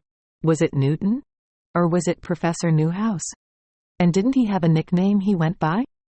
I race upstairs and back into the hotel room to wake Bailey, the one person who maybe has heard the story about this professor more times than I have. I pull the comforter off and sit down on the edge of her bed. I'm sleeping, she says. Not anymore, I say. She reluctantly props herself up against the headboard. What is it? Do you remember the name of your father's professor? The one he loved so much, who taught him freshman year? I have no idea what you're talking about, she says. I fight my impatience, thinking of all the times Bailey has rolled her eyes at this story, at how Owen has used it as a teaching opportunity. He's used it to convince Bailey to stick with something that matters to her, to commit to her plan. He's used it when he was trying to convince her of the opposite. You know this story, Bailey. The professor taught that impossible course in gauge theory and global analysis. Your father loves talking about him. The professor who told him that he was the worst student he'd ever had.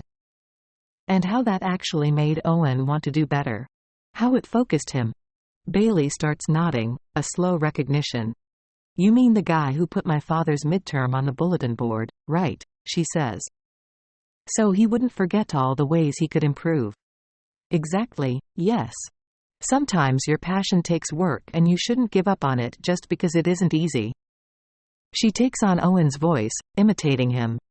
Sometimes, kid, you need to work harder to get to a better place. That's it. Yes. That's him.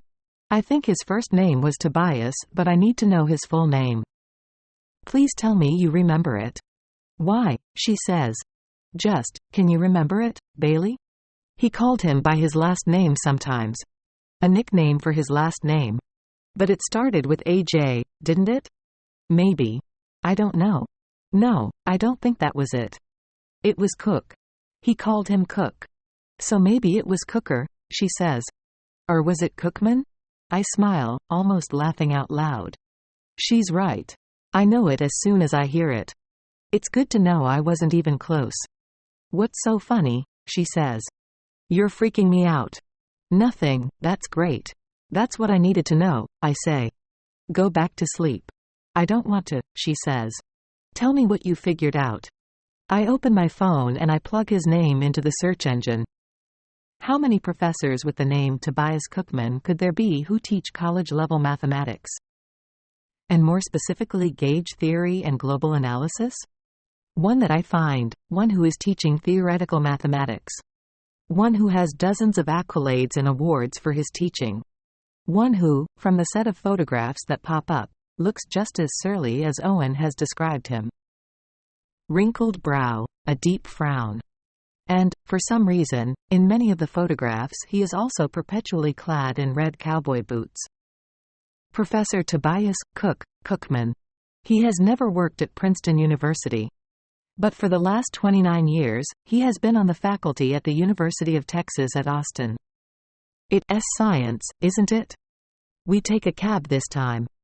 Bailey stares down at her hands, not blinking, looking more than a little stunned. I'm spinning too, working to hold my center.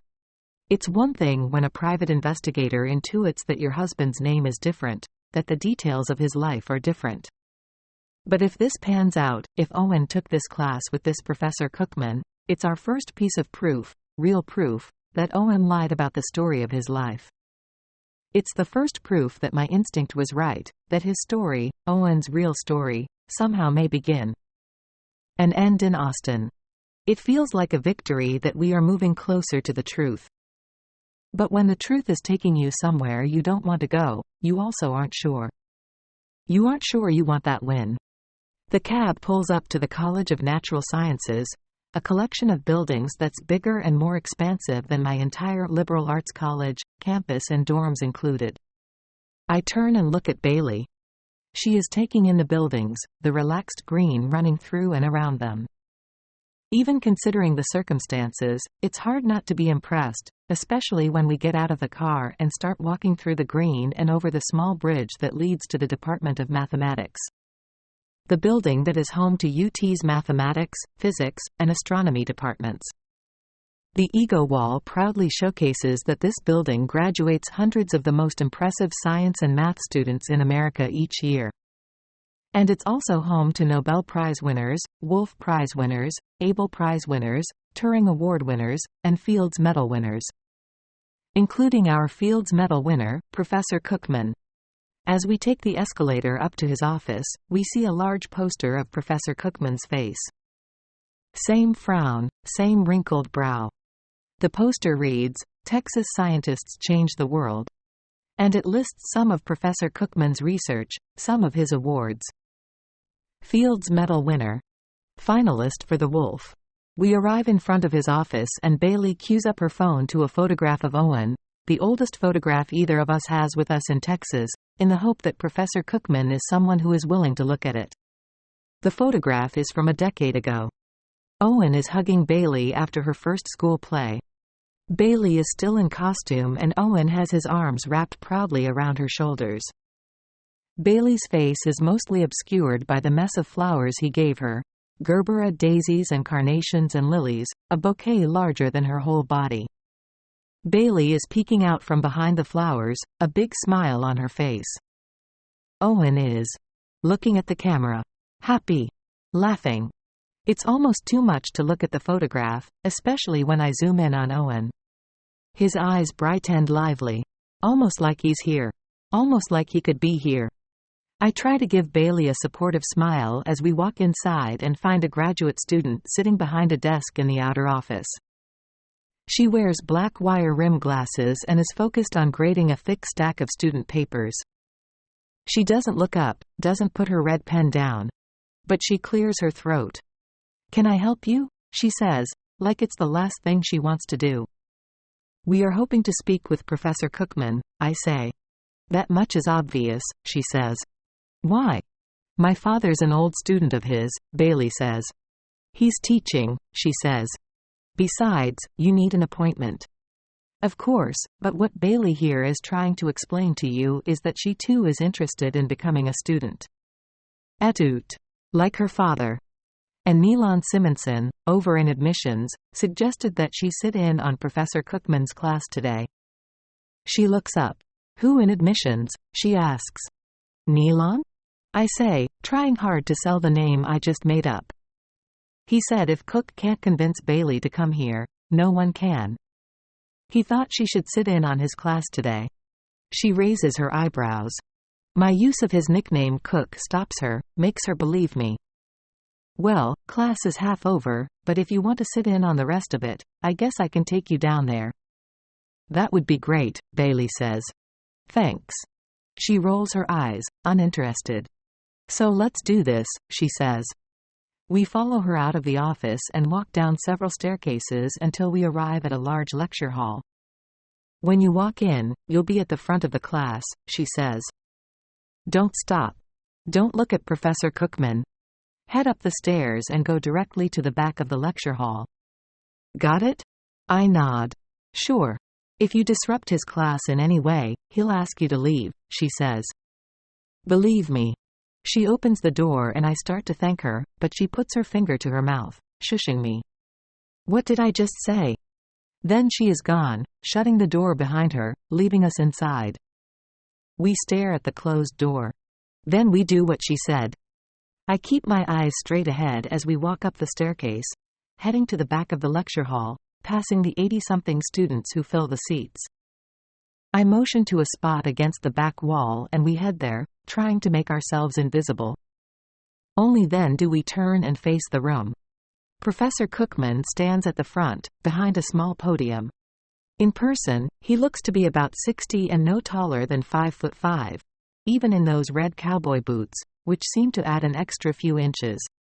Everyone's eyes are on him. Everyone is focused. No one is whispering to his or her neighbor. No one is checking email. No one is sending texts. As Professor Cookman turns to write something on the large blackboard, Bailey leans toward me. "Neelan Simonson?" she whispers. "Did you make that up?" "Are we standing here or not?" I say. "We are. So what does it matter?" I think we are being quiet, but we are loud enough that someone in the back row turns and looks at us. What is worse, Professor Cookman stops writing on the blackboard and turns too. He glares at us, the whole class following suit. I feel myself flush and look down. He doesn't say anything, but he doesn't turn away from us either. Not for a good minute. A minute that feels like it's lasting far longer than that. Thankfully, eventually, he turns back to the blackboard and continues his lecture. We observe the rest of class silently and it's easy to see why everyone is so focused on Professor Cookman. Despite his stature, he's an impressive man. He runs the class like a show, captivating his students. And maybe, also, scaring them. He only calls on students who aren't raising their hands. When they know the answer, Cookman looks away, no acknowledgement. When a student doesn't know the answer, he keeps his eyes on the offender.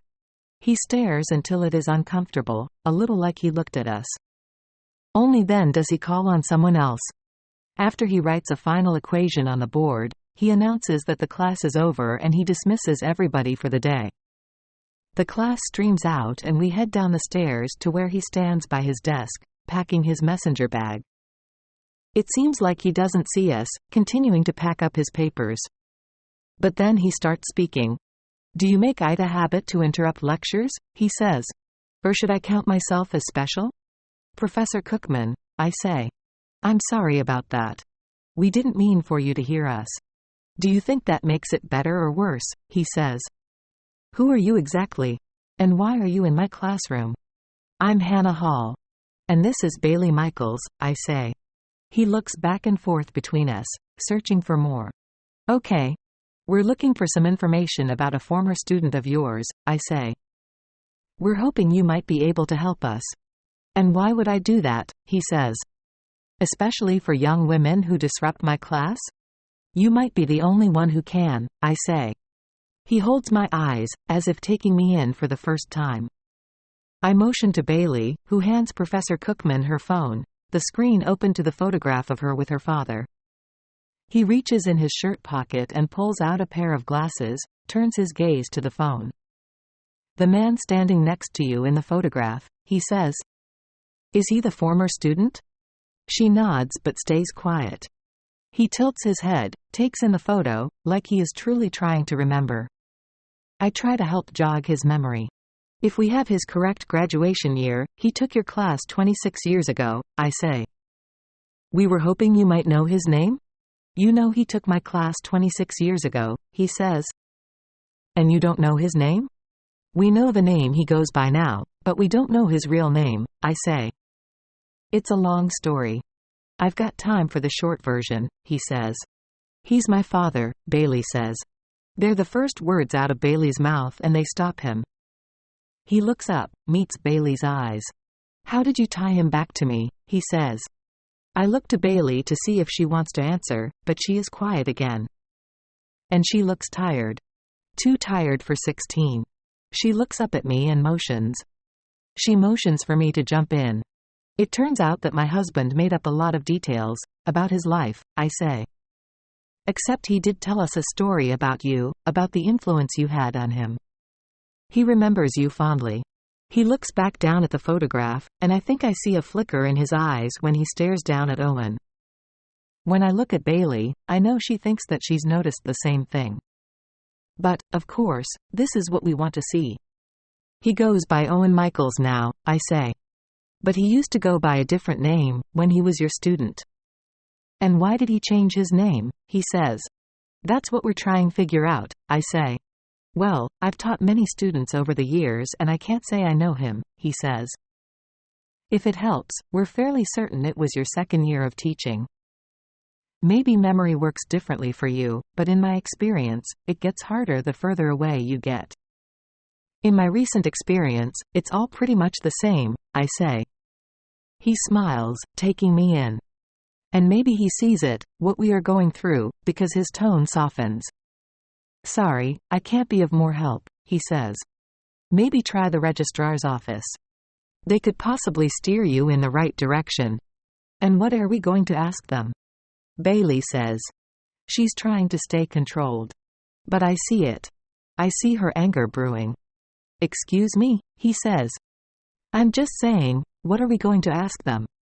If they have a student on file who now goes by Owen Michaels but used to go by something else, she says. This person who has apparently evaporated into thin air? Yes, well, you're not wrong. They probably wouldn't be able to help with that, he says. This really isn't my forte though. He hands Bailey her cell phone. I wish you both luck, he says. Then he puts his bag over his shoulder and starts walking toward the exit. Bailey stares down at her phone, back in her hands. She looks scared and desperate. Professor Cookman moving away from her, Owen moving nowhere closer. We thought we were getting closer. We found Owen's professor. We got here. But now Owen just feels farther away. Which may explain why I call out to Professor Cookman, why I refuse to just let him leave. My husband was the worst student you ever had, I say. Professor Cookman stops walking. He stops walking and turns around, facing us again. What did you just say? He says. He loves to tell this story about how he struggled in your class and, after killing himself studying for the midterm, you told him that you were going to keep his exam in a frame in your office as a lesson to future students. Not as a how-to on applying yourself, but more like, at least I'm not as bad as that guy is. He stays quiet. I keep talking, filling the silence. Maybe that is something you do with a student every year, especially since you had him so early on, and really by then who could have been a worst anything? But it worked with him. He believed you. And instead of it frustrating him, it made him want to work harder. To prove himself to you. He still doesn't say anything. Bailey reaches for my arm, like that is something she does, trying to pull me back, to let him go. He doesn't know, she says. We should go. She is eerily calm, which is somehow worse than when I thought she was going to lose it. But Professor Cookman isn't moving, even though he is off the hook. I did frame it, he says. What? Bailey says. His exam. I did frame it. He starts walking toward us. It was my second year teaching and I wasn't much older than the kids were. I was trying to prove my authority. My wife eventually made me take the exam down and throw it out. She said it was too mean for a crappy midterm to be any student's legacy. I didn't see it that way, at first. She is smarter than I am. I kept that thing framed for a long time. It scared the crap out of my other students, which was really the point. No one wanted to be that bad? I say. Even when I told them how good he became afterward, he says. He reaches his hand out for Bailey's phone, Bailey handing it over, both of us watching as he tries to put something together. What did he do? He says. Your father? He directs his question to Bailey. I think she is going to offer an abbreviated version of what is happening at the shop and with Avett Thompson, and say that we don't know the rest of the story yet. We don't know how he fits into the fraud there, or why it led to him leaving us here alone, trying to put the pieces together.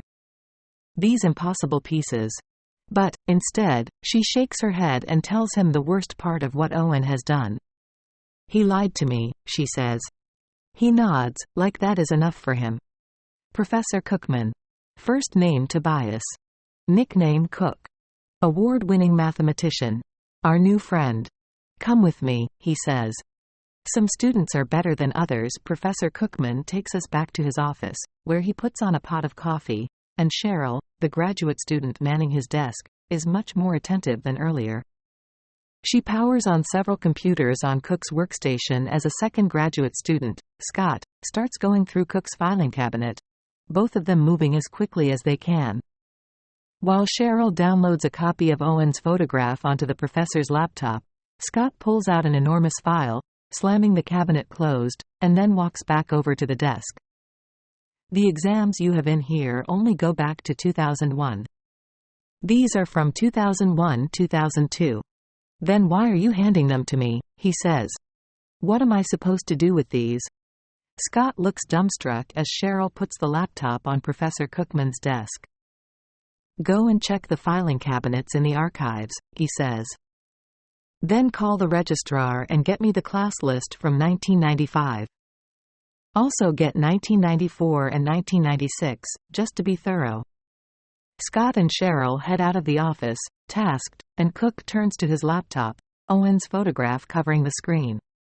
So what kind of trouble is your father in? He says. If I may ask? He works at the shop, Bailey says. The shop? He says. Avett Thompson's operation? Exactly, I say. He did most of the coding. He looks confused. Coding? That's surprising. If your father is the same person that I taught, he was more interested in mathematical theory.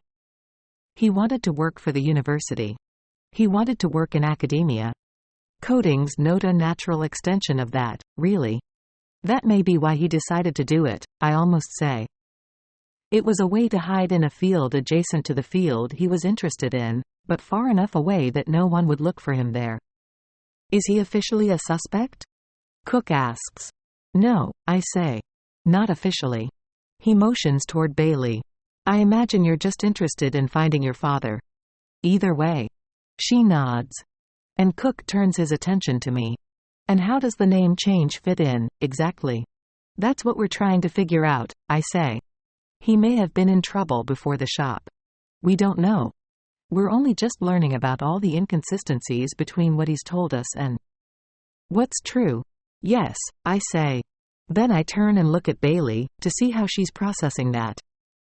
She looks back at me, as if to say, it's okay. Not that she is okay with what's going on, exactly, but maybe that it's okay, all the same, that I'm trying to get to the bottom of things. Professor Cookman stares at the computer screen, not saying anything at first. You don't remember all of them, but I do remember him, he says. Though I remember him having longer hair. And being much heavier. He looks quite different. But not entirely? I say. No, he says. Not entirely. I take that in, trying to imagine Owen walking through the world, looking the way Professor Cookman is describing. I try to imagine Owen walking through the world as someone else. I look over at Bailey and I can see it on her face. I can see it in her frown. How she's doing the same thing. Professor Cookman closes the laptop and leans across the desk, toward us. Look, I'm not going to pretend to imagine what this all feels like, but I will say, for whatever it's worth, in my years of teaching, I've discovered one thing above all else that makes me calm in moments like this. It's an Einstein theory originally, which is why it sounds better in German. You may have to go with English, Bailey says. Einstein said, so far as the theories of mathematics are about reality, they are not certain. So far as they are certain, they are not about reality. Bailey tilts her head. Still waiting on the English there, Professor, she says. It basically means, we don't know shit about anything, he says. Bailey laughs, softly but genuinely, and it's the first time she's laughed in days, the first time she's laughed since this all started. I'm so grateful that I almost leap over the table to hug Professor Cookman. Before I do, Scott and Cheryl walk back into the office. Here's the roster from the spring semester, 1995. In 1994, you were teaching 2 different senior seminars. And in 1996 you taught graduate students exclusively. Spring 95 was when you taught underclassmen. So that's the class the student would have been in. Cheryl hands over the roster triumphantly. There were 73 people in the class, she says. 83 the first day, but then 10 dropped out. That is pretty common in terms of normal attrition. I'm assuming you don't need the names of the 10 who dropped? No, he says. That's what I figured, so I went ahead and crossed those out for you, she says, like she just discovered something smaller than the atom. And, in my book, she has. As Professor Cookman studies the list, Cheryl turns to us. There's not an Owen on the list. Or even a Michaels on the list. That's not a surprise, he says. Cook keeps his eyes on the list, but he shakes his head. I'm sorry I don't remember his name, he says. You think I would know, having had his work framed above my head for all that time. It was a long time ago, I say. Still. It'd be far more helpful if I could recall that much, but these names aren't adding up to anything for me. Professor Cookman hands the list over and I take it from him, gratefully and quickly, before he changes his mind. 73 names are a whole lot more manageable than a billion. This is a whole lot more manageable than having nowhere to start. Assuming he's on there, Professor Cookman says. Yes, assuming that. I look down at the printout, 73 names staring back at me. 50 of them men. Bailey peers over my shoulder to look too. We need to find a way to go through them as quickly as possible. But I am more hopeful than I have been that we have somewhere to start from. That we have a list of names to call from, Owen somewhere among them. I feel certain of this. You don't know how much we appreciate this, I say. Thank you. My pleasure, he says. I hope it helps. We stand up to go, Cookman standing up as well. He is not particularly eager to get on with his day. Now that he is invested, he wants to find out more. He seems to want to know who Owen used to be, how that led him to where he is now, wherever that is. We start walking toward the office door when Cookman stops us. I do want to say. I'm not sure what is going on with him now, but I can tell you that back then, he was a nice kid. And smart. It all starts to blend, but those early years I remember some of them. Maybe because we try harder in the beginning. But I do remember. I remember he was a really good kid. I turn back toward him, grateful to hear something about Owen, something that feels like the Owen I know. He smiles, offers a shrug. It wasn't all his fault. The crappy midterm. He was just too focused on one of the women in the class. He wasn't the only one. In a class of mostly men, she stood out. This is when my heart stops. Bailey turns back in Cookman's direction too. I can almost feel her, forgetting to breathe. One of the few things Owen has told us about Olivia, repeatedly, one of the few things Bailey had to hold on to about her mother is that her father had fallen in love with her in college. He said they had been seniors, that she had lived in the apartment next door. Had that been a lie too? The smallest detail changed to avoid any trace of the actual past? Was she like his girlfriend? Bailey says. Can't speak to that. I only even remember her, at all, because he made the case that she was why his work was suffering. That he was in love. He made the case in a long letter and I told him I was going to put it up, right next to his terrible exam, unless his work improved. That's humiliating, Bailey says. Apparently it was also effective, he says. I look down at the list, scanning the names of the women. 13 in total. I search the list for an Olivia, but don't see one. Though of course, it may not be an Olivia I need to find. I know this is asking a lot, but you don't remember her name, do you? The name of the woman? I say. I remember she was a better student than your husband, he said. Wasn't everyone? I say. Professor Cookman nods. Yes. There's that too, he says. 14 months ago, so how does it feel? Being a married woman? Owen asks. How does it feel being a married man? I say. We were sitting at Francis, an intimate restaurant in the Castro, at the farm table where our small wedding dinner had taken place.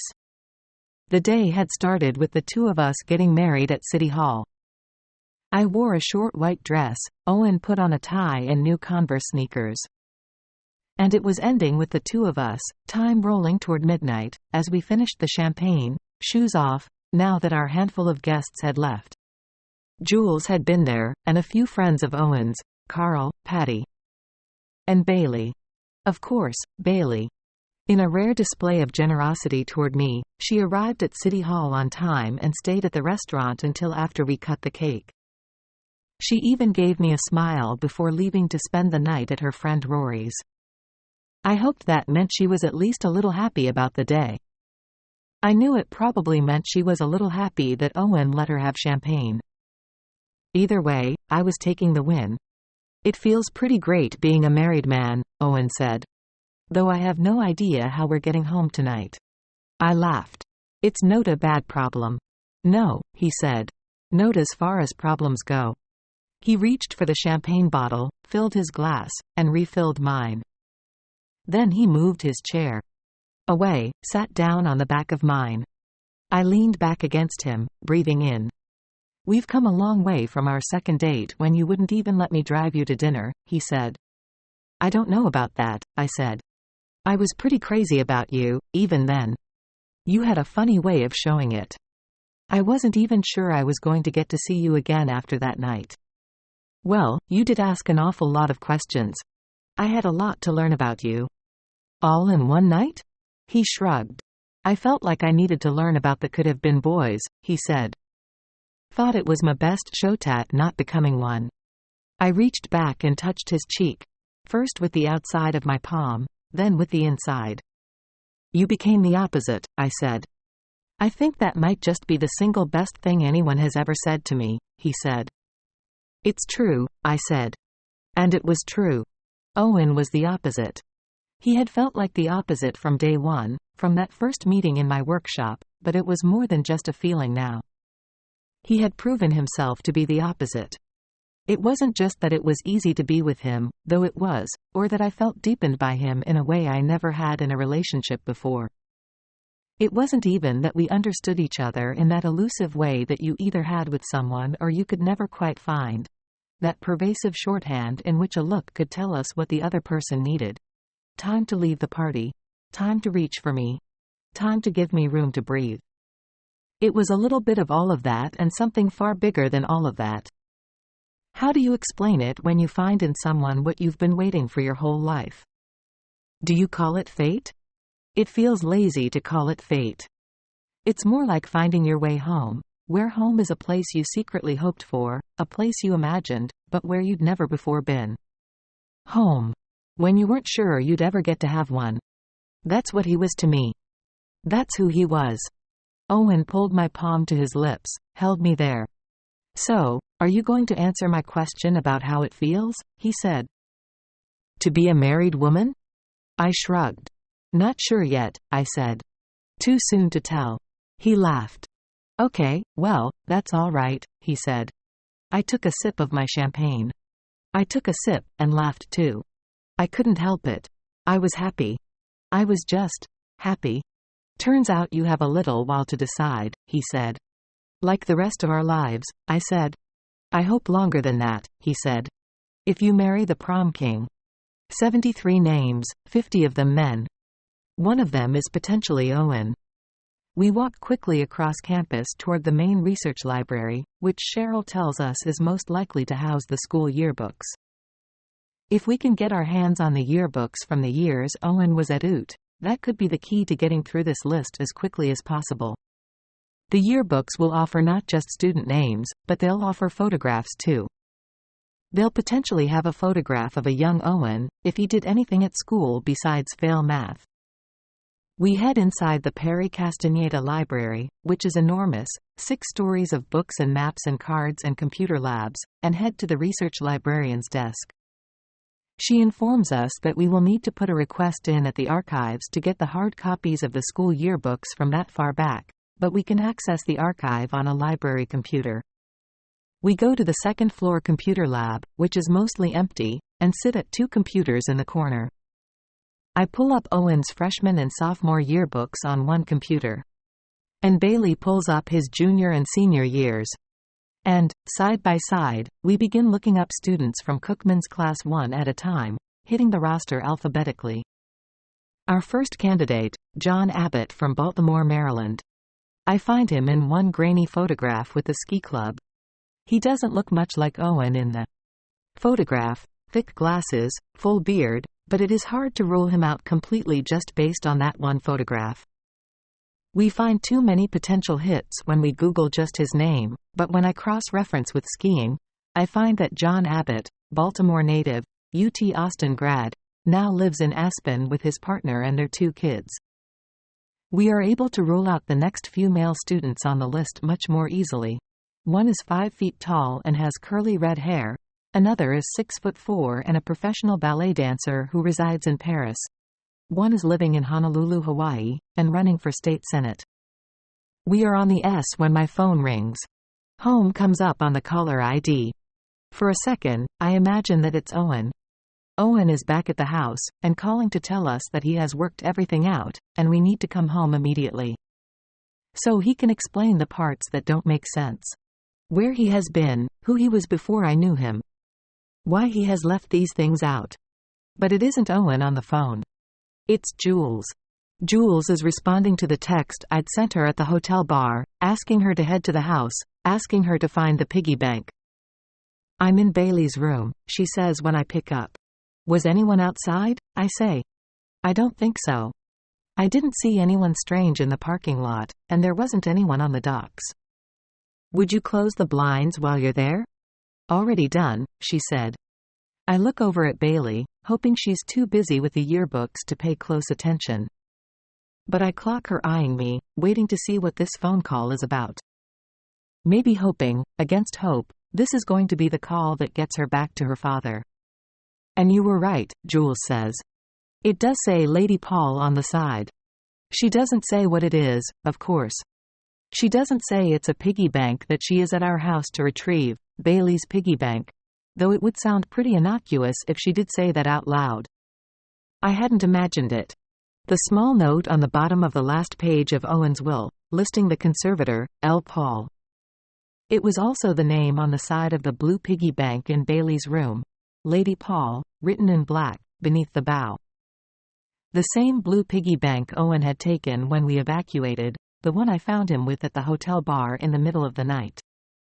I chalked it up to his being sentimental. But I was wrong. He had taken the piggy bank because it was something he needed to keep safe. But there is a bit of an issue, Jules says. I can't open it. What do you mean you can't open it? I say. Just smash it with a hammer. No, you don't understand, there's a safe inside the piggy bank, she says. And the thing's made of steel. I'm going to have to find someone who can crack a safe. Any ideas? Not off the top of my head, I say. "'Kay, I'll deal with it," Jules says, "but have you checked your newsfeed?" They indicted Jordan Maverick. Jordan is the COO of the shop, Avit's number 2 and Owen's counterpart on the business side of the firm. He was newly divorced and had been spending a little bit of time at our place. I invited Jules over for dinner, hoping they'd hit it off. They didn't. She thought he was boring. I thought there were worse things to be, or maybe I just didn't see him that way. For the record, she says. No more setups. Understood, I say. At a different moment, this would have been all the encouragement I needed to ask her about her colleague Max, to make a joke about whether he was the other reason she wasn't interested in setups. But, in this moment, all it does is remind me that Max has an inside source. One that can potentially help us in regard to Owen. Has Max heard anything beyond Jordan? I ask. Has he heard anything about Owen? Bailey tilts her head toward me. Not specifically, she says. But his source over at the FBI did say the software just became functional. What does that mean? I ask. Except I can guess what that means. It means Owen probably thought he was out of the woods. He probably thought any contingency plan he needed to create could be put on the back burner again. It means that when Jules called Owen and said they were coming in, he couldn't believe it. He couldn't believe that this close to being safe, he was about to be caught. Max is texting me, Jules says. I'll call you after I find a safe cracker, okay? I bet those are some words you thought you'd never say. She laughs. No kidding. I say goodbye and turn to Bailey. That was Jules, I say. I'm having her look into something at the house. She nods. She doesn't ask if I have anything to report on her father. She knows I'd tell her if I did. Any progress? I say. I'm on H, she says. No hits yet. H is progress. Yeah. Unless he's not on the list. My phone rings again. I think it's going to be Jules calling back, but the number is one I don't recognize, one with a 512 area code. Texas. Who's that? She says. I shake my head that I don't know. Then I accept the call. The woman on the other end of the line is already talking to me. She is midway through a sentence that, apparently, she thought I was there to hear. Scrimmages, she says. We should have accounted for them too. The scrimmages. Who's this? It's Eleanor McGovern, she says. From the Episcopal Church. And I think I may have found an answer for you about the wedding your stepdaughter attended. Sophie, one of our longtime parishioners, has a son who plays football for UT Austin. She never misses a game. She was in here earlier, helping with the new member breakfast, and it occurred to me she might be the person to ask if I'd missed something. And she said that during the summer, the Longhorns have a series of intra-squad scrimmages. My breath catches in my throat. And they're held in the stadium? I say. Just like the regular season games? Just like the regular season games. Usually with a fairly packed crowd. People go as if it's an actual game, she says. I'm not much of a football fan, so that didn't occur to me, at first. It occurred to you to ask her, that's pretty great, I say. Well, maybe. And this part certainly is. I did a cross-check for you on the dates of the scrimmages during the time we were open. We had one wedding that lines up with the final scrimmage of the 2008 season. One wedding that your stepdaughter might have been at. Do you have a pen? You should write this down. Eleanor is proud of herself, and she should be. She may have found a link to Owen, to what Owen had been doing in Austin that weekend, so long after graduation. And to why Bailey was with him. I'm writing it down, I say. It was the Reyes and Smith wedding, she says. I have all the information on the wedding here. The ceremony took place at noon. And the reception was held off-site. It doesn't specify where. Eleanor, this is amazing. I don't even know how to thank you for this. You're so welcome, she says. I reach across Bailey to pick up the printout of Cookman's class. There it is. No Reyes. But one Smith. Catherine. Catherine Smith. I point to her name and Bailey starts typing quickly, searching for the yearbook index. Catherine Smith coming up. Smith, Catherine.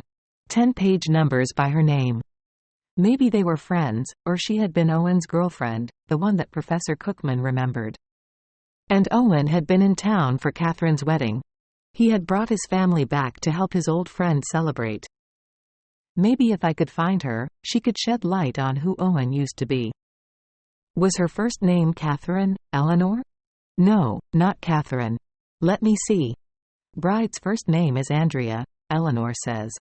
And, yes, there we are. Andrea Reyes and Charlie Smith.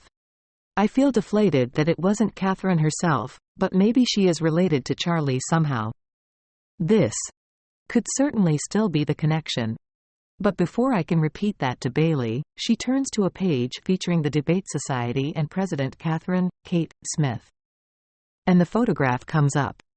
It's a group photograph of the entire debate team. They are sitting on bar stools in a small, old-school bar, more like a cocktail lounge than a traditional pub. Wooden rafters, a long brick wall, bourbon bottles lined up like presents. Lanterns line the bar top, backlighting those bottles, backlighting the dark wine bottles above them. The caption under the photograph reads, "Debate Team President Catherine Smith celebrates winning the state championship at her family's bar, the Never Dry, with teammates from L to R." No way. Bailey says. That could be the bar. Where the wedding was. What are you talking about? I didn't say anything, but last night when we were at Magnolia Cafe, and you were asking me all those questions, I remembered being at a bar for the wedding, she says. Or, more like, some sort of small restaurant. But then I figured it was late and I was just grasping for something, anything, so I let it go. I didn't even mention it. But this place in the photo, this Never Dry bar, looks like the bar. I cover the phone's mouthpiece, and look down at Bailey, who is pointing with fever, almost in disbelief. She points to a record player in the corner, a weird kind of proof. I'm not kidding, she says. That's the bar. I recognize it. There are a million bars that look like that. I know. But there are two things I remember about Austin, she said. And that bar is one of them. Which is when Bailey makes the photograph bigger. The debate team faces growing less blurry, Catherine's face becoming delineated. Easy to see. We both go silent. The bar doesn't matter anymore. Owen doesn't even matter, exactly. All that matters is the face. It isn't a photograph matching the woman I know as Bailey's mother. That, more important. Bailey knows to be her mother. Olivia. Olivia of the red hair and girlish freckles. Olivia who looks a little like me. But the woman staring back at us, this woman Catherine, Kate, Smith, looks like Bailey. Exactly like Bailey. She has the same dark hair. She has the same full cheeks. And, most notably, she has the same fierce eyes, judgmental more than sweet. This woman staring back at us, she could be Bailey. Bailey shuts off the screen suddenly, as if it is too much to look at. The photograph, Kate's face matching her own. She looks over at me, wondering what I am going to do next. Do you know her? She says. No, I say. Do you? No, I don't know, she says. No. Hello? Eleanor says. Are you still there? I keep my hand over the speaker, but Bailey can hear her through the phone. She can hear her loud-pitched questions. It's making her even more tense than she is. Her shoulders are seizing. Her hands are reaching for her hair, pulling it tight behind her ears. I'm not proud of this. But I hang up on Eleanor. Then I turn back to Bailey. We need to go there right now, Bailey says. I need to go to this bar, to this Never Dry. She is already standing up. She is already grabbing her things. Bailey, I say. I know you're upset, I know you are. I'm upset too. We aren't saying it yet, not out loud, who we think Catherine Smith may be, who Bailey fears and hopes she is. Let's just talk this through for a second, I say. I think our best chance to get to the bottom of all this is to keep going through the class roster. We are at most 46 men away from getting an answer to who your father used to be. Maybe we are. Maybe we're not. Bailey, I say. She shakes her head. She doesn't sit back down. Let me say this another way, she says. I'm going to the bar right now. You can come with me or you can let me go alone. She stands there and waits. She doesn't storm out. She waits to see what I will do. As if there is a choice. I go with you, of course, I say. Then I stand up. And we walk together toward the door. The Never Dry in the cab ride on the way to the Never Dry. Bailey keeps pulling on her bottom lip, almost like a nervous habit she suddenly developed, her eyes darting from side to side, frantic and terrified. I hear the questions she's not asking me out loud and I don't want to push her. I also can't just sit there and watch her suffer, so I search obsessively on my phone for Catherine, Kate, Smith, for Charlie Smith, for anything I can possibly tell her, any new information I can offer up, in an attempt to soothe her. But I find way too much. Smith is too common of a last name, even with my subsearches. UT Austin, Austin native, debate champion. There are hundreds of hits, and images, none for the Catherine who greeted us at the library. Which is when I have an idea. I plug Andrea Reyes into my search, along with Charlie Smith, and I finally hit on something that may help us. A Facebook profile for the correct Charlie Smith pops up. He is a 2002 graduate from the University of Texas at Austin with a BA in art history, followed by 2 semesters at the Graduate School of Architecture, and an internship ATA landscape architecture firm in downtown Austin. No work history after that. No status updates or photographs since 2009. But it says that his wife is Andrea Reyes. There it is, Bailey says. She points out the window to a blue door, vines around it. You could almost miss it, the Never Dry written on a small gold plaque. It sits there quietly, kitty corner to West 6th Street, a coffee shop on one side, an alley on the other. We hop out of the taxi and, as I turn to pay the driver, I see that our hotel is visible across Lady Bird Lake. I feel a strange pull, wanting to call this off, head back there. Then Bailey goes to open the blue door. And as she does, something happens that has never happened before. Call it maternal instinct. I grab her arm before I know I am grabbing it. What the hell, she says. You wait here. What, she says. No way. I start thinking quickly, the truth not feeling possible to say. What if we walk inside there and see her? This Catherine Smith. What if your father took you away from her? What if she tries to take you from me? And yet, there it is, feeling possible enough that it is the first thing that occurs to me. I don't want you in there, I say. They'll be more likely to answer my questions if you're not in there too. That's not good enough, Hannah, she says. Well, how's this? I say. We don't know whose bar this is. We don't know who these people are or whether they are dangerous. All we know is that it's looking more and more like your father may have taken you from here and, knowing him, if he did that there was something he was trying to protect you from. There may have been someone he was trying to protect you from. You cannot go inside there until I find that out. She is quiet. She stares at me unhappily, but she stays quiet. I motion toward the coffee shop next door. It looks quiet, almost empty, after the afternoon rush. Just go sit inside and get yourself a piece of pie, okay? I literally couldn't want a piece of pie less, she says. Then get a cup of coffee and keep working on Professor Cookman's roster. See if you can pull anyone else up on a search. We still have a long way to go. I don't like this plan, she says. I pull the roster out of my messenger bag. I hold it out for her. I'll come and get you when it's all clear in there. Clear of what? Why don't you just say it, she asks. Why don't you say who you think is inside? Probably for the same reason you're not ready to say it, Bailey. This gets through to her. She nods her agreement. Then she takes the roster out of my hand and turns toward the coffee shop. Don't take too long, okay, she says. Then she opens the door to the coffee shop, a whoosh of purple as she heads inside. I breathe a sigh of relief. And I open the blue door to the Never Dry. There is a winding staircase, which I take upstairs to a candlelit hallway and a second blue door, which is also unlocked. I open that door and enter a small cocktail lounge. An empty cocktail lounge.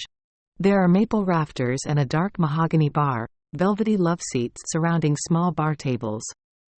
It doesn't feel like a college town bar. The hidden doorway, the intimate room.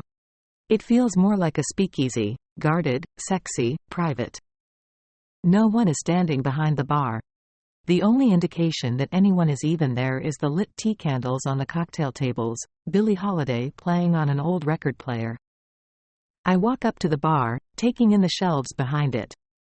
They're filled with dark liquors, boozy bitters, and there is one shelf devoted to framed photographs in thick, silver frames, a few framed newspaper clippings. Kate Smith appears in several, often with the same lanky, dark-haired guy. Not Owen. Someone besides Owen. There are several photographs of the dark-haired guy alone as well. I lean over the bar to try and make out what one of the newspaper clippings says. It includes a photograph of Kate dressed in a gown, the lanky guy dressed in a tuxedo. An older couple bookends him. I start to read through the names beneath the photograph. Meredith Smith, Kate Smith, Charlie Smith. Then I hear footsteps. Hey, there. I turn around to see Charlie Smith. The lanky guy from the photographs. He's wearing a crisp button-down shirt and holding a case of champagne. He looks older than in the fancy framed photographs. Less lanky. His dark hair is now graying, his skin weathered, but it's definitely him. Whoever he is to Bailey. Whoever Bailey is to Kate. We're not open just yet, he says. We don't usually start serving until closer to 6. I point back from the direction I came. I'm sorry about that, the door was unlocked, I say. I didn't mean to just let myself in. Not a problem, you can have a seat at the bar and take a look at the cocktail menu, he says. I just have a couple more things to take care of. Sounds great, I say. He puts the champagne on the bar and offers a kind smile. I force a smile back. It isn't easy being around this stranger who has the same coloring as Bailey, and his smile, when he points it at me, is hers too, complete with her same optic, the same dimple shining through. I hop up onto a stool as he moves behind the bar and starts unpacking the champagne. Can I ask you a quick question? I'm new to Austin and I think I got a bit turned around. I'm looking for the campus. Can I walk from here? Sure, if you have 45 minutes or so. Probably easier to just hop in an Uber if you're in any kind of rush, he says. Where are you headed to exactly? I think of his bio, of what I just pulled up about him. The School of Architecture, I say. Really? He says.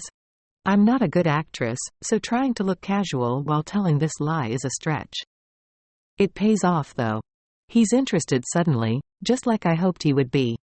Charlie Smith, late 30s, almost architect, married to Andrea Reyes. Married to Andriata, wedding Bailey and Owen attended. I took some classes at the School of Architecture, once upon a time, he says.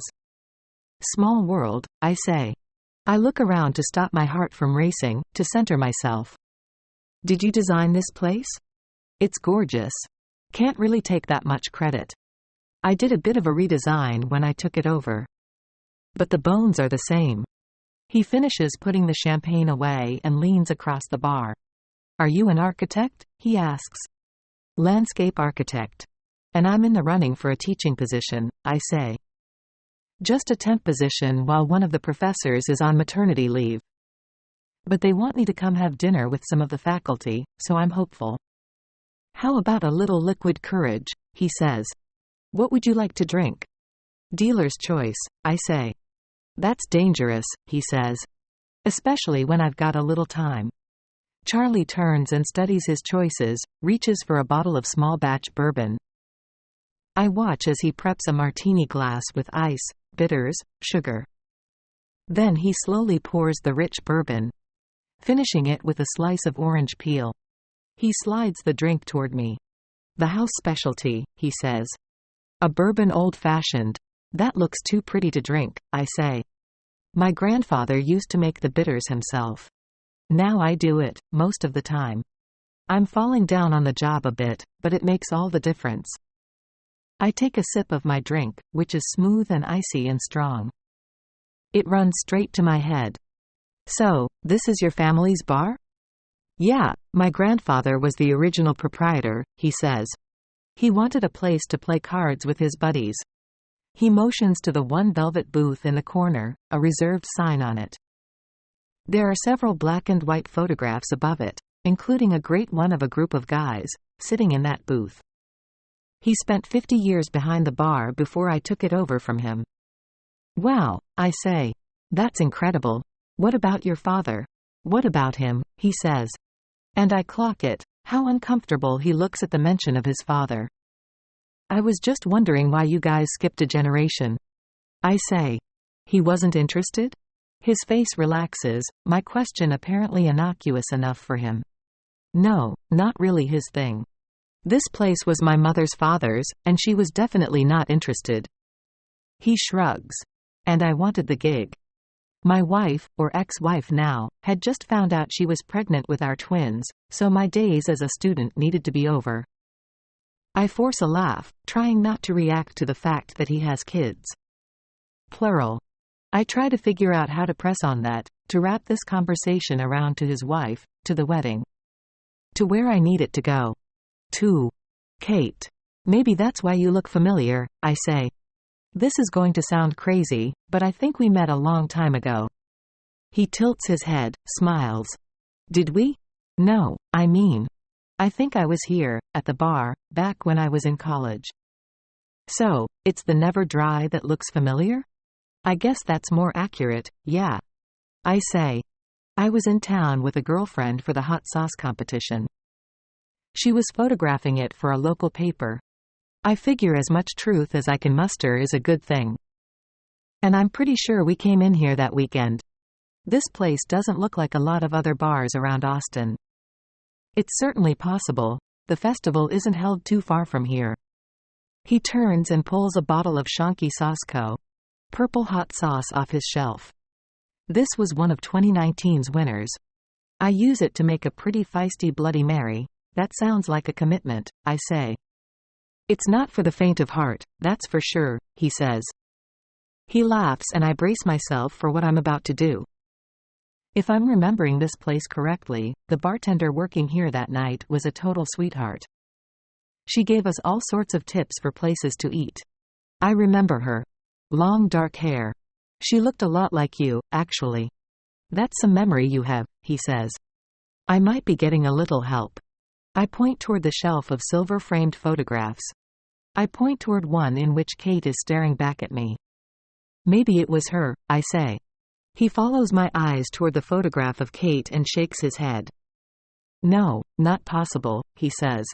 He starts wiping down the bar, completely tightening up. And this is when I should drop it. This is when I would drop it, if I didn't need his help to get to it, who Kate Smith is. Weird. I could have sworn it was her. Are you guys related? I say. He looks up at me, the look in his eye changing from avoidance to irritation. You ask a lot of questions, he says. I know. Sorry. You don't have to answer that, I say. It's a bad habit. Asking too many questions? Thinking that people want to answer. His face softens. No, it's fine, he says. She's my sister. And it's just a little sensitive 'cause she's not with us anymore. His sister. He said she was his sister. And he said she isn't with them anymore. This breaks something in me. If this is Bailey's mother, she is lost to her. Bailey has lived her life thinking her mother is lost to her, but this will be in an entirely new way. She will be lost to her as soon as she found her. Which is why the next thing I say is the truth. I'm sorry to hear that, I say. I'm really sorry. Yeah, he says. Me too. I don't want to push him further on Kate, not now. I can check death certificates when I leave here. I can check with someone else to learn more. I start to get up, but Charlie scans the shelf until he finds a specific photograph. It's a photograph of Charlie with a dark-haired woman and two little boys, both of the boys dressed in Texas Rangers jerseys. Maybe it was my wife, Andrea, he says. That you met, I mean. She worked here for years. When I was in school, she put in more shifts than I did. He hands me the picture frame. I look closely at the photograph, at this nice family staring back at me, at his now ex-wife, shining a lovely smile at the camera. It probably was her, I say. It's weird, isn't it? I don't know where I put the room key for my hotel, but her face, I think I remember. I hold on to the photograph. Your boys are adorable. Thank you. They're great kids. But I need some new photographs in here. They were 5 in this photo, he says. And now they're 11, which, as they would be quick to tell you, is essentially voting age. 11. That stops me. 11 would line up, almost precisely, with when he and Andrea got married. Andrea getting pregnant shortly before or shortly after the wedding. They play me a bit now though, since the divorce. Think I'll cave to all their demands just so I get to be the cool dad. He laughs. They win more often than they should. Probably okay, I say. Yeah. He shrugs. You got kids? Not yet, I say. Still looking for the guy. This is truer than I want it to be. And Charlie smiles at me, perhaps wondering if I mean it as an invitation. I know this is the moment to ask the question I need an answer to most. I stall as I think of how to get there. I should probably get going, but maybe I'll head back if I get done early enough. Definitely, he says. Come back, we'll celebrate. Or commiserate. He smiles. Or that. I stand up, as if I'm about to leave, my heart threatening to beat out of my chest. You know, this is a bizarre question. Is it okay if I ask you? Before I head out? I figure you know a lot of locals. Far too many, he says. What do you need to know? I'm trying to find this guy. My girlfriend and I met him when we were here that time, a lifetime ago. He lived in Austin, probably still does. And my friend had this huge crush on him. He looks at me, intrigued. Okay, anyway, she's going through a crappy divorce and he's stuck in her head. That sounds ridiculous, but since I'm back in town, I thought I'd try to find him. It would be a nice thing to be able to do for her. They had a connection. A million years ago, but connections are hard to find so. Do you have a name? He says. Not that I'm great with names. How about faces? I say. I'm pretty good with faces, he says. I reach into my pocket and pull out my phone, click through to the photograph of Owen. It's the photograph that we showed Professor Cookman. The one on Bailey's phone, the one I asked her to text me. Bailey's face covered with flowers, Owen smiling, happy. Charlie looks down at the photograph. And it happens so quickly. He throws my phone down, cracking it against the countertop. He is over the bar and in my face. He isn't touching me, but he is so close that he could. Do you think this is funny? He says. Who are you? I shake my head, frightened. Who sent you? He says. No one.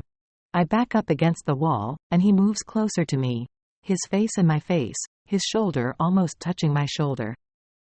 This is my family you're messing with, he says. Who sent you here? Get away from her. I look in the doorway to see Bailey standing there. She is holding the class roster in one of her hands, a cup of coffee in the other. She looks scared. But more than that, she looks angry, like she is going to hurl a barstool at him, if she needs to. Charlie looks like he has seen a ghost. Holy shit, he says.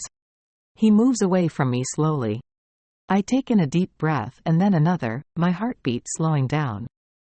We are in a weird standstill. Bailey and Charlie stare at each other as I pull myself off the wall. There are no more than 2 feet between any of us, but no one is moving. Not toward each other or away. Charlie, all of a sudden, in tears. Kristen, he says. At the sound of him calling her by a name, even a name I don't recognize, I stop breathing. I'm not Kristen, she says. Bailey shakes her head, her voice catching. I reach down and pick my cell phone up from the floor, the screen cracked. But it's working. It's still working. I could dial 911. I could get help. I inch backward, toward Bailey. Protect her. Charlie puts his hands up in surrender as I reach Bailey, the blue door right behind us. The stairs and the outside world just beyond that. Look, I'm sorry about that. I can explain. If you just sit down, he says. Take a minute. Can you both do that? Have a seat. I'd like to talk, if you'll let me. He motions toward a table where we can all sit. And he steps away from us, as if giving us a choice. And I can see he means it, in his eyes. He looks more sorrowful than mad. But his skin is still bright red, and I don't trust the anger I saw, the fear. Wherever it came from, I can't have Bailey around it, not until I know what his stake in this is. What I suspect his stake in Bailey is. So I turn to Bailey. I turn to Bailey and grab her shirt at the small of her back, roughly, pulling her toward the door. Go! I say. Now! And, as though it is something we know how to do, we run down the stairs, together, then outside into Austin streets and away from Charlie Smith. Careful what you wish for. We move quickly down Congress Avenue. I'm trying to get back to our hotel room on the other side of the bridge. I need to get us somewhere private where we can collect our things and I can figure out the fastest way out of Austin. What happened in there? Bailey says. Was he going to hurt you? I don't know, I say. I don't think so. I put my hand on the small of her back, steering her in and out of the after-work crowd, couples, groups of college kids, a dog walker handling a dozen dogs. I move sideways, hoping to make it harder for Charlie to follow us, in case he is trying to follow us, this man who was so angry at seeing a photograph of Owen that he exploded. Faster, Bailey. I'm going as fast as I can, she says. What do you want me to do? It's a clusterfuck. She isn't wrong. Instead of the crowds letting up as we get closer to the bridge, there are more people, all clamoring to get onto the bridge's narrow walkway. I turn back to make sure Charlie isn't following us. Which is when I see him, several blocks behind. Charlie. He is moving at a fast clip, but he hasn't spotted us yet. He looks to the left and to the right. The Congress Avenue bridge is straight ahead. I grab onto Bailey's elbow and we head onto the bridge's walkway. But the foot traffic is moving slowly, if at all, the entire walkway jammed up with people. It's good in the sense that it is easier to blend in, but everyone seems to have stopped moving. Mostly everyone on the bridge is ATA stand still, many of them looking down at the lake below. Did these people forget how to move? Bailey says. A guy in a Hawaiian shirt, carrying a large camera, a tourist, if I were guessing, turns back and smiles at us. Apparently, he thinks Bailey's question is directed at him. We're waiting on the bats, he says. The bats? Bailey says. Yeah. The bats. They feed every night right around now. This is when we hear they come. And, in a bright flood, hundreds and hundreds of bats start to fly up from beneath the bridge out into the sky. The crowd cheers as the bats move in an almost ribbon-like formation, an enormous, orchestrated, beautiful swarm of them. If Charlie is still behind us, I can't see him. He is gone. Or we are gone, two revelers observing the bats take flight on a pretty Austin night. I look up at the sky, flooded with the bats, moving as if in a dance together. Everyone applauds as they disappear into the night. The guy in the Hawaiian shirt angles his camerata at the sky, shooting pictures as they depart. I slide past him and motion for Bailey to keep up. We have to move, I say. Before we get stuck here. Bailey picks up the pace. And we make it over the bridge, both of us breaking into a jog. We don't stop until we turn down our hotel's long driveway. We don't stop until we are in front of the hotel, the doorman holding the door open. Just wait, Bailey says. We need to stop for a second. She puts her hands on her knees, catching her breath. I want to argue. We are so close to being on the safe side of the hotel's doors, so close to the privacy of our small room. What if I told you I remembered him, she says. I look over at the doormen, who are chatting with each other. I try to meet their eyes, get them to Focus, as if they will keep us safe. What if I said I know him, Charlie Smith? Do you? I remember being called by that name, she says. Kristen. Hearing him say it, all of a sudden I remembered. How do you forget something like that? How is that even possible? We forget all sorts of things that no one helps us remember, I say. Bailey gets quiet. Silent, actually. Then she says it, the words both of us have avoided saying out loud. You think that woman Kate is my mother, don't you? She pauses on the word mother, like it has fire in it. I do. I could be wrong, but I do. Why would my father lie about who my mother is? She meets my eyes. I don't try to answer her. I have no good answer for her. I'm just not sure who I should be trusting here, she says. Me, I say. Just me. She bites her lip, like she believes me, or at least like she is starting to believe me, which is more than I could hope for in this moment. Because you can't tell people to trust you. You have to show them that they can. And I haven't had enough time. The doormen are looking at us. I'm not sure they are listening, but they are looking. And I feel it. I feel how much I need to get Bailey out of here. Out of Austin. Immediately. Come with me, I say. She doesn't fight me. We walk past the doorman and into the hotel lobby, head to the elevator bank. But, as we step inside, a man gets on too, a young guy who I think is looking at Bailey strangely. He wears a gray sweater vest, piercings covering his ears. I know it is paranoid to think he is following us. I know it. If he is looking at Bailey, it is probably only because she is beautiful. I'm not taking that chance though, so I move us off the elevator, and toward the back staircase, heart pounding. I open the door, point toward the staircase. This way, I say. Where are we going? She says. We're 8 floors up. Just be glad it's not 20. 18 months ago, is there anything else I should know? I asked. Before this plane takes off? Are we talking metaphorically or actually? Like the actual mechanics of the plane? Because I did do a brief stint at Boeing when I first got to Seattle. We were on the flight from New York to San Francisco, a one-way ticket for me. The shop had sprung for first class for both of us because Owen had been in New York for business in preparation for the shop's IPO. Owen had stayed on for the initial reason he'd been planning to be in New York that week, to help move me out of it. We had spent the last few days packing up my apartment, packing up my studio. And, when we landed, I'd move into his home. His and Bailey's. It would become my home too. And, soon, I would be his wife. I'm asking you what you left out. About you. While you can still get off the plane. We haven't started taxiing yet. There's probably still time. He squeezed my hand, trying to make light of it. But I was still jumpy. I was suddenly too jumpy. What do you want to know? He said. Tell me about Olivia, I said. I've told you a lot about Olivia, he said. Not really. I feel like I know only the basics. College sweetheart, teacher. Georgia born and bred. I didn't add the rest, that he lost her in a car accident. That he hadn't been involved, seriously, with anyone since. Now that I'm going to be in Bailey's life, in a serious way, I want to know more about her mother. He tilted his head, like he was considering where to start. When Bailey was a baby, we all took a trip to Los Angeles. It was the weekend that a tiger escaped from the Los Angeles Zoo. A young tiger, who had been at the zoo for only a year or so. He didn't just escape his cage, but the entire premises. And he ended up in a family's backyard in Los Feliz.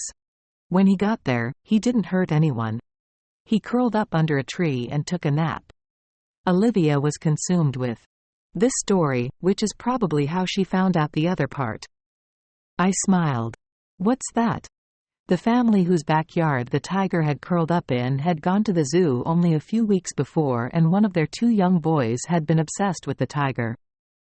The boy had cried when he had to leave the tiger, not understanding why he couldn't take the tiger home with him. How do you explain that the tiger ended up at this boy's home? A coincidence? That was what the zoologists decided. The family lived pretty close to the zoo. But Olivia thought it served as proof. That sometimes you find your way to the place that wants you most. I love that story. You would have loved her, he said.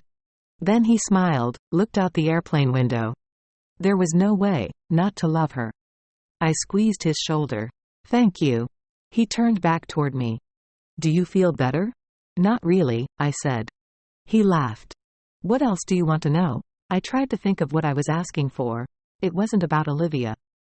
It wasn't even about Bailey. Not exactly, at least. I think I need you to say it out loud, I said. Say what? That we're doing the right thing. That was the closest I could get to it, the closest way to express what I was actually worried about. I wasn't used to being a part of a family, not since I lost my grandfather. And that didn't exactly feel like a family. That felt like a twosome, plowing our way through the world, just me and him. His funeral was the last time I even saw my mother. Her calls on my birthday, or somewhere around my birthday, were our only form of communication at this point. This was going to be something different. It would be the first time I was a part of an actual family. I felt completely unsure of how to do it properly, how to count on Owen, how to show Bailey she could count on me. We're doing the right thing, Owen said. We're doing the only thing. I swear to you, on everything that matters to me, that's how I feel. I nodded, calmed. Because I believed him. And because I wasn't really nervous, at least not about him. I knew how much I wanted him, how much I wanted to be with him. Even if I didn't know everything about him yet, I knew that he was good. I was nervous about everything else. He leaned in and put his lips against my forehead. I'm not going to be that asshole who says you kinda have to trust someone at some point. You're going to be the asshole who says it without saying it? The airplane started backing up, jolting us, before it turned, slowly heading toward the runway. Apparently, he said. I know I can trust you, I said. I do. I trust you more than anyone. He locked his fingers through mine. Metaphorically or actually, he said. I looked down at our fingers, locked together like that, just in time for takeoff. I stared down at them, finding comfort there. Here's hoping they're the same thing, I said. The good lawyer. When we get back to the hotel room, I lock the deadbolt behind us. I start looking around the room, our belongings strewn on the floor, our suitcases open. Start packing your stuff, I say. Just throw it all in the suitcase, we're out of here in the next 5 minutes. Where are we going? To rent a car and start driving home. Why are we driving? She says. I don't want to say the rest of it. That I don't even want to go to the airport. That I'm afraid they'll be looking for us there. Whoever they are. That I don't know what her father did, but I know who he is. And anyone who reacts to him the way that Charlie reacted to him is someone we can't trust. He's someone we need to get away from. And why are we leaving now? We're getting closer. She pauses. I don't want to leave until we figure this out. We will, I promise you, but not here, I say. Not where you could be in danger. She starts to argue, but I put up my hand. I rarely tell her what to do, so I know it may go south starting now. But still. She has to listen. Because we have to leave. We should be leaving already. Bailey, I say. There's no choice. We're in over our heads. Bailey looks at me surprised. Maybe she is surprised that I tell her the truth, that I don't sugarcoat it. Maybe she just wants to be done trying to convince me that I'm wrong to head back home. I can't read her expression. But she nods and stops arguing, so I decide to take the win. Okay, she says. I'll pack. Thank you, I say. Yep, she says. She starts picking up her clothes and I walk into the bathroom, closing the door behind myself. I look into the mirror at my tired face. My eyes are bloodshot and dark, my skin pallid. I splash water on my face and make myself take a few deep breaths in, trying to slow down my heartbeat, trying to slow down the crazy thoughts that are plowing through my mind, one of them finding its way to the surface anyway. What have I gotten us into here? What do I know? What do I need to know? I reach into my pocket, palm my phone. I cut my finger on the shattered screen, the small glass shards embedding in my skin. I pull up Jake's contact and send a text. "PLs, get back to me on this ASAP. Catherine, Kate, Smith." That's her maiden name. Brother Charlie Smith. Austin, Texas. Cross-reference for birth of daughter, matching Bailey's age. Name, Kristen. Austin, Texas. Also check for marriage certificate and death certificate. Won't be reachable on my phone. I put the phone under my foot and get ready to smash it. Even though it is the only way Owen can find us. It's also the way anyone else can. And if my suspicions are right, I don't want that. I want to get out of Austin without that happening. I want to get away from Charlie Smith and whoever may be with him. But there is something gnawing at me, something I want to remember before I disconnect us from the world. What is bothering me? What do I feel like I should be finding? Not Kate Smith, not Charlie Smith. Something else. I pick up the phone and do another search for Catherine Smith. Thousands of links popping up on Google for such a common name. Some that seem like they could be leading to the right Catherine but don't. An art history professor who graduated from University of Texas at Austin. A chef born and bred on Lake Austin. An actress who looks quite a bit like the Kate I saw in the photos at the bar. I click on the link to the actress and pull up a photograph of her in a gown. And it comes to me in a flash. What I am trying to remember, what struck me at the Never Dry. There was that newspaper clipping I noticed when I first arrived at the bar. The clip included a photograph of Kate dressed in a gown. Kate in a gown, Charlie dressed in a tuxedo, the older couple bookending them. Meredith Smith. Nicholas Bell. The headline read, "Nicholas Bell receives the Texas Star Award." His name was also beneath the clipping. Nicholas Bell. Husband of Meredith Smith. She was in other photographs, but he wasn't. Why was he in so few photographs except for that clipping? Why did his name sound familiar? I plug in his name and then I know. This is how the story started. A young, handsome El Paso, Texas, presidential scholar was one of the first kids from his high school to attend college, let alone the University of Texas at Austin. Let alone law school. He came from modest means, but money wasn't his motivation for becoming a lawyer.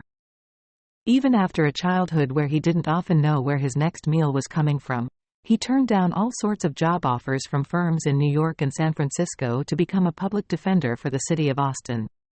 He was 26 years old. He was young, idealistic, and newly married to his high school sweetheart, a social worker, who had aspirations for beautiful babies, but none, at the time, for fancy houses. His name was Nicholas, but he quickly earned the nickname the Good Lawyer, handling the cases no one wanted, helping out defendants who wouldn't have gotten a fair shake with someone who cared less. It is unclear how Nicholas went from there to becoming the bad lawyer. It is unclear how he became the most trusted advisor to one of the largest crime syndicates in North America. The organization was based out of New York and South Florida, where their top leaders lived in places like Fisher Island and oceanfront South Beach. They played golf and wore Brioni suits and told their neighbors they worked in securities. This was how the new regime operated. Quietly. Efficiently. Brutally. Their lieutenants preserved their stronghold in several core businesses: extortion, loan sharking, narcotics, while also moving into more sophisticated revenue streams, like international online gaming and brokerage fraud on Wall Street. Most notably, though, they bulked up their OxyContin business long before their competitors saw the opening there. And while these competitors were still primarily shilling the traditional illegals, heroin, cocaine, this organization became the largest trafficker of oxycodone in North America. This is how Nicholas wound up in their orbit. One of the organization's young associates found himself in trouble in Austin while distributing OxyContin at UT Austin. Nicholas managed to keep him out of prison. Nicholas then spent the better part of the next 3 decades fighting on behalf of this organization, his work leading to acquittals or mistrials on 18 counts of murder, 28 indictments for drug trafficking, 61 counts of extortion and fraud. He proved himself invaluable and got wealthy in the process. But as the DEA and the FBI kept losing case after case against him, he became a target too. He remained unafraid they'd find anything that added up to his being anything more than a devoted attorney. Until something went wrong. His grown daughter was walking down the street on her way home from her job, her beloved job. She was a clerk for the Texas Supreme Court, a year and change out of law school, a new mother. She was walking home, after a long week, when a car struck her. It would have looked like any other accident, any other hit and run, except that she was hit on a small street near her Austin house, and it was a clear day, and it was a Friday afternoon. And Friday afternoons were when Nicholas spent time at his daughter's home, watching his granddaughter. Just the two of them. It was his favorite time of the week, picking his granddaughter up from music class and taking her to the park with the good swings, the park that was a block away from where his daughter was killed. So he'd be the one to find her. So he'd be the one to see it. His clients said they had nothing to do with the accident, even though he had just lost a major case for them. And it seemed like the truth. They had a code. They didn't go after people's families. But someone had done it. As vengeance. As a warning shot. There was speculation that it had been members of a different organization who were aiming to secure his services for themselves. None of these details mattered to his daughter's husband, though, who could only blame his father-in-law. The fact that it occurred on a Friday afternoon convinced him that his father-in-law's employers were involved, one way or another. And, regardless, he blamed his father-in-law for his deep entanglement with the kind of people that made it a question in the first place, that could bring this kind of tragedy to a family. Not that the good lawyer had wanted his daughter to be hurt. He'd always been a great father and was devastated by her death, but his son-in-law was too angry to care. And his son-in-law knew things. He knew things the good lawyer had trusted him not to share with anyone else. Which was why the son-in-law was able to turn state's evidence against his father-in-law and become the lead witness in a case that put his father-in-law in jail while casting a blow to the organization itself. 18 members of the organization implicated in the sweep. The good lawyer carted off behind them. The son-in-law and his small daughter, who would have only a couple of memories of her mother, of her grandfather, disappeared after the trial, never to be heard from again. The lawyer's full name was Daniel Nicholas Bell, a.k.a. D. Nicholas Bell. His son-in-law went by the name of Ethan Young. Ethan's daughter's name was Kristen. I drop my phone to the ground and smash it. I smash it in one quick motion, kicking it hard with my foot, as hard as I've ever kicked anything. And I open the bathroom door. I open the bathroom door to get Bailey and grab our things and get the hell out of Austin. Not in 5 minutes. Not in 5 seconds. Now. Bailey, we need to get out of here right now, I say. Just grab what you've already packed. We're going. But the hotel room is empty. Bailey is no longer there. She is gone. Bailey? My heart starts to race as I reach for my phone to call her, to text her. And I remember that I just smashed my phone. I have no phone. So I run into the hallway, which is empty, save for a housekeeping cart. I run past it and toward the elevator bank, the staircase. She isn't there. No one is there. I take the elevator down to the hotel lobby, hoping she went to the hotel bar to get a snack. I run into the hotel restaurants, each of them, into the Starbucks. Bailey is not there either. Bailey is not anywhere. You make 100 decisions. You make decisions all the time. And the one you don't think of twice shouldn't get to determine what happens to her. Go into your hotel room, double bolt the door. You think you're safe. But then you head into the bathroom. You head into the bathroom and trust a 16-year-old to stay on the bed, stay in the room, because where is she going to go? Except she is terrified. Except there is that. Except she told you she didn't want to leave Austin. So why did you believe she would go without a fight? Why did you believe she would listen to you? I race back into the elevator, race back down the hall. I am enraged at myself that my phone is broken on the bathroom floor, that I don't have it to text her. That I don't have it to turn on locations and track her. Bailey, please answer me. I head into the hotel room and look around again, as though she will be hiding somewhere in those 580 square feet. I search the closet, search under the beds anyway, hoping to find her huddled in a ball, crying. Needing to be alone. Miserable, but safe. How quickly I would take that. Miserable, safe. The door swings open. I feel temporary relief. It is a relief I have never felt before, thinking Bailey is back, thinking that I just missed her when I did my frantic search in the hotel, that she did, after all, just go down the hall to get a bucket of ice or a soda. That she went to call Bobby. That she found a cigarette and went outside to smoke it. Any of it, all of it. But Bailey isn't standing there. Grady Bradford is. Grady is standing there in his faded jeans and backward baseball cap. His stupid windbreaker? He drills me with an angry look, his arms crossed over his chest. So you certainly went and made a mess of everything now, he says. Part 3, Rotten Wood Cannot Be Carved. Confucius. When we were young, the U.S. Marshal's office in downtown Austin is on a side street, its windows peering in on other buildings, peering in on the parking garage across the street. Most of those buildings are now dark and closed for the night. The parking lot is mostly empty.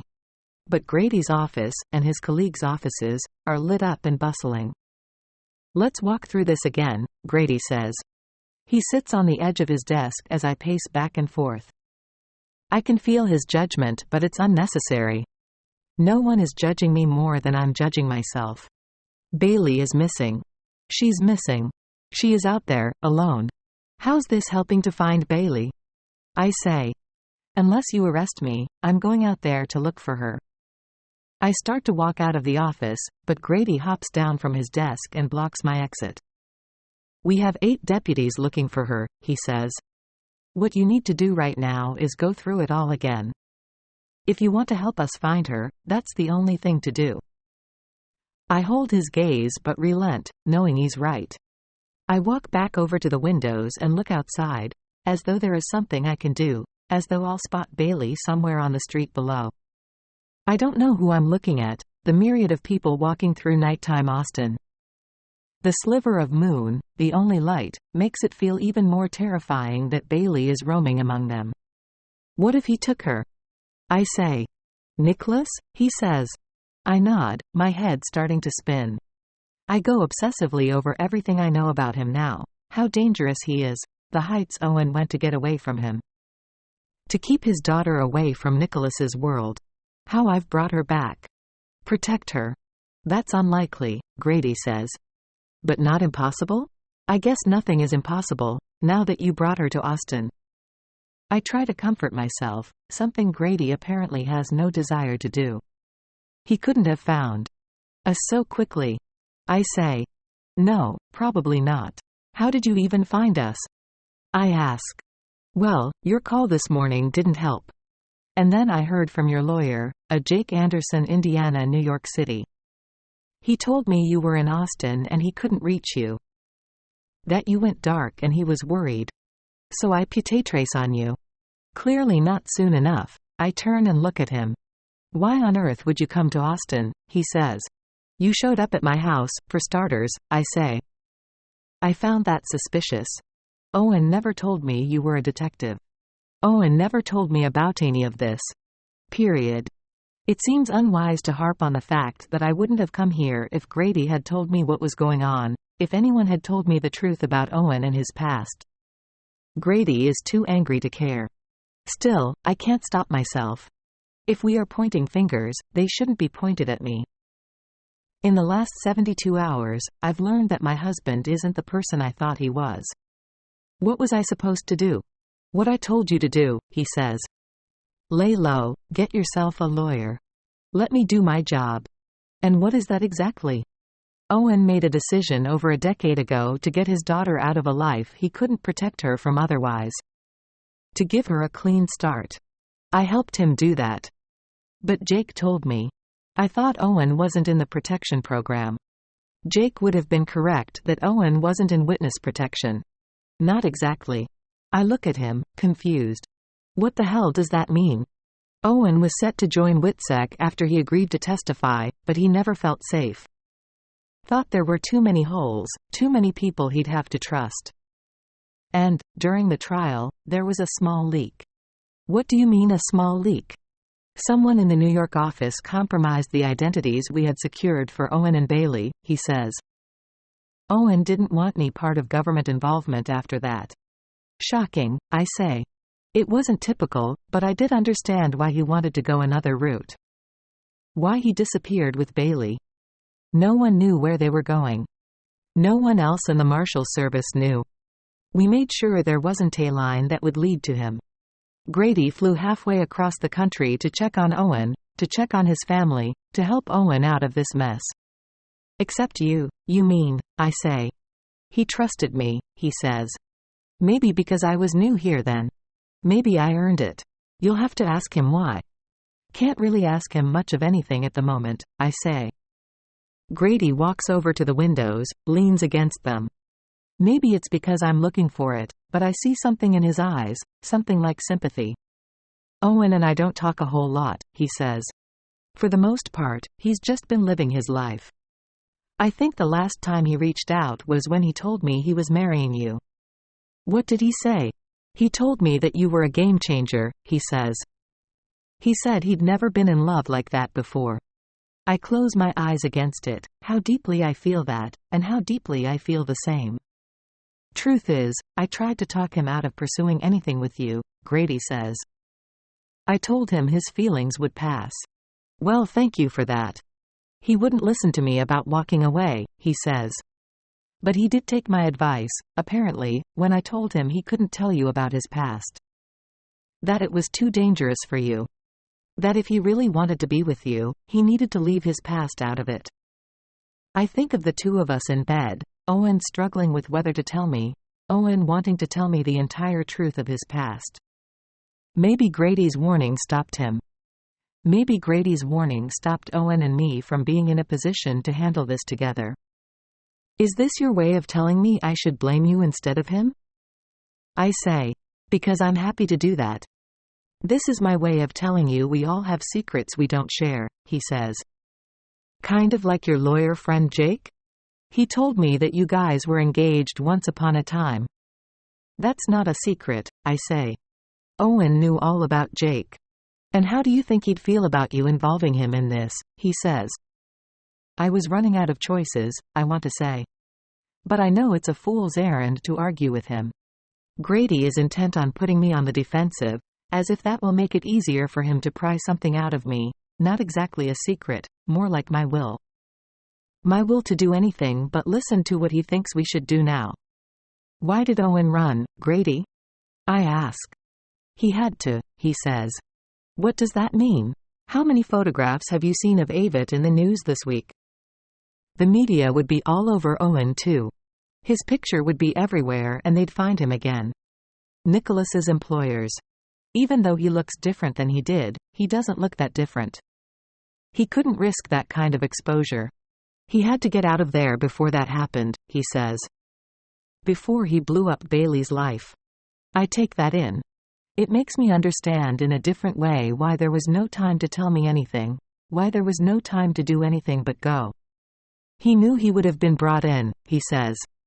And when he would have been fingerprinted, just like Jordan Maverick was this afternoon. And that would reveal who he actually was, game over. So they think Owen's guilty? I say. Naomi, the FBI, whoever else. No. They think he has answers they need, that's a different thing, he says. But if you're asking me if Owen was a willing participant in the fraud? I would say not likely. What's more likely? That Avett knew about Owen. I meet his eyes. Not any of the specifics, Owen never would have told him, but he knew he hired someone who came out of nowhere. No references to speak of, no ties to the tech world. Owen said at the time that Avett just wanted the best coder he could find, but I think Avett was looking for an angle. He wanted someone he could control, if it turned out he needed that control. And it turned out he did. You think Owen knew what was happening at the shop but he couldn't stop it? I say. That he stayed there hoping he could fix it, get the software operational, before he got caught in the crosshairs. I do, he says. That's a pretty specific guess, I say. I know your husband pretty specifically, he says. And he's been watching his back for such a long time that he knew if the shop scandal touched him, he'd have to disappear all over again. Bailey would have to start over. And this time, of course, she'd have to be told the history. Not ideal to say the least.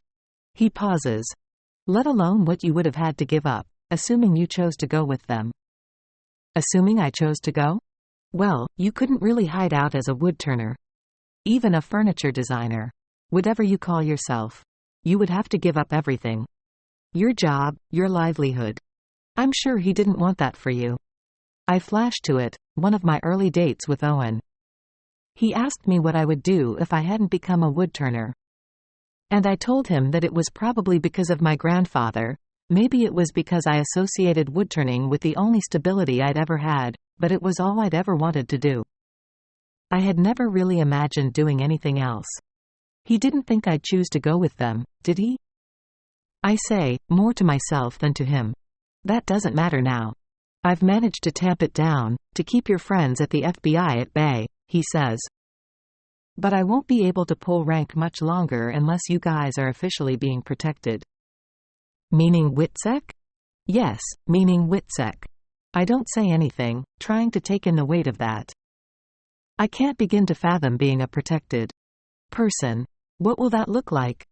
My only experience with anything close is what I've seen in the movies. Harrison Ford hanging out with the Amish in Witness, Steve Martin sneaking out of town to get the good spaghetti in My Blue Heaven. Both of them depressed and lost. Then I think of what Jake said. How in reality it's nowhere near as good as that. So Bailey will have to start over, I say. New identity? New name? All over again? Yes.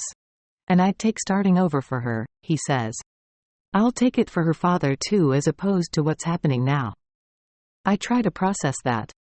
Bailey no longer Bailey. Everything she has worked so hard for, her schooling, her grades, her theater, herself, it will be erased. Will she even be allowed to perform in musicals anymore, or will that be a tell? A way to lead people to Owen. The new student at a random school in Iowa starring in the school musical. Will Grady say that's another way they can track them? That instead of pursuing her old interests, she has to take up fencing or hockey or just completely stay under the radar. Any way you shake it out, it certainly means Bailey will be asked to stop being Bailey, at the exact moment she is becoming singularly, inimitably herself.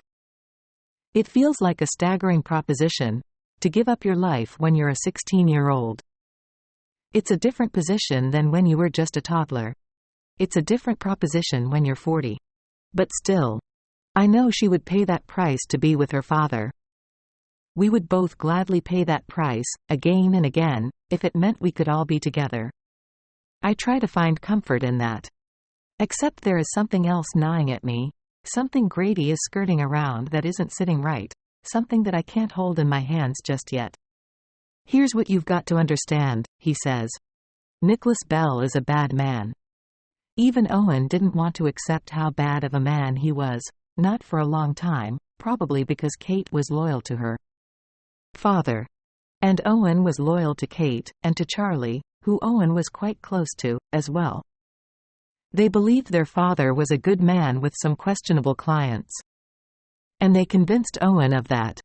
They convinced him that Nicholas was a defense attorney, doing his job. No illegal activity of his own.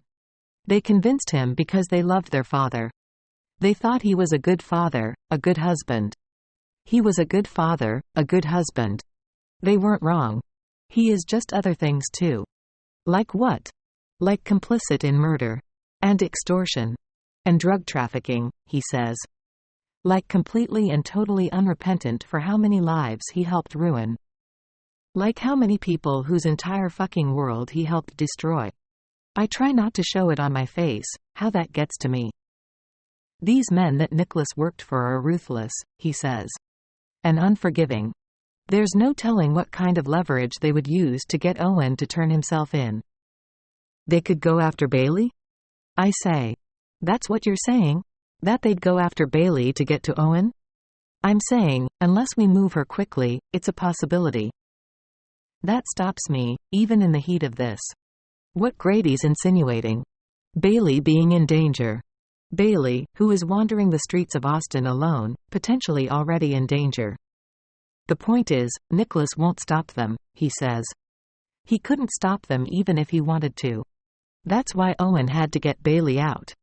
He knew Nick's hands weren't clean in any of this. And he used that information to hurt the organization. Do you understand that? Maybe you should say it slower, I say.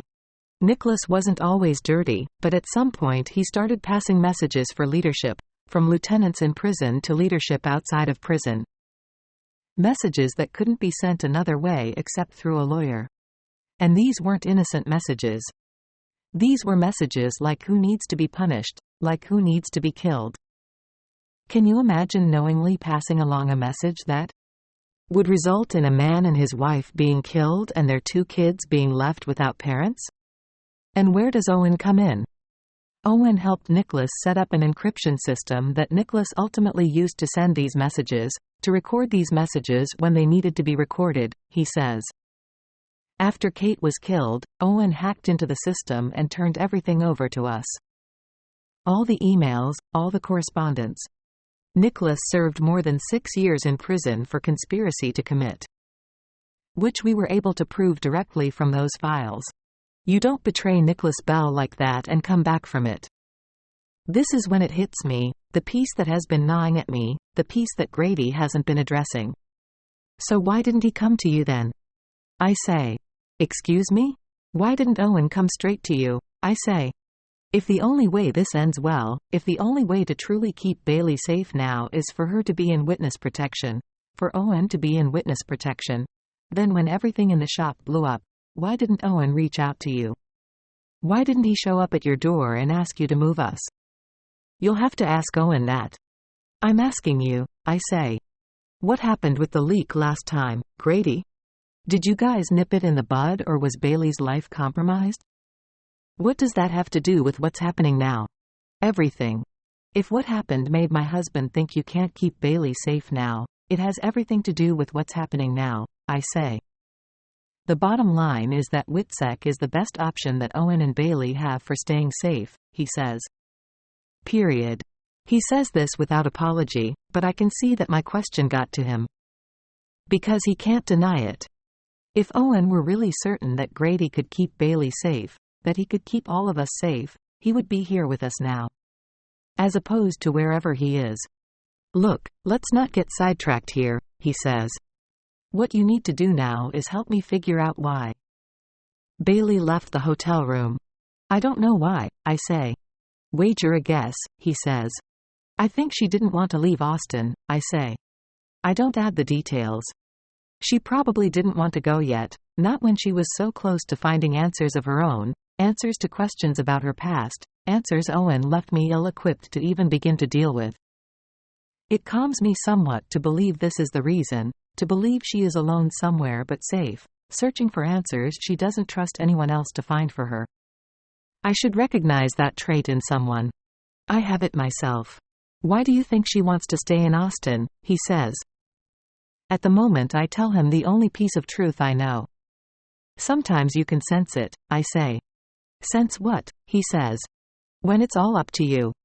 Grady gets called into a meeting and a different U.S. Marshal, Sylvia Hernandez, leads me down the hall and into a conference room, where she says I can make a phone call, as though the call isn't being taped or traced or whatever else they do here to make sure they know everything you do.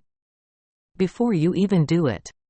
Sylvia sits outside the door and I pick up the phone. I call my best friend. I've been trying to reach you for hours, Jules says when she picks up. Are you guys okay? I sit down at the long conference room table, holding my head in my hand, trying not to fall apart. Even though it feels like the moment to fall apart, when I am safe to, Jules there to catch me. Where are you? She says. I just got a crazy call from Jake, screaming about how your husband is putting you in danger. Can't say I miss that guy. Yeah, well, Jake is Jake, I say. He's just trying to help. In his incredibly unhelpful way. What's going on with Owen? He didn't turn himself in, did he? She says. Not exactly. What exactly? She said. But she says it softly. which is also her way of saying I don't need to. Explain right now. Bailey is missing, I say. What? She says. She took off. She left the hotel room. And we can't find her. She's 16. I know that, Jules. Why do you think I'm so scared? No, I'm saying, she's 16. Sometimes disappearing for a bit is what you need to do. I'm sure she's fine. It's not as simple as that, I say. Have you heard the name Nicholas Bell? Should I have? He's Owen's former father-in-law. She is silent, something coming to her. Wait, you don't mean Nicholas Bell, like, the Nicholas Bell? The lawyer? Yes, that's him. What do you know about him? Not a lot. I mean, I remember reading in the papers when he was released from prison a couple of years ago. I think he was in there for assault or murder or something. He was Owen's father-in-law, she says. I don't believe it. Jules, Owen's in big trouble. And I don't think there's anything I can do to stop it. She is quiet, thoughtful. I can feel her trying to add up some of the pieces that I'm not helping her see. We'll stop it, she says. I promise you. First, we'll get you and Bailey home. Then we can figure out how. My heart clutches in my chest. This is what she has always done, what we have done for each other. And this is why I can't breathe suddenly. Bailey is wandering the streets of this strange city. And even when we find her, and I have to believe they'll find her soon, Grady just informed me that I'm not going home. Not ever. Did I lose you? She says. Not yet, I say. Where did you say you were? I'm home, she says. And I got it open. The way she says it is loaded. And I realize she is talking about the safe, the small safe inside the piggy bank. You did? Yep, she says. Max found a safecracker who lives in downtown San Francisco, and we opened it about an hour ago. His name is Marty and he is about 97 years old. It's insane what this guy can do with a safe. He listened to the machine for 5 minutes and opened it that way. Stupid little piggy bank, made of steel. What's inside? She pauses. A will. The final will, for Owen Michaels née Ethan Young. Do you want me to tell you what it says? I think about who else is listening. If Jules starts to read, I think of who else will be listening to Owen's will. Not the will I pulled up on his laptop computer, but the will that the other will alluded to, as if in a secret message to me. Owen's real will, his more complete will. Ethan's will. Jules, there are probably people listening to this call, so I think we should stick to a few things, okay? Of course. What does it say about Bailey's guardians? That you're her primary guardian, she says. In case of Owen's death, but also in case of his inability to care for her himself. Owen prepared for this. Maybe not exactly this, but something like this. He prepared for it in a way that Bailey would get to be with me, that he wanted Bailey with me. At what point did he trust me enough to do that? At what point did he decide that being with me was what was best for her? It breaks something wide open in me to know that he got there, that he thought I could do it. Except now she is missing, somewhere in this city. And I allowed that to happen too. Does he mention any other names? I say. Yes. There are different rules based on whether you can't care for her or based on Bailey's age, she says. As she reads, I listen to her carefully, taking notes, writing down the names I recognize. But really, I'm listening for just one name, one person who I am trying to figure out whether to trust, whether Owen trusts, despite any and all evidence that he shouldn't. When I hear it, when she says Charlie Smith, I stop writing. I tell her I need to go. Be careful, she says. This instead of goodbye, instead of her usual, I love you. Considering the circumstances. Considering what I need to figure out how to do now, it's the same thing. I stand up and look out the conference room windows. It has started raining, Austin nightlife active below, despite it. People walk the streets with umbrellas, heading to dinner and shows, debating about a nightcap or a late movie. Or deciding they've had enough, that the rain is getting harder, and they want to go home. Those are the lucky ones. I turn toward the glass door. U.S. Marshal Sylvia sits on the other side. She is looking at her phone, either disinterested in me or busy with something more important than her babysitting assignment. Perhaps she is busy with the one thing I know about too well. Finding Owen. Finding Bailey. I'm about to walk into the hall and demand a status update, when I see Grady walking down the hall. He knocks on the door as he opens it, and smiles at me, a softer Grady, who seems to have thawed somewhat. They have her, he says. They have Bailey. She's safe. I let out a breath, tears filling my eyes. Oh, thank goodness. Where is she? Up at campus, they're bringing her back here, he says. Can we talk for a minute before they do? I just think it's really important that we are on the same page with her about what the plan is going to be. What the plan is going to be. He means the plan to move her, to move us. He means that he wants me to help hold Idol steady when he tells her that life as she knows it is over. And we need to talk about something else, he says.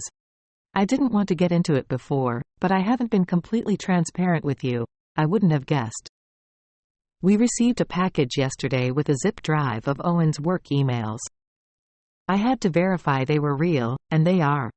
He kept meticulous records of the pressure Avit was applying to push through the IPO, despite Owen's objections. And all the work he did after to try and make it okay. It wasn't just a specific guess then? I say. About Owen's culpability in all this? No, I guess not, he says. So it's really my husband who tamped it down? I say. My voice rises. I try to check it, but I can't. Because Owen is doing everything to protect us, even from wherever he is now. And I just don't trust that Grady knows how to do the same. He has certainly helped, he says. WITSEC can be challenging about who they're willing to help out, and these files plus his history underscore why he didn't blow the whistle until now. Why he felt he had no choice but to stay on board. I take this in, feeling a weird mix of relief and something else. At first I think it's irritation at Grady for withholding this, withholding that he'd heard from Owen, but then I realize it's something more sinister. Because it's starting to crystallize for me. What else Grady's been withholding from me? And why are you sharing this information with me now? I say. Because we need to be a united front when Bailey gets here, he says. About WITSEC, about the best way for you guys to move forward. And I know it doesn't feel like it, but you won't be starting over, not completely. What does that mean? It means that money Owen left for Bailey? It's legitimate earnings. It's money Owen kept clean, he says. You'll be entering WITSEC with a nice nest egg. Most people in our program don't have anything close. Sounds to me, Grady, that you're saying if we decline, the money goes away. If you decline, all of it goes away, he says. Being a family again, safely, goes away. I nod, knowing that's what Grady's trying to convince me of, that I should be on board with Bailey and me entering protection. That I need to be on board because everything is set up for Owen to join us in this new life. Everything is set up for our family to be reunited. New names, but reunited. Together. Except this is what I can't let go of despite Grady's insistence. What I know Owen doesn't want me to let go of. My doubt. My doubt when I think about the leak at WITSEC and when I think about Nicholas Bell. My doubt when I think about Owen's hasty exit and what I know about him, which would explain it. The only thing that would explain it. Everything I know about Owen is convincing me of something else. Grady is still talking. We just need Bailey to understand that this is the best way to keep her as safe as possible, he says. As safe as possible. That stops me. Because he doesn't just say safe. Because there is no safe. Not anymore.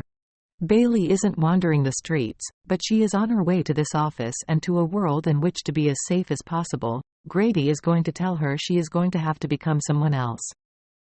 Bailey, no longer Bailey. Unless, of course, I manage to stop it. All of it. Which is when I brace myself against it. What I need to do now. Look, we can get into all of this, I say. The best way to handle Bailey. But I just need to go to the restroom first.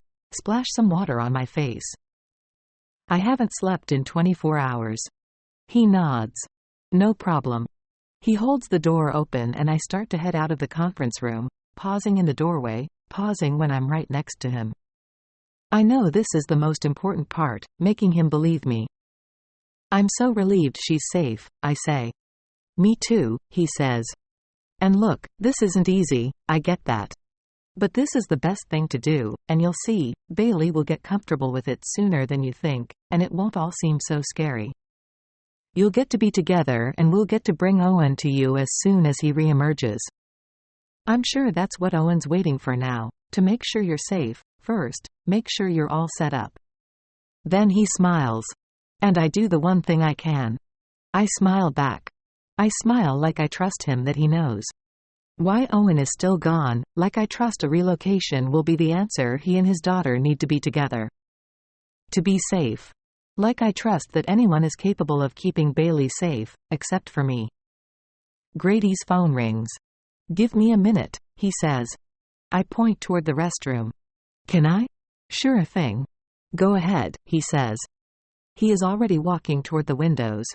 He's already focusing on whoever is on the other end of his phone call. I head down the hall, and in the direction of the restroom, turning back to make sure Grady isn't watching. He isn't. His back is to me, his phone to his ear. He doesn't turn around as I walk past the restroom's door and the elevator, where I press the down button.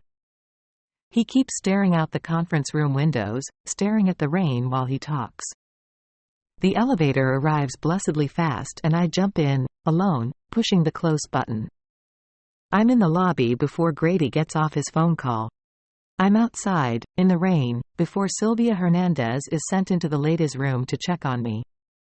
I have turned the corner before she or Grady look on the conference room table and see what I left there for them to find.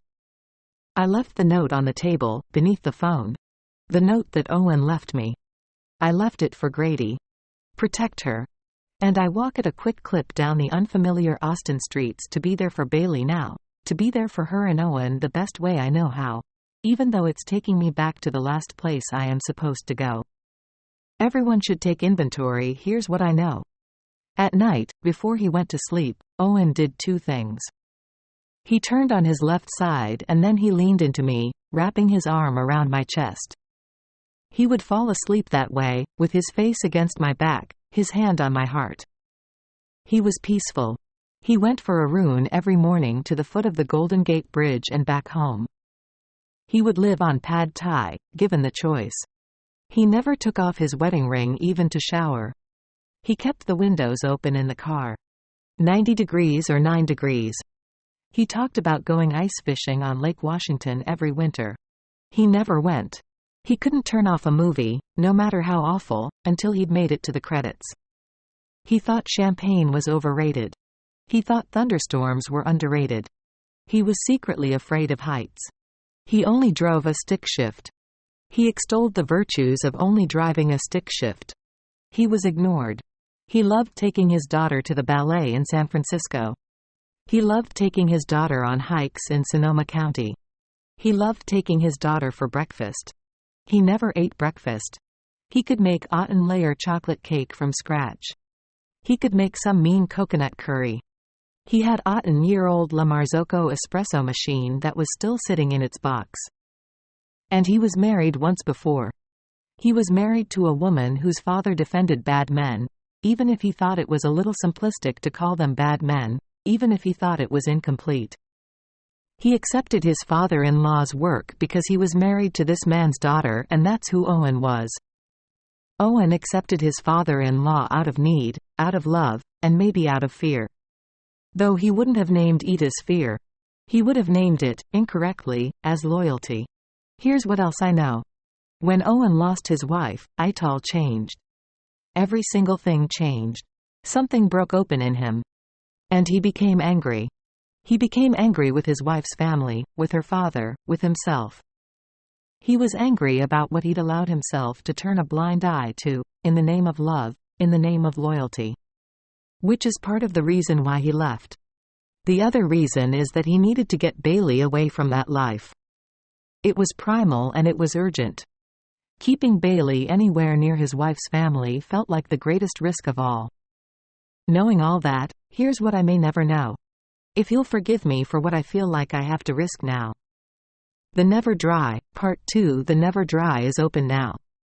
There is a mix of the after-work crowd, a few graduate students, and a couple on a date, spiky green hair for him, tattoo sleeve for her, completely focused on each other. A young, sexy bartender in a vest and a tie holds court behind the bar, pouring the couple matching Manhattans. A woman in a jumpsuit eyes him, tries to get his attention for another drink. She tries, simply, to get his attention. And then there's Charlie. He sits alone in his grandfather's booth, drinking a glass of whiskey, the bottle resting beside it. He runs his finger along the glass, looking lost in thought. Maybe he's playing it back in his head, what happened between us earlier, what he could have done differently when he met this woman he didn't know and his sister's daughter whom he only wanted to know again. I walk up to his table. He doesn't notice me standing there, at first. When he does, instead of looking at me with anger, he looks at me in disbelief. "What are you doing here?" he says. "I need to talk to him," I say. "Who?" he says. I don't say anything else, because he doesn't need me to clarify. He knows exactly who I'm talking about. He knows who I'm angling to see. "Come with me," he says. Then he stands up and steers me down a dark hallway, past the restrooms and the electrical closet, to the kitchen. Charlie pulls me into the kitchen, the door swinging closed behind us. "Do you know how many cops have come in here tonight?" "They're not asking me anything yet, but they're coming in so I can see them. So I'll know they're here. They're all over the place." "I don't think they're cops," I say. "I think they're U.S. Marshals." "Do you think this is funny?" he says. "None of it," I say. Then I meet his eyes. "You had to tell him we were here, Charlie," I say. "He's your father. She's your niece. You've both been looking for her since the day he took her away. You couldn't keep that to yourself, even if you wanted to." Charlie pushes open the emergency door, which leads to a back staircase and the alley below. "You need to leave," he says. "I can't do that," I say. "Why not?" I shrug. "I have nowhere else to go." It's true. In a way I'm uncomfortable acknowledging to myself, let alone to him, Charlie is the only shot I have left to make this okay again. Maybe he senses that because he pauses, and I see him falter in his resolve. He lets the emergency door close. "I need to talk to your father," I say. "And I'm asking my husband's friend to help make that happen." "I'm not his friend." "I don't think that's true," I say. "I had my friend Jules find Ethan's will for me." "Ethan," using that name. "His real will. And he put you in it." "He put you in it as a guardian for Bailey, along with me. He wanted her to have you if anything ever happened to him. He wanted her to have me and he wanted her to have you." He nods slowly, taking this in, and for a second I think he is going to start crying. His eyes water, his hands move to his forehead, pulling on his eyebrows, as if trying to stop the tears. These tears of relief that there is a window open to his seeing his niece again, and tears of utter sadness that seeing her for the last decade has been an impossibility. "And what about my father?" he says. "I don't think he wants her to have anything to do with Nicholas," I say. "But the fact that Ethan put you in there lets me know that my husband trusted you, even if you seem pretty conflicted about that." He shakes his head, like he can't believe this is his reality. "It's a feeling I can relate to. This is an old battle," he says. "And Ethan isn't innocent.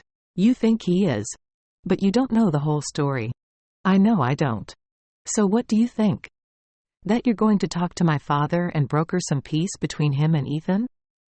"It doesn't matter, nothing you say matters. Ethan betrayed my father. He destroyed his life. And ended my mother's life in the process. And if there's nothing I can do to mend this, then there's nothing you can do either." Charlie is struggling. I see it. I see him struggling with what to tell me about his father, what to tell me about Owen. If he offers up too little, I won't walk away from him. Maybe I won't walk away if he says too much either. And he wants me to walk away. He thinks it's better for everybody if I do. But I am playing past that. Because I know there is only one way to make things better now. "How long have you been married to him?" he says. "To Ethan? Why does that matter? He's not who you think he is. So I keep hearing, I say. What has Ethan told you? He says. About my sister? Nothing, I want to say. Nothing I know to be true. She doesn't, after all, have fierce red hair or love science. She didn't go to college in New Jersey. She may very well not know how to swim across a pool. I know now why he told us all those things, why he made up such an elaborate backstory. It was so, on the off chance the wrong person ever approached Bailey, if the wrong person ever suspected Bailey of being who she actually was, she'd be able to look that person in the eye and honestly deny it. My mother is a red-headed swimmer. My mother is nothing like the person you think I belong to. I meet Charlie's eyes, answer honestly. He hasn't told me much. But he once told me how much I would have liked her, I say. He told me we would have liked each other. Charlie nods, but he stays quiet. And I can feel all the questions he has about my life with Owen, all the questions about Bailey, about who she is now and what she likes now and how she may still be a little like his lost sister, who he clearly loved. But he can't ask any of those questions, not without fielding questions of his own, questions for which he doesn't want to provide answers. Look, he says, if you want someone to tell you that there's enough goodwill because of Kristen, that my father can get over what happened between him and Ethan, that they can reach some kind of truth, they can't. He won't. It doesn't work like that. My father isn't over it. I know that too, I say. And I do know that. But I'm banking on the fact that Charlie wants to help me anyway. Or we wouldn't be having this conversation. We'd be having a different conversation. A conversation neither of us wants to have about what Owen has done to this family. And to me. We'd be having a conversation that would break my heart wide open. He looks at me more gently. Did I scare you earlier? He says. I should be asking you that. I didn't mean to come at you the way I did.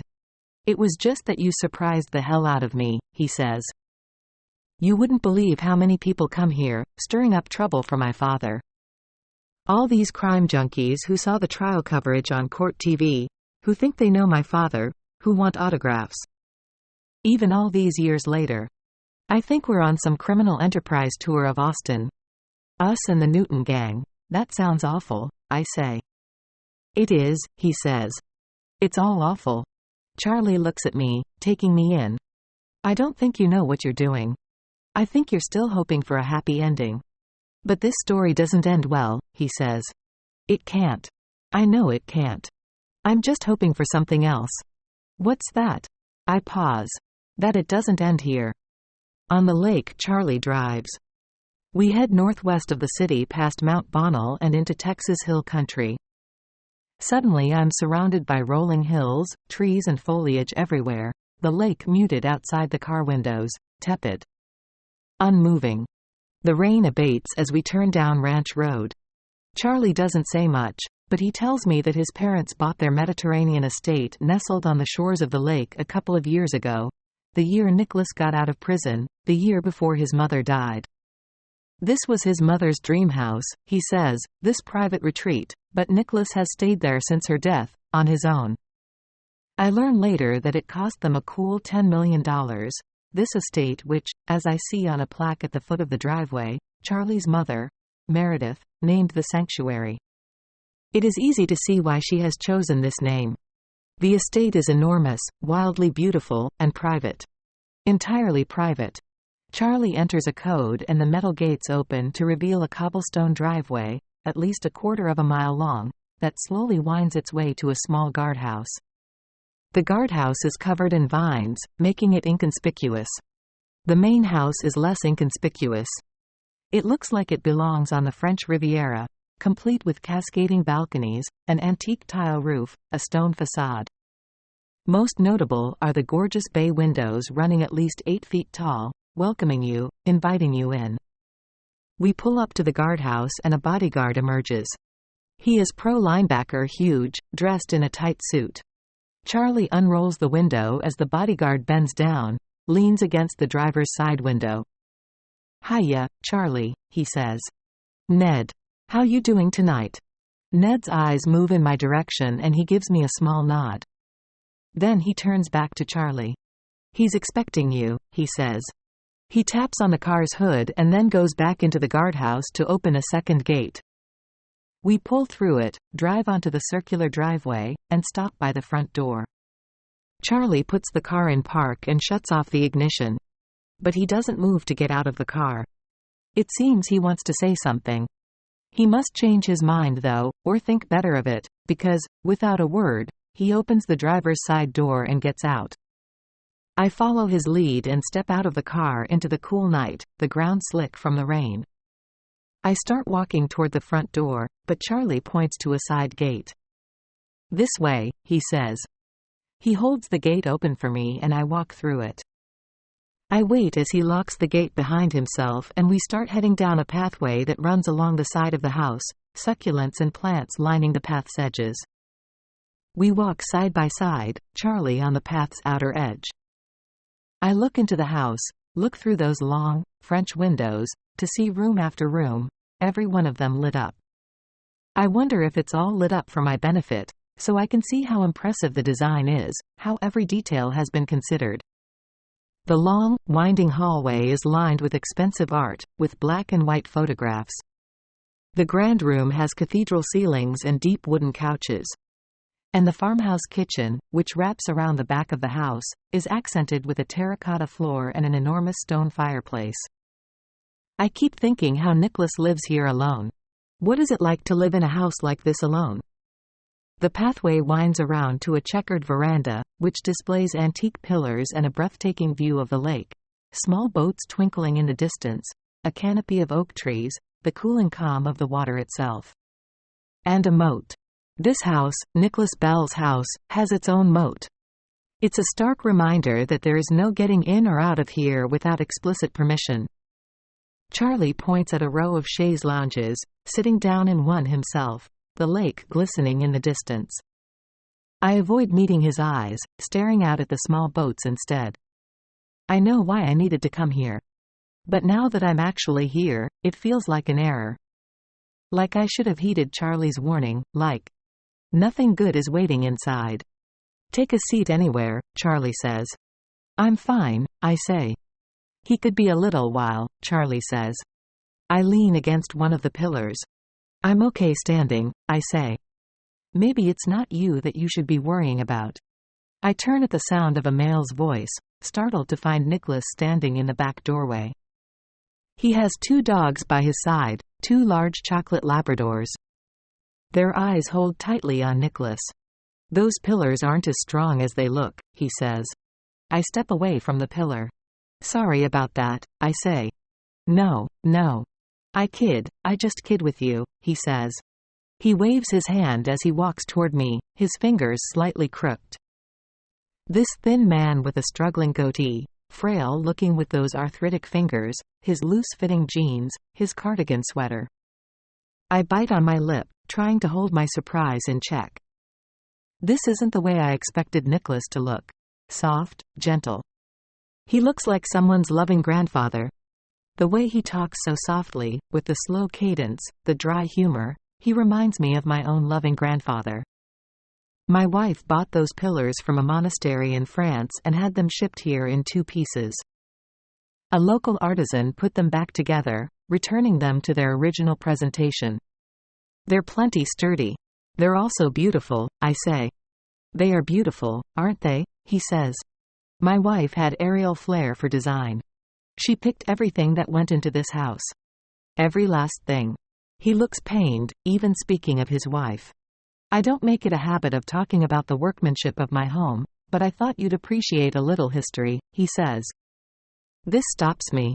Is Nicholas trying to suggest he knows what I do for a living? Could he know? Could there be a leak already? Or maybe I'm the leak. Maybe I said something to Charlie without realizing it. Something that has given us all away. Either way, Nicholas is in charge now. 10 hours ago, that might not have been the case. But I changed all of that when I arrived in Austin.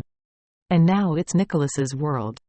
Austin is Nicholas's world, and I've walked us back into it. As if cementing the point, 2 bodyguards walk outside. Ned and another guy. Both of them are large and unsmiling. Both of them stand right behind Nicholas. Nicholas doesn't acknowledge them. Instead, he reaches out his hands to take mine. Like we are old friends. What choice do I have? I put my hand out, let him wrap his palms around mine. It's a pleasure to meet you, he says. Hannah, I say. You can call me Hannah. Hannah, he says. He smiles, genuine and generous. And suddenly I'm more disturbed by that than I am by the idea of him presenting as the opposite.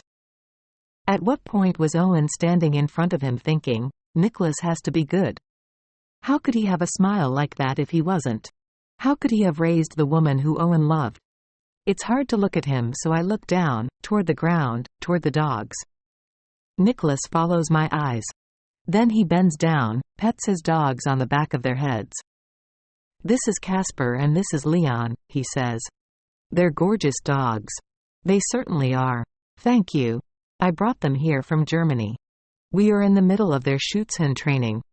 Meaning what? I say. The official translation is, protection dog. They're supposed to keep their owners safe. I just think they're good company. He pauses. Did you want to pet them? I don't think it's a threat, but it also doesn't feel like an invitation, at least not one I'm interested in accepting. I look over at Charlie, who is still lying down on his chaise lounge, his elbow covering his eyes. His casual pose seems forced, almost like he is as uncomfortable being at his father's as I am. But then Nicholas reaches out, puts his hand on his son's shoulder. And Charlie holds his father's hand there. Hey, Pop. Long night, kid? Nicholas says. You could say that. Let's get you a drink then, he says. You want a scotch? That sounds great, he says. That sounds perfect. Charlie looks up at his father, sincere and open. And I understand that I misread his anxiety. Whatever he's feeling badly about, it doesn't seem to be about his father, whose hand he still holds. Grady was apparently correct about that much. Whoever Nicholas might have been in his professional life, however ugly or dangerous, he's also the man that puts his hand on his grown son's shoulder and offers him a nightcap after a hard night at work. That's who Charlie sees. It makes me wonder if Grady is right about the rest. Or, I should say, how right Grady is about the rest. That to stay safe, to keep Bailey safe, I should be anywhere but here.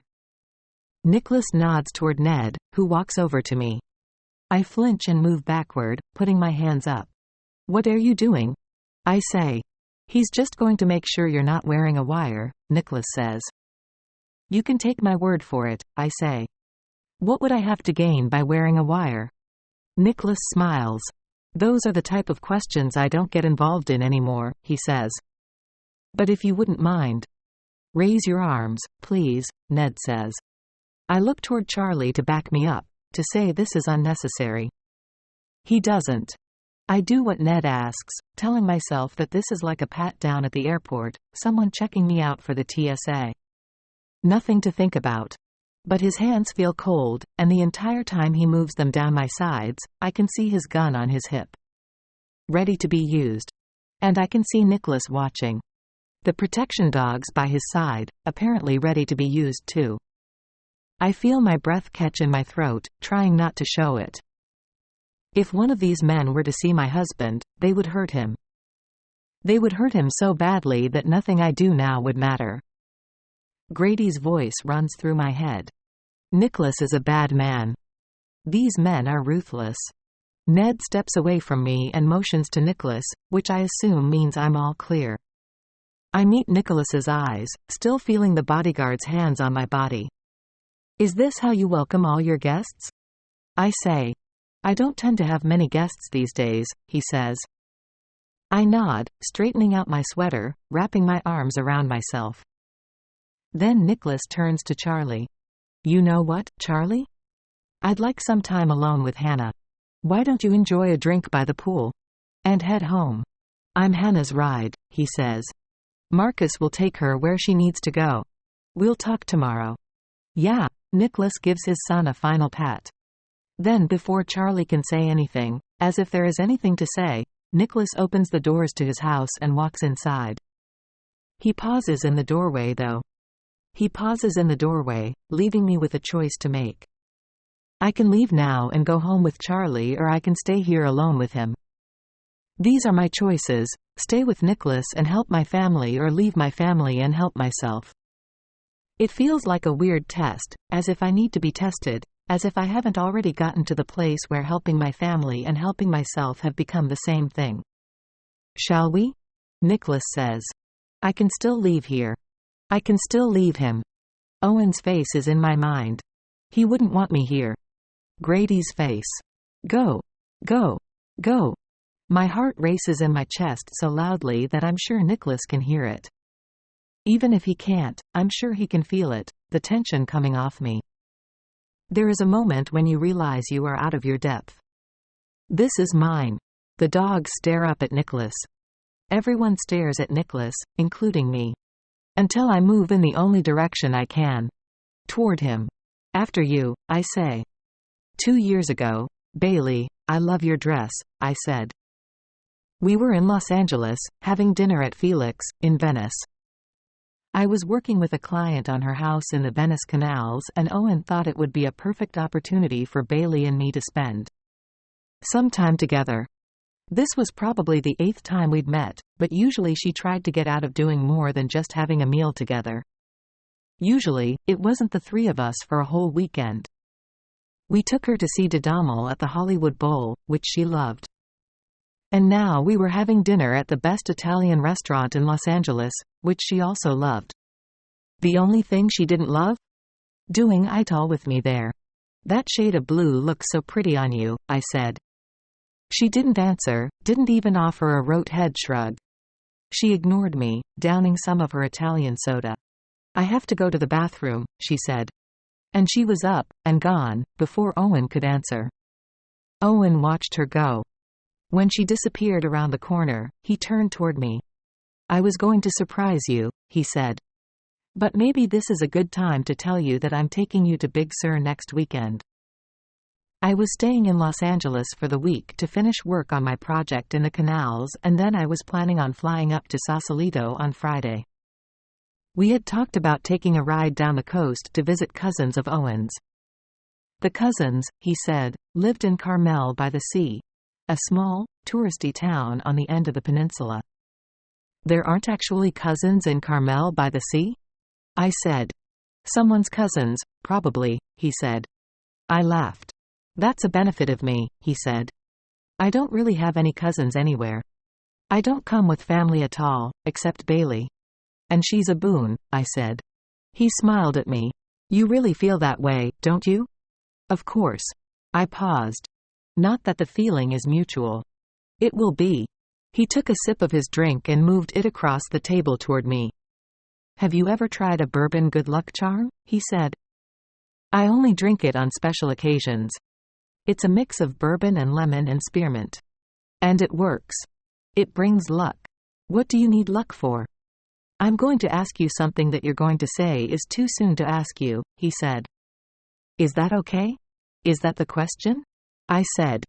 The question's coming, he said. But not like this, not when my kid's in the bathroom, so you can start breathing again. He wasn't wrong. I hadn't taken a breath at all, worrying he was actually going to pop the question. I was terrified if he did that I wouldn't be able to say yes. And I wouldn't be able to say no. Maybe I'll ask you in Big Sur. We're staying on top of these cliffs, surrounded by oak trees, prettiest trees you've ever seen in your life. And you get to sleep beneath them. You sleep in yurts, which look up at all those trees, which look out on the ocean. One of them has our name on it. I've never slept in a yurt, I said. Well, you won't be able to say that next week. He took his drink back, took a long sip. And I know I'm getting ahead of myself, but you should probably know, I can't wait to be your husband, he said. Just for the record. Well, I'm not going on the record, I said. But I feel the same. This is when Bailey came back to the table. She sat down and dug into her pasta, a delicious southern Italian rendition of cacio e pepe. It was a decadent mix of cheese and spicy pepper and salty olive oil. Owen leaned in and took a huge bite, right off her plate. Dad. She laughed. Sharing is caring, he said, his mouth full. Want to hear something cool? "Sure," she said. And she smiled at him. "Hannah got us all tickets to see the revival of Barefoot in the Park tomorrow night at the Geffen," he said. "Neil Simon is one of her favorites too. Doesn't that sound great? We're seeing Hannah again tomorrow," she said. The words were out of her mouth before she could stop herself. "Bailey," Owen shook his head. Then he gave me an apologetic look. "I'm sorry she's being like this." I shrugged. "It's really okay, however she wants to be." I meant it. It was okay with me. She was a teenager who hadn't had a mother for most of her life. All she had was her father. I didn't expect her to be good with the prospect of sharing him with someone else. I didn't think anyone else should expect that of her either. She looked down, embarrassed. "Sorry, I just have a lot of homework to do," she said. "No, please, it's fine," I said. "I have a ton of work to do too. Why don't you two go to the play? Just you and your dad.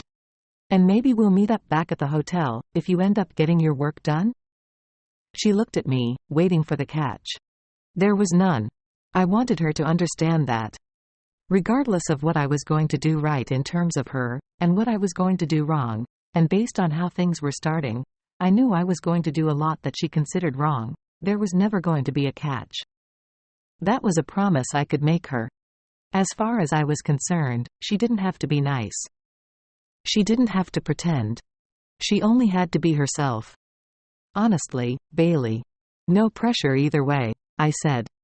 Owen reached over and took my hand. "I'd really like us to all go together," he said. "Next time," I said. "We'll do it next time." Bailey looked up. And I saw it there before she could hide it. I saw it in her eyes, like a secret she didn't mean to let me in on, her gratitude that I had understood her. I saw how much she needed someone to understand her, someone besides her father. How she thought it for just a second, that just maybe that someone might turn out to be me. "Yeah," she said. "Next time." And, for the first time, she smiled at me. "You have to do some things on your own." We walked down the long hallway lined with those art photographs, passing by one of the California coast. The gorgeous coast near Big Sur. The photograph is at least 7 feet long.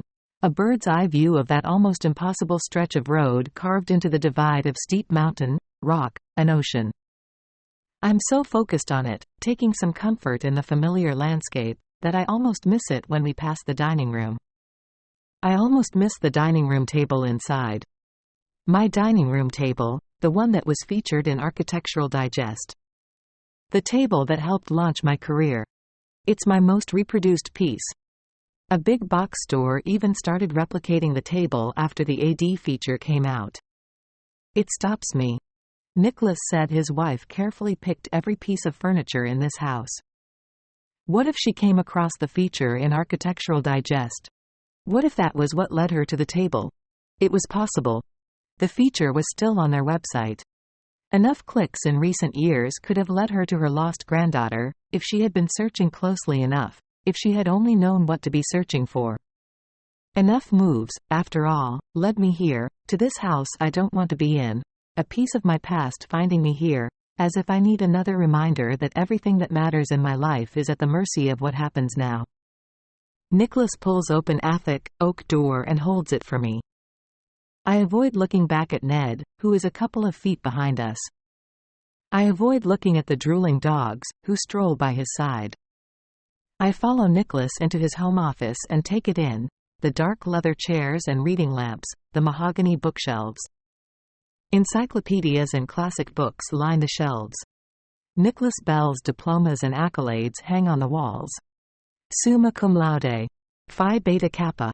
Law Review. They are framed, proudly. His office feels different from the rest of the house. It feels more personal. The room is filled with photographs of his family, on the walls, on the credenza, on the bookshelves. The desk is devoted entirely to photographs of Bailey, though. Photographs that are framed in sterling silver, photographs that are blown up into twice their normal sizes. They are all of small Bailey with her dark eyes, wide like saucers. And her tender curls, none of them yet purple. Then there is her mother, Kate. She holds Bailey in nearly every photograph displayed. Bailey and Kate eating ice cream. Bailey and Kate cuddling on a park bench. I focus on one of Bailey at a few days old, in a little blue beanie. Kate lies in bed with her lips to Bailey's lips, her forehead against her forehead. It just about breaks my heart. And I assume that is why Nicholas keeps it in his view, why he keeps all of them in view, so every day they will just about break his. This is the thing about good and evil. They aren't so far apart, and they often start from the same valiant place of wanting something to be different. Ned remains in the hallway. Nicholas nods in his direction, and he closes the door. The thick, oak door. The bodyguard is in the hallway, the dog's in the hallway. And the two of us are inside the office, alone. Nicholas walks over to the bar and pours us each a drink. Then he hands mine over and takes a seat behind his desk, leaving me the chair in front of it, a deep, leather chair with gold etchings. "Make yourself comfortable," he says. I sit down with my drink in my hand. But I'm not happy about having my back to the door. I have the thought, for a second, that it isn't impossible someone could walk in and shoot me. One of the bodyguards could surprise me, the dogs could spring to action. Charlie himself could storm in. Maybe I have misunderstood what Owen put in his will. Maybe in this attempt to get Bailey and Owen out of what I have gotten them deeper into, I have left myself alone in the lion's den. A sacrifice. In the name of Kate. Or Owen. Or Bailey. I remind myself that's okay. If I do what I came here to do, I'll accept that. I put my drink down. And my eyes travel back to the photographs of baby Bailey. I notice one of her in a party dress, a bow wrapped around her head. It provides me some comfort, which Nicholas seems to notice. He picks it up and hands it to me. That was Kristen's second birthday. She was already talking in full sentences. It was amazing. I took her to the park, maybe the week after that, and we ran into her pediatrician. He asked her how she was doing and she gave him Atwo paragraph answer, he says. He couldn't believe it. I hold the photograph in my hands. Bailey stares back at me, those curls a prelude to her whole personality. I believe it, I say. Nicholas clears his throat. I take it she's still like that? No, I say. Monosyllables are more her speed these days, at least when it comes to me. But, in general, yes. In general, she is a star. I look up and see Nicholas's face. He looks angry. I'm not sure why. Is he mad that I have done something to make Bailey not like me the way I wish she would? Or is he mad he has never been given the chance himself? I hand him back his photograph. He places it back on his desk, moving it obsessively to the place where it was before, keeping each piece of her that he has exactly where he can find it. It feels like a bit of magical thinking, like if he holds on to her just so, that will help him find her again. So, Hannah, what can I do for you, exactly? Well, I am hoping we can come to an agreement, Mr. Bell. Nicholas, please, he says. Nicholas, I say. And no. I take a breath, moving forward in my seat. You didn't even hear what I have to say yet. What I mean is no, that's not why you're here, to come to an agreement, he says. We both know that. You're here in the hopes that I'm not who everyone is telling you I am. That's not true, I say. I'm not interested in who was right or who was wrong here. That's good, he says, because I don't think you'd like the real answer. People don't tend to work that way. We have our opinion and we filter information into a paradigm that supports it. Not a big believer that people can change their minds? I say. Does that surprise you? Not usually, but you're a lawyer, I say. Isn't convincing people a large part of the job? He smiles. I think that you're confusing me with a prosecutor, he says. A defense attorney, at least a good defense attorney, never tries to convince anyone of anything. We do the opposite. We remind everyone you can't know anything for sure. Nicholas reaches for the brown box on his desk, a smoke box. He opens the lid and takes out a cigarette. I won't ask if you want one. Disgusting habit, I know. But I started smoking when I was a teenager, There wasn't much else to do in the town I came from. And I started smoking again in prison. Same issue, he says. Haven't been able to kick it since. When my wife was still with us, I'd try. Got those nicotine patches. Have you seen those? They help if you have the discipline, but I don't pretend to anymore. Not since I lost my wife. What's the point? Charlie gives me grief about it, but there isn't much he can do. I figure I'm an old man. Something else will get me first. He puts the cigarette to his mouth, silver lighter in hand. I'd like to tell you a little story, if you'll indulge me, he says. Have you heard of Harris Gray? I don't think so, I say. He lights up, takes a long inhale. No, of course not. Why would you have? He introduced me to my former employers, he says. He was 21 when I first met him and very low on the totem pole. If he had been any more senior, the gentleman at the head of the organization would have called in one of their in-house lawyers to help him out, and I wouldn't be sitting across from you now. But he wasn't. And so I was called in. To defend him by the city of Austin. Random assignment sent to the public defender's office on a night I was working late. Harris was caught with some OxyContin. Not a ton, but enough. He was charged with intent to distribute. Which, needless to say, was his intent. He takes another drag. My point is, I did my job, maybe a little too well. Usually Harris gets locked up for a period of time, 36 months, maybe 72 in front of the wrong judge. But I got him off. How did you do that? I ask. The way you do anything well, he says. I paid attention. And the prosecutor didn't expect that. He was sloppy. He didn't disclose some of the exculpatory evidence, so I got the case dismissed. And Harris went free. After that, his employers asked to meet me. They were impressed. They wanted to tell me so. And they wanted me to do it again for other members of their organization who found themselves in trouble. I don't know what he expects me to say, but he looks at me, perhaps just to make sure I'm listening. These gentlemen at the head of Harris' organization decided I showed the kind of prowess that was integral to keeping their workforce working. So they flew me and my wife to South Florida on a private plane. I had never flown first class before, let alone on a private plane. But they flew me there on their plane and put us up in a waterfront hotel suite with our own butler and made me a business proposition, one that felt difficult to say no to. He pauses. I'm not quite sure why I mentioned the plane or the oceanfront butler. Maybe to suggest to you I was more than slightly out of my depth with my employers. Not that I'm saying that I didn't have a choice in working for them. I believe you always have a choice. And the choice I made was to defend people who, by law, deserve a proper defense. There's honor in that. I never lied to my family about it. I spared them some of the details, but they knew the general picture and they knew I didn't cross any lines. I did my job. I took care of my family. At the end of the day, it's not all that different from working for a tobacco company, he says. The same moral calculation needs to be made.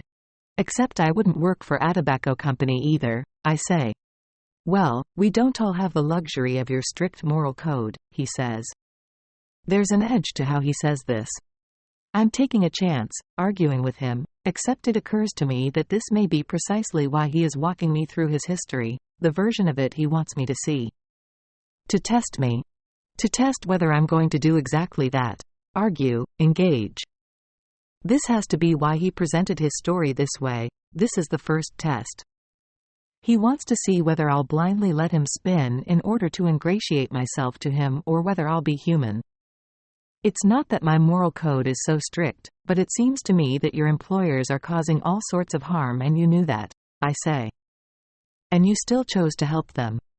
Oh, is that the distinction? He says. Do no harm? What about the harm you do when you rip a child from her family right after she loses her mother? What about the harm you do when you deprive that child of knowing everyone who could have reminded her of her mother? Everyone who loved her? That stops me. And I understand it now. Nicholas didn't run me through his story to present himself in a better light or to see if I'd engage with him. He told me so I'd lead him here, exactly to this place, where he could put his fury out there. He wanted to wound me with it. He wanted to wound me with the harm Owen caused, with the price of what he chose to do. I think it's his hypocrisy that I find the most staggering, he says. Considering that Ethan knew exactly what I was doing and what I wasn't doing for my employers. He knew more than my own children. In part because he knew about encryption and computers. In part because he and I became close and I let him in. Let's just say he helped me do certain things. That's how he was able to cause the trouble that he did. I don't know how to argue with that. I don't know how to argue with Nicholas about any of this. This is how he sees himself, as a family man, as a wronged man. And he sees Owen as the man who wronged him, which makes Owen just as guilty as he is.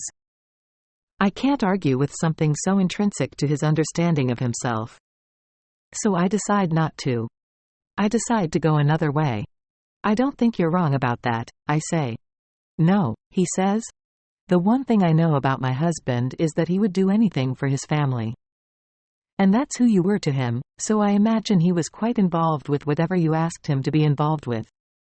I pause. Until he decided he couldn't be anymore. I'd already been working for my employer for a long time when Ethan came into my daughter's life, he says.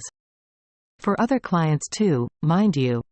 I continued to fight for people you'd approve of. I still work for those clients, though I'm sure you're less interested in my good deeds. I don't say anything. He isn't looking for me to say anything. He is looking to make his point, which is when he starts to get there. Ethan blamed me for what happened to Kate. He blamed the men I worked for when they had nothing to do with it. She was working for a Texas Supreme Court judge, a very influential Texas Supreme Court judge? Did you know that? I nod. I did. Did you know this judge had shifted the Texas court sharply to the left and was imminently set to cast the deciding vote against a large energy corporation, the second largest in the country? If you want to talk about real criminals, these gentlemen were dispelling highly toxic chemicals into the atmosphere. Autoclip that could make your eyes swell shut. He watches me. My point is that this judge, Kate's boss, was writing a majority opinion against the corporation. It would lead to sweeping reform and cost the energy corporation close to $6 billion in improved conservation efforts. And the day after my daughter was killed, the judge came home to a bullet in his mailbox. What does that sound like to you? A coincidence? Or a warning shot? I don't know enough, I say. Well, Ethan decided he knew enough. He couldn't be reasoned with that the men I had spent 2 decades protecting wouldn't do that to my daughter. That I knew these men and they had their own code of honor. That wasn't how they did things. Even their most nefarious colleagues didn't do things like that unprompted. But Ethan didn't want to believe it. He just wanted to blame me. And he wanted to punish me. As if I wasn't punished enough. He pauses. There is nothing worse than losing your child. Nothing. Especially when you are someone who lives his life for his family. I understand that, I say. Your husband didn't. That was the part he could never understand about me, he says. After his testimony, I spent 6.5 years in prison as opposed to putting my family at risk by sharing my employer's secrets. Which they also view as service. So my employers continue to be generous with me now. Even though I'm retired, they consider me family. Even though your son-in-law caused many of them to go to prison? I say. The people in the organization that were sent to jail along with me were mostly lower level, Nicholas says. I took the hit for the upper management. They haven't forgotten that. They won't. So you could ask them to spare Ethan? Theoretically? If you wanted to? Haven't you been listening to what I've been telling you? He says. I have no desire to do that. Besides, I can't pay off his debt. No one can. You just said they'd do anything for you.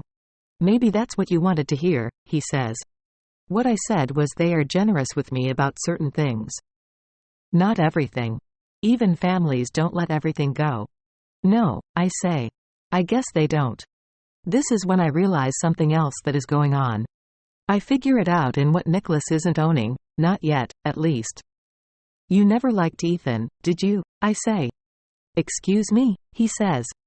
Even before all of this, when you first met him, he wasn't your choice. For your daughter. This poor kid from South Texas, wanting to marry your only daughter. That couldn't have been what you wanted for her. He could have been you. He grew up in a town like the one you came from. He was a little too much like what you had organized your life to be better than. Are you a therapist? Not at all, I say. I just pay attention. He looks at me amused. Apparently he likes this. He likes me throwing his words back at him. So what are you asking me? He says. Everything you did so your children would have different choices than you did. Kate. Charlie. Easier choices. So they'd have a promising childhood. The best schools, the greatest possibilities. So they wouldn't have to struggle so hard. And yet, one of your children drops out of architecture school and decides to take over your wife's family bar. Gets divorced. Careful, he says. And the other one chooses someone who was the last person you'd want for her. As my wife used to say, we don't get to pick who our children love. I made my peace that she chose Ethan. I just wanted her to be happy. But you had a feeling, didn't you? He wasn't the best person for Kate, he wasn't going to make her happy. Nicholas leans forward, his smile gone. Did you know when Kate and Ethan started dating she didn't speak to me for a year? I didn't even know Kate existed yesterday, I say. So the details as to how that relationship played out aren't something I'm familiar with. She was a freshman in college and she decided she didn't want to have anything to do with us. With me, rather. Her mother she never stopped talking to, he says. That was Ethan's influence on her. We came through it though. Kate came home again and we made peace. That's what daughters do. They love their fathers. And Ethan and I. You came to trust him? I say. I did. I clearly shouldn't have, he says. But I did. I could tell you one story about your husband and you'd never see him the same way again. I stay quiet. Because I know Nicholas is telling the truth, at least the way he sees it. Owen, in his eyes, is bad. He has done bad things to Nicholas. He betrayed his trust. He stole his granddaughter. He disappeared. Nicholas isn't wrong about any of that. He may not even be wrong about me. If I choose to wade into the chasm of doubt Nicholas wants to create about Owen, it won't be hard to go there. Owen isn't who I thought he was, at least not in the details. There are parts one wished didn't exist, parts one can't look away from now. In one way or another, this is the deal we all sign when we love someone. For better or worse. It's the deal we have to sign again and again to keep that love. We don't turn away from the parts of someone we don't want to see. However quickly or long it takes to see them. We accept them if we are strong enough. Or we accept them enough to not let the bad parts become the entire story. Because there is this too. The details are not the whole story. The whole story still includes this: I love Owen. I love him, and Nicholas isn't going to sway me that I shouldn't. He isn't going to sway me that I've been fooled. Despite everything, despite any evidence to the contrary, I believe I haven't. I believe I know my husband, the pieces and parts that matter most. It's why I'm sitting here. It's why I say what I say next. Regardless of that, I say, I think you know how much my husband loves your granddaughter. What's your point? He says. I want to make you a deal. He starts to laugh. We're back to this? Darling, you don't know what you're saying. It's not your deal to make. I think it is. How do you figure? I take a deep breath, knowing this is the moment of truth with Nicholas. It all comes down to how I sell him this. He'll hear me now or he won't. And the only thing that hangs in the balance is my family's future. My identity. Bailey's identity. Owen's life. I think that my husband would rather be killed than let you near your granddaughter. That's what I think. He proved that by uprooting everything and moving her away from here. As angry as you are about that, you respect him for being that kind of father. You didn't think he had that in him. Nicholas doesn't say anything, but he doesn't look away either. He holds my eyes with his. I sense he's getting angry, a little too angry, but I keep going. And I assume you would like to have a relationship with your granddaughter? I think you want a relationship with her more than almost anything. That you'd be willing to make arrangements with your former colleagues to allow that to happen. From what you're saying, you can insist they leave us alone. Let us keep living our lives, I say. If you want to know your granddaughter, I think you know it's your only play. Either that or letting her disappear again. Because that is the other option, that is what I'm being told is the option I should be considering. Witsec, starting over. Your granddaughter no longer allowed to be your granddaughter. Again. And, like that. It happens. Like a flip has been switched, Nicholas's eyes going dark, going empty. His face pulsing red. What did you just say? He says. He stands up. I push back my chair, almost before I know I'm doing it. I push back closer to the door, as if it's possible he's going to lunge for me. It feels possible. Anything feels possible suddenly unless I get out of this room. Until I get away from him. I don't like to be threatened, Nicholas says. I'm not threatening you, I say, trying to hold my voice steady. That wasn't my intention. So what is your intention? I'm asking you to help me keep your granddaughter safe, I say. I'm asking you to put me in a position where she can know her family. Where she can know you. He doesn't sit back down. He stares at me. For a long time. For what feels like a long time. These other gentlemen, he says, my former employers. I could potentially work something out with them. It would cost me quite a bit of capital. And they certainly would wonder who I am becoming in my old age. But, I think we could make sure they leave you and my granddaughter alone. I nod, my throat catching as I start to ask the question, the next question I need to ask. And Ethan? I say. No, not Ethan, he says. He says it without equivocation. He says it with finality. If Ethan were to return, I couldn't assure you of his safety, he says. His debt is too large. As I said, I can't protect Ethan, even if I were inclined to. Which, to be clear with you, I'm not. I was prepared for this intractable position. I was as prepared as I could get, a tiny part of me believing I wasn't going to have to acquiesce to it. To do what I came here to do. A tiny part of me in disbelief even as I start to do it. But your granddaughter, I say. You could keep her safe? That's what you're saying? Potentially, yes. I stay quiet for a moment. I stay quiet until I trust myself to speak. Okay then, I say. Okay then, he says. Okay then, what? I'd like you to speak with your former employers about doing that, I say. He doesn't even try to hide just how confused he is. He is confused because he thought he knew what I was doing here. He thought I was going to beg for Owen's life, for his safety. He doesn't understand that this is exactly what I'm doing, even if it doesn't look like it. Do you understand what you're considering here? He says. I'm considering an Owen-less life. That's what. A life that isn't anything like what I'd imagined for myself, but a life where Bailey gets to stay Bailey. She gets to stay the young woman she's become under Owen's watchful eye, the one he is so proud of.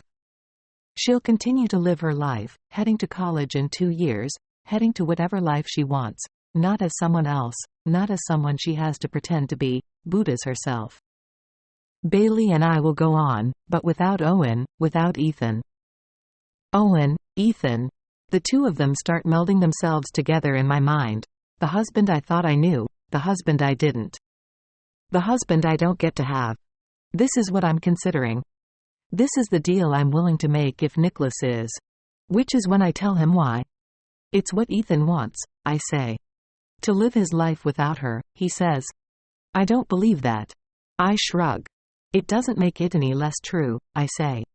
Nicholas closes his eyes. He looks tired suddenly. And I know it's partially because he is thinking of himself, of the daughter and granddaughter he's had to live his life without. But also because he is feeling sympathy for Owen, sympathy he doesn't want to feel, but he is feeling it all the same.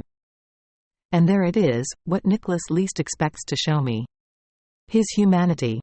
So I decide to tell him the truth, to say out loud the one thing I've been thinking all week. but haven't said out loud, not to anyone.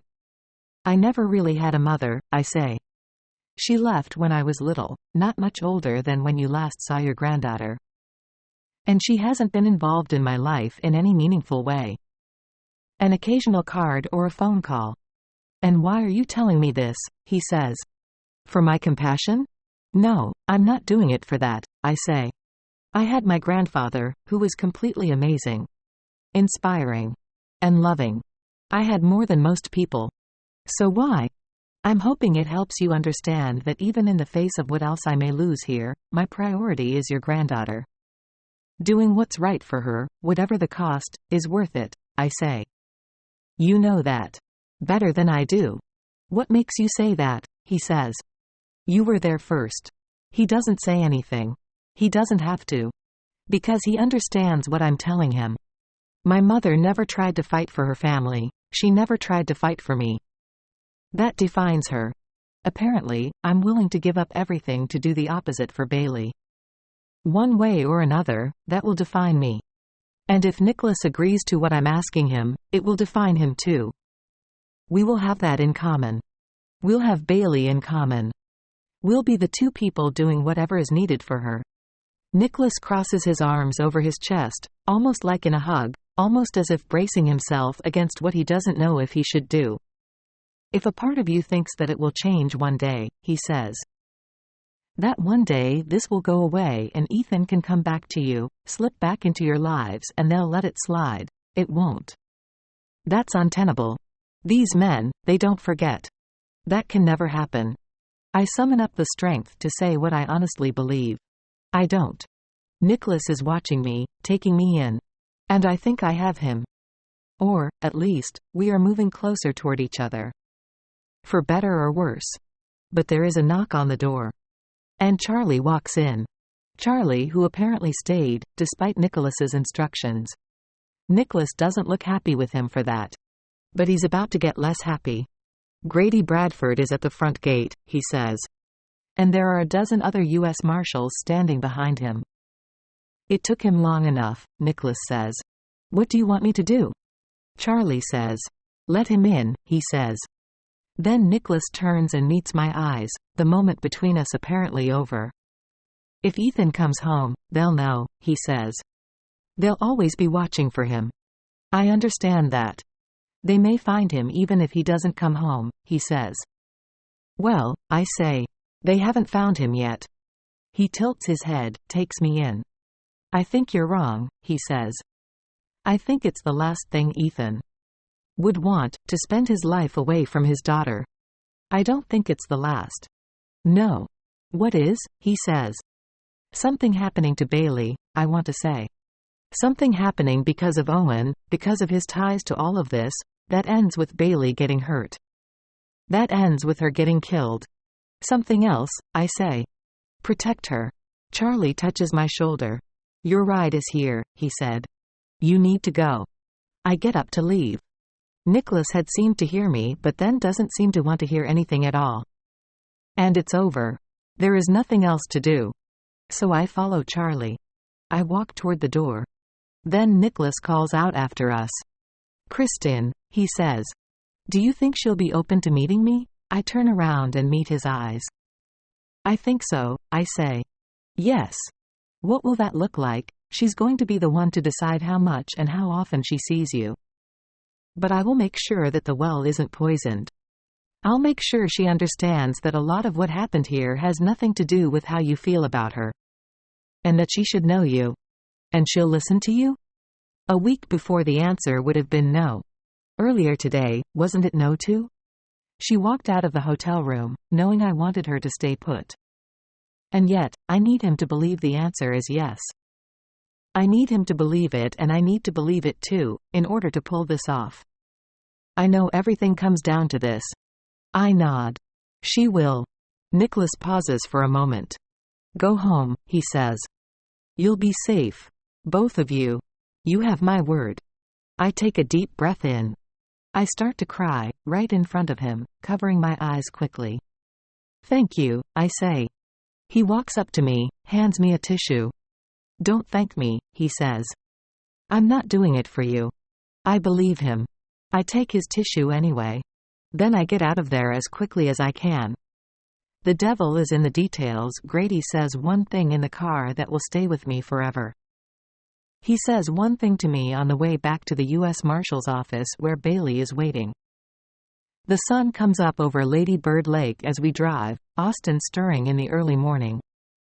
When we merge onto the highway, Grady turns from the road to look at me, as if I would miss it otherwise, how unhappy he is with what I've decided to do. Then he says it. They're going to get their revenge against Owen, one way or another, he says. You should know that. I hold his eyes, because it's the least I can do. Because I'm not going to let him scare me. Nicholas just doesn't let things go, he says. You're being played. I don't think so, I say. And what if you're wrong, he says. What's the plan? To get on a plane, go back to your life and just hope you guys are safe? You're not safe. It doesn't work that way. How do you know? 15 years experience for one thing. Nicholas has no problem with me, I say. I walked into this without knowing anything. I know that, you know that. But Nicholas doesn't, not beyond a doubt. And that's not the kind of wager he makes. I think this is an exceptional circumstance. Why? I think he wants to know his granddaughter, I say. More than he wants to punish Owen. That stops him. And I can see him considering it. And I see him coming to the conclusion I came to. That, just maybe, that's true. Even if you're right about that, if you do this, you'll never see Owen again. There it is, the buzzing in my ear, in my heart. Nicholas saying it, now Grady saying it. As though I don't know it. I do know, the gravity of it running through me, through my blood. I'm giving up Owen. I'm giving up the chance that on the other side of all this, if there is another side, things will get to go back to Owen and me, together. That it will ever go back to the two of us. I can doubt that Owen is coming home. I can doubt it, but this way I know it. Grady pulls over, on the side of the highway, trucks racing past, the wind shaking the car. It's not too late. Fuck Nicholas. Fuck whatever deal that Nicholas thinks you just made him, he says. It wasn't your deal to make. You need to think of Bailey. Bailey is all I'm thinking about, I say. What is best for her? What Owen would want me to do for her? You honestly think he'd want you to pick a path where he never gets to see her again? Never gets to have our relationship with her? You tell me, then, Grady, I say. You've known Owen a lot longer than I have. What do you think he wanted me to do when he disappeared? I think he wanted you to lie low until I could help resolve this. Hopefully without his face ending up on the news. Hopefully with a way for you all to keep your identities intact. And, if necessary, with me finding a way to move you all so you could stay together. That's where you lose me, I say. Every time. What are you talking about, he says. What are the chances, Grady? If you moved us, what are the chances they find us anyway? Slim. Meaning what? 5% chance? 10% chance? I say. How about the leak last time? Was there a slim chance of that happening too? Because it did happen. Owen and Bailey were put in jeopardy under your watch. Owen wouldn't want to risk that. He wouldn't roll the dice on something happening to Bailey. I won't let anything happen to Bailey. If these men did find us, they would get to Owen however they could, wouldn't they? They wouldn't stand on ceremony or particularly care if Bailey got caught in the crosshairs. That's correct, is it not? He doesn't answer me. He can't. Bottom line is that you can't guarantee that won't happen. You can't guarantee me and you couldn't guarantee Owen, I say. Which is why he left her with me. Which is why he disappeared and didn't come directly to you. I think you're wrong about that. And I think my husband knows who he married, I say. Grady laughs.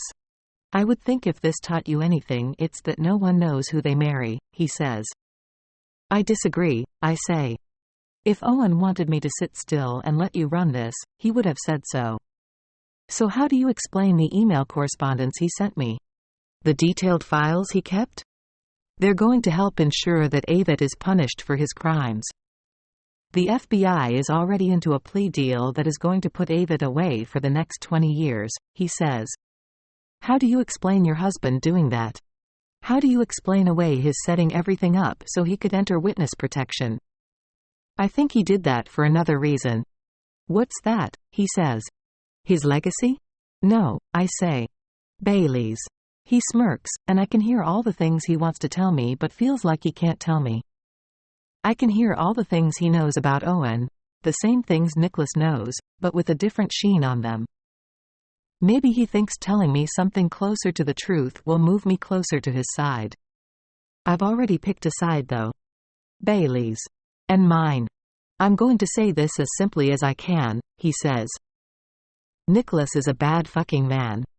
He is going to punish you one day. Bailey may be safe, but if he can't get to Owen, he'll punish you in order to hurt him. You're completely expendable to him. He doesn't care about you. I don't think he does, I say. So then you have to know how risky this is for you to just try and go back to your life, he says. I can only protect you if you let me. I don't answer him, because he wants me to say yes, yes, I'll let him protect me. Yes, I'll let him protect us. And I'm not going to say that. I'm not going to say it because I know this much is true, he can't. Nicholas can probably get to us anyway, if that's what he wants to do. That's what this all has taught me. One way or another, things come back. Things just came back. So I may as well take a shot at doing the best thing for Bailey. And, by doing it this way, Bailey gets to stay Bailey. No one gave her that choice before. She is already losing so much. The least I can do is give it to her now. Grady starts the car up again, heads back into traffic. You can't trust him. It's crazy for you to think you can. You cannot make a deal with the devil and expect it to turn out okay. I turn away from him, look out the window. Except I just did. Finding my way back to her, Bailey sits in the conference room. She is crying hard. And before I even reach for her, she jumps up and races toward me. She holds tightly to me, her head in the crook of my neck. I hold her like that, ignoring Grady, ignoring everything but her. She pulls away, and I take in her face, her eyes swollen from crying, her hair sticking to her head. She looks like the little girl version of herself, needing more than anything for someone to tell her that she is safe now. I shouldn't have left the room, she says. I push her hair off her face. Where did you go? I shouldn't have gone anywhere, she says. I'm sorry. But I thought I heard a knock on the door, which completely freaked me out. And then my cell phone rang and I picked it up. And there was all this static. I kept saying hello and getting that static. And so I went into the hall to see if I could hear any better, and I don't know. You kept going? I say. She nods. Grady shoots me a look, like I'm out of bounds to comfort her. Like I'm simply out of bounds. This is how he sees things now. His plan for Owen and Bailey is on one side of a line and I'm on the other. This is the only way he sees me now, as the main impetus toward his imagined solution. I thought it was my father on the phone. I don't know why. Maybe it was the static, or the blocked number. I just felt it strongly that he was trying to reach me, and so I thought I'd walk for a minute, see if he tried me again. And when he didn't, I just kept going. I didn't think too much about it. I don't ask her why she didn't at least let me know before she left that she was okay. Maybe she didn't trust that I would let her do what she needed to do. That was probably a part of it. But I knew the other part wasn't about me, so I decide not to make it about me now. It's never about someone else the moment you realize it is up to you to get yourself to a better place. It's only about figuring out how to get there. I went back to the library, she says. I went back to campus. I had Professor Cookman's roster with me and I just started going through the yearbook archive again. We ran out of there so fast after seeing the photograph of Kate. And I just thought. I thought I needed to know. Before I left Austin. And did you find him? She nods. Ethan Young, she says. The last guy on that list. I don't say anything, waiting for her to finish. And then he did call, she says. That stops me. What are you talking about? I say. I almost faint. She spoke to Owen. She got to speak to Owen. You spoke to your father? Grady says. She looks up at him, offers a small nod. Can I talk to Hannah alone? She asks. He kneels down in front of her, not leaving the room. Which apparently is his way of saying no. Bailey, he says, you've got to tell me what Owen said. It will help me help him. She shakes her head, like she can't believe she has to have this conversation in front of him. Like she has to have it, at all. I motion for her to tell me, to tell us. It's okay, I say. She nods, keeps her eyes on me. Then she starts talking. I had just found this photograph of Dad. He looked heavy and his hair was so long, like shoulder length, like basically a mullet. And I almost laughed, he looked so ridiculous. So different. But it was him, she says. It was definitely him. And I turned my phone on to call you, to tell you. And then I was getting an incoming call on Signal. Signal. Why does that sound familiar? It comes back to me. The three of us eating dumplings at the ferry building a few months back. Owen taking Bailey's phone and telling her he was putting an app on it.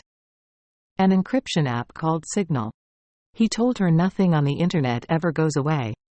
He made some terrible joke about if she ever sends sexy messages, he actually said sexy, she should use the app.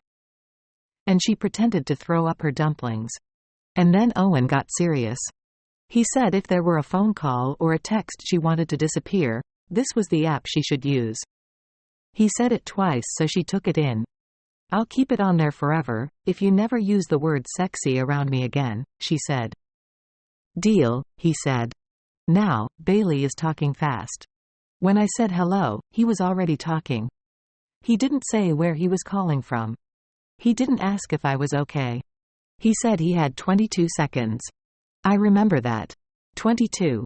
And then he said that he was sorry, sorrier than he could tell me, that he'd organized his life so he would never have to make this phone call.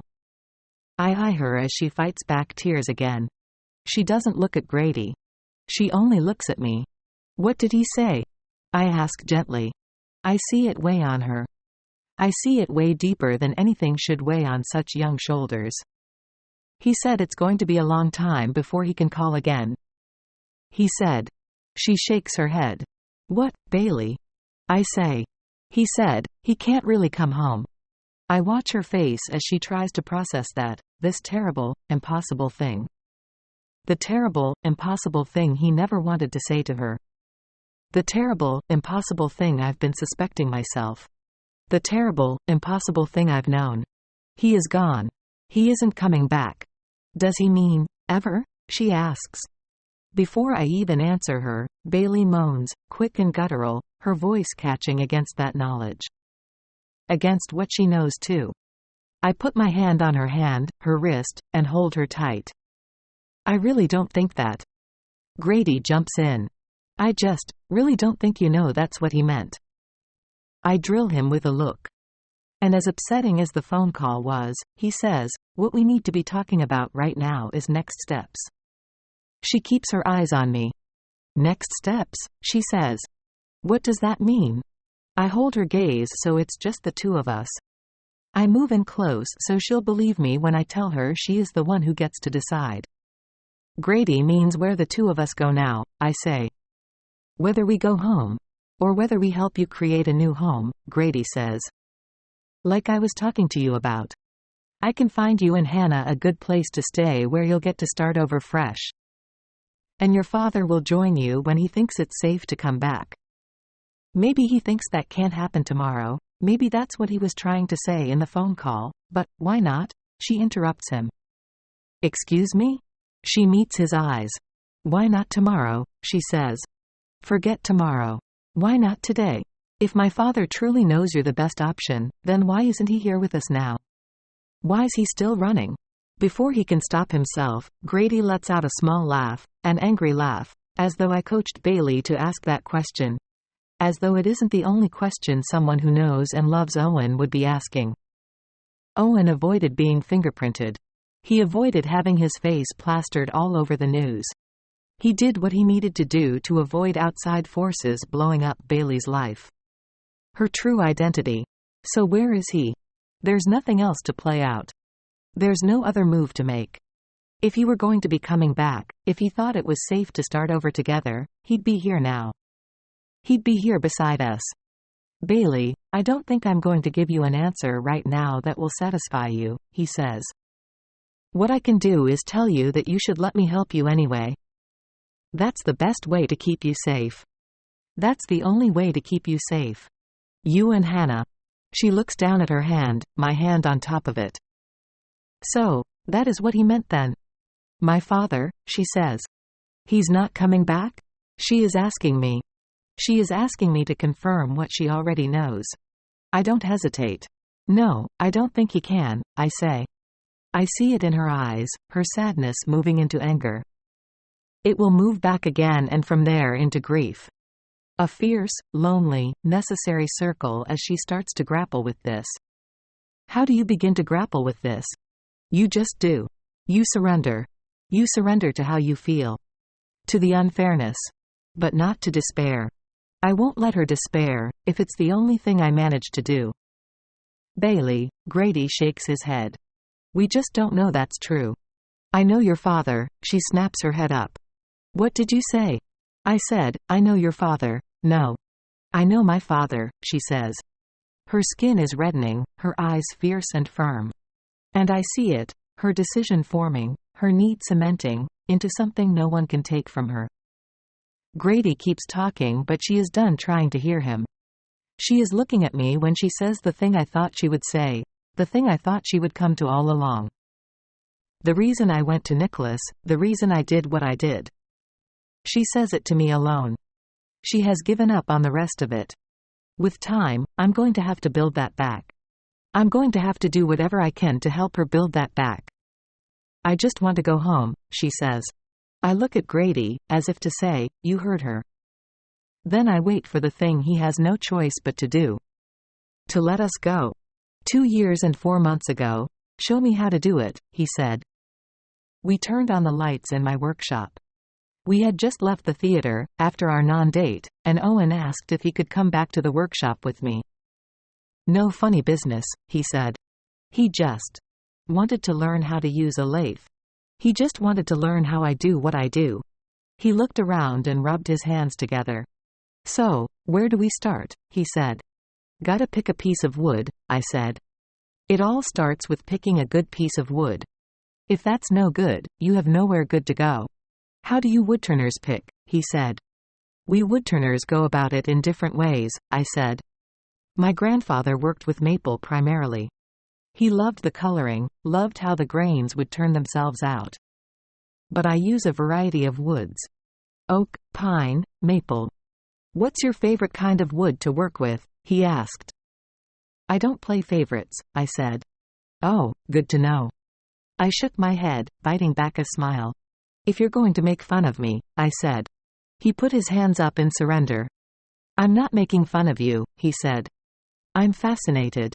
Okay, well then, without sounding corny, I think different pieces of wood appeal to you for different reasons, I said. He moved over to my work area, bent down so he was eye to eye with my largest lathe. Is that my first lesson? No, the first lesson is that to pick an interesting piece of wood to work with, you need to understand that good wood is defined by one thing, I said. My grandfather used to say that. And I think that is definitely true. He rubbed his hand along the piece of the pine I was working with. It was a distressed pine, dark in color, rich for a pine. What defines this guy? He said. I placed my hand over a spot in the middle, blanched to almost a blonde, totally washed out. I think this part, right here, I think it could turn out interesting, I said. He put his hand there too, not touching my hand, not trying, only trying to understand what I was showing him. I like that philosophy, is what I mean, he says. I kind of think you could probably say the same thing about people. At the end of the day, one thing defines them. What defines you? I said. What defines you? He said. I smiled. I asked you first. He smiled back at me. He smiled, that smile. Okay, fine, he said. Then he didn't hesitate, not for a second. There is nothing I wouldn't do for my daughter.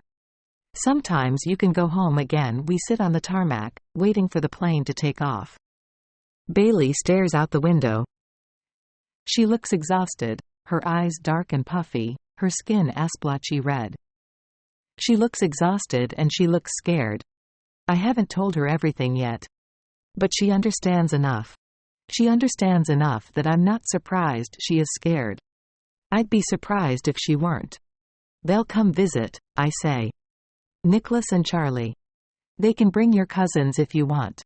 I think that would be a nice thing. I think your cousins really want to meet you.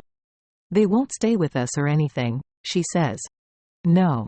Nothing like that. We'll have a meal or two together. Start there. And you'll be there? For all of it, I say. She nods, taking this in. Do I have to decide about my cousins right now? She says. You don't have to decide about anything right now. She doesn't say anything else. She understands, as well as she is allowing herself to integrate it, that her father isn't coming home. But she doesn't want to talk about it, not yet. She doesn't want to navigate with me what things will look like without him, what they'll feel like. That too doesn't need to happen right now.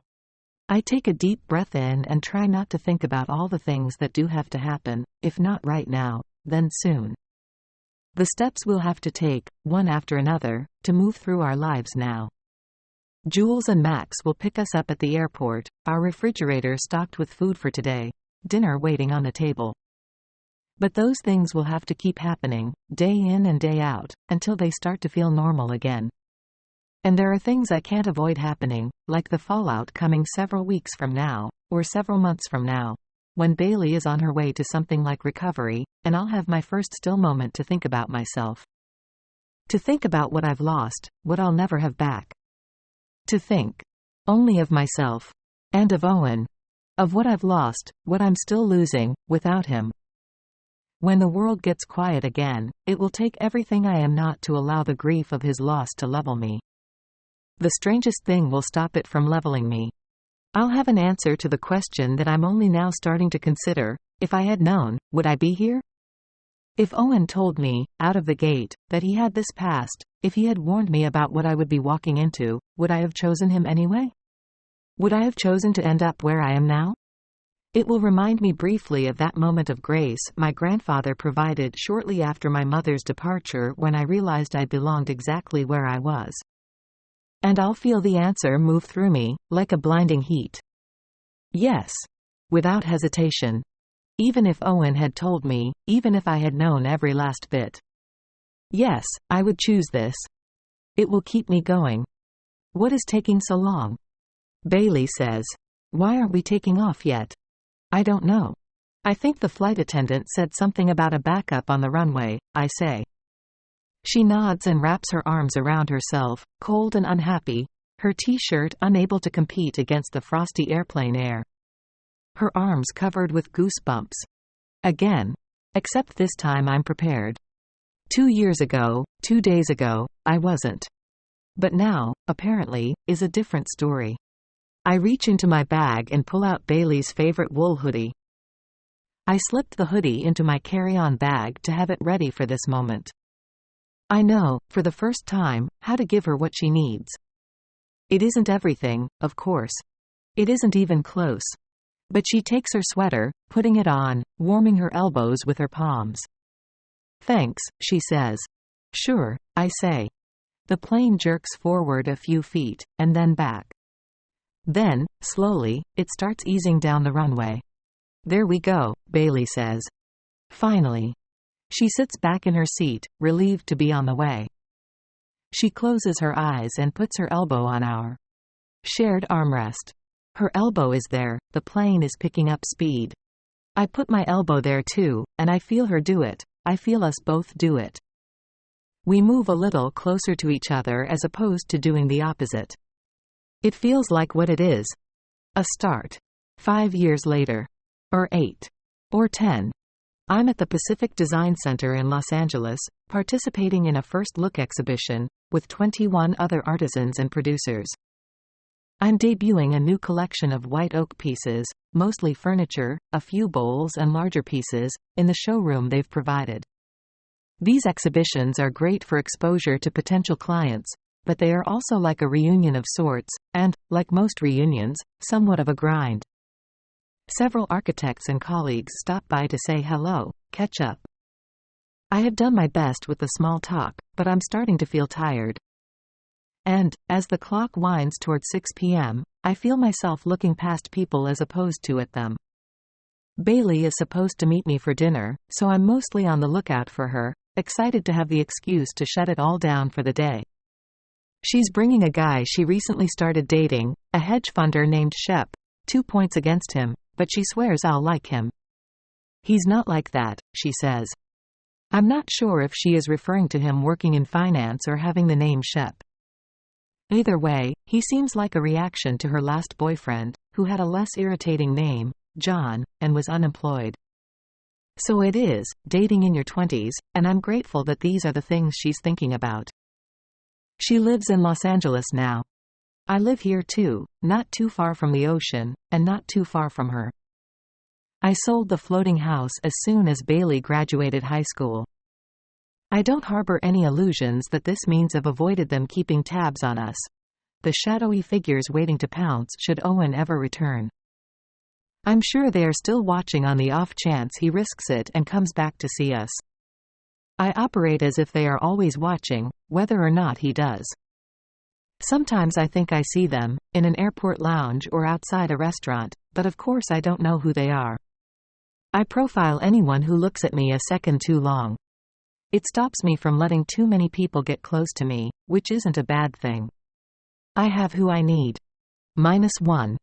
He walks into the showroom, casually, a backpack over his shoulders. His shaggy hair is buzz-cut short and darker, and his nose is crooked, like it's been broken. He wears a button-down shirt, rolled up, revealing a sleeve of tattoos, crawling out to his hand, to his fingers, like a spider. This is when I clock his wedding ring, which he is still wearing. The ring I made for him. Its slim oak finish is perhaps unnoticeable to anyone else. I know it cold though. He couldn't look less like himself. There is that too. But maybe this is what you do when you need to hide from people in plain sight. I wonder. Then I wonder if it isn't him, after all. It isn't the first time I think I see him. I think I see him everywhere. I'm so flustered that I drop the papers I'm holding, everything falling to the floor. He bends over to help me. He doesn't smile, which would give him away. He doesn't so much as touch my hand. It would be too much, probably, for both of us. He hands me the papers. I try and thank him. Do I say it out loud? I don't know. Maybe. Because he nods. Then he stands up and starts to head out, the way he came. And it's then that he says the one thing that only he would say to me. The could have been boys still love you, Owen says. He isn't looking at me when he says it, his voice low. The way you say hello. The way you say goodbye. My skin starts burning, my cheeks flaring red. But I don't say anything. There's no time to say anything. He shrugs and shifts his backpack higher on his shoulder. Then he disappears into the crowd. And that's that. He is just another design junkie, on his way to another booth. I don't dare watch him go. I don't dare look in his direction. I keep my eyes down, pretending to organize the papers, but the heat coming off me is tangible, that fierce red lingering on my skin, on my face, if anyone is paying close enough attention in that moment. I pray they are not. I make myself count to 100, then to 150. When I finally allow myself to look up, it's Bailey that I see. It cools me out, immediately, centers me. She is walking toward me from the same direction Owen has gone. She's in her gray sweater dress and high-top Converse, her long, brown hair running halfway down her back. Did Owen pass her? Did he get to see for himself how beautiful she has become? How sure of herself? I hope so. I hope so. At the same time I hope not. Which way, after all, spares him? I take a deep breath and take her in. She walks hand in hand with Shep, the new boyfriend. He gives me a salute, which I'm sure he thinks is cute. It isn't. But I smile as they walk up. How can I not? Bailey is smiling too. She is smiling at me. Mom, she says. Acknowledgements. I started working on this book in 2012. There were many times I put it aside, but I couldn't seem to let it go. I am so grateful to Suzanne Gluck, whose astute guidance on each iteration helped me to find the story that I was hoping to tell. Mary Sue Rucci, your thoughtful edits and sage comments have elevated this novel in every way. Thank you for being the best partner a writer could hope for, my dream editor, and a dear friend. My gratitude to the amazing team at Simon & Schuster, Dana Canidi, Jonathan Karp, Hannah Park, Navorn Johnson, Richard Rohrer, Elizabeth Breeden, Zachary Knoll, Jackie Seo, Wendy Sheenan, Maggie Southard, and Julia Prosser, and to Andrea Blatt, Laura Bonner, Anna Dixon, and Gabby Fetters at WME. Sylvie Rabineau, we've been in this thing together since Book 1, Day 1. Thank you for being my most trusted advisor, Jacobs, Sylv, and one of my favorite people on the planet. I love you. I am indebted to Catherine Eskovitz and Greg Andres for their legal expertise, to Simone Puglia for being a great Austen guide, and to Nico Canner and Win Tiu for the gorgeous wood-turned bowl that sits on my desk, and that inspired so much of Hannah. For reading many drafts, over the last 8 years, and providing other invaluable help and insight. Thank you, Alison Wynne Scotch, Wendy Mary, Tom McCarthy, Emily Usher, Stephen Usher, Johanna Shargel, Jonathan Tropper, Stephanie Abram, Olivia Hamilton, Damien Chazelle, Shauna Selly, Dusty Thomason, Heather Thomason, Amanda Brown, Aaron Fitchie, Lindsay Rubin, Liz Squadron, Lawrence O'Donnell Jr., Kira Goldberg, Erica Tavera, Lexi Eskovitz, Sasha Foreman, Kate Capshaw, James Feldman, Jude Hebert, Christy McCosco-Krieger, Marissa Years-Gill, Dana Foreman, and Allegra Caldera. And a special thank you to Lauren Levy-Neustatter, Reese Witherspoon, Sarah Harden, and the incredible team at Hello Sunshine. Your belief in this book is nothing short of a dream come true. My heartfelt gratitude also to the Dave and Singer families and to my wonderful friends for their unwavering love and support.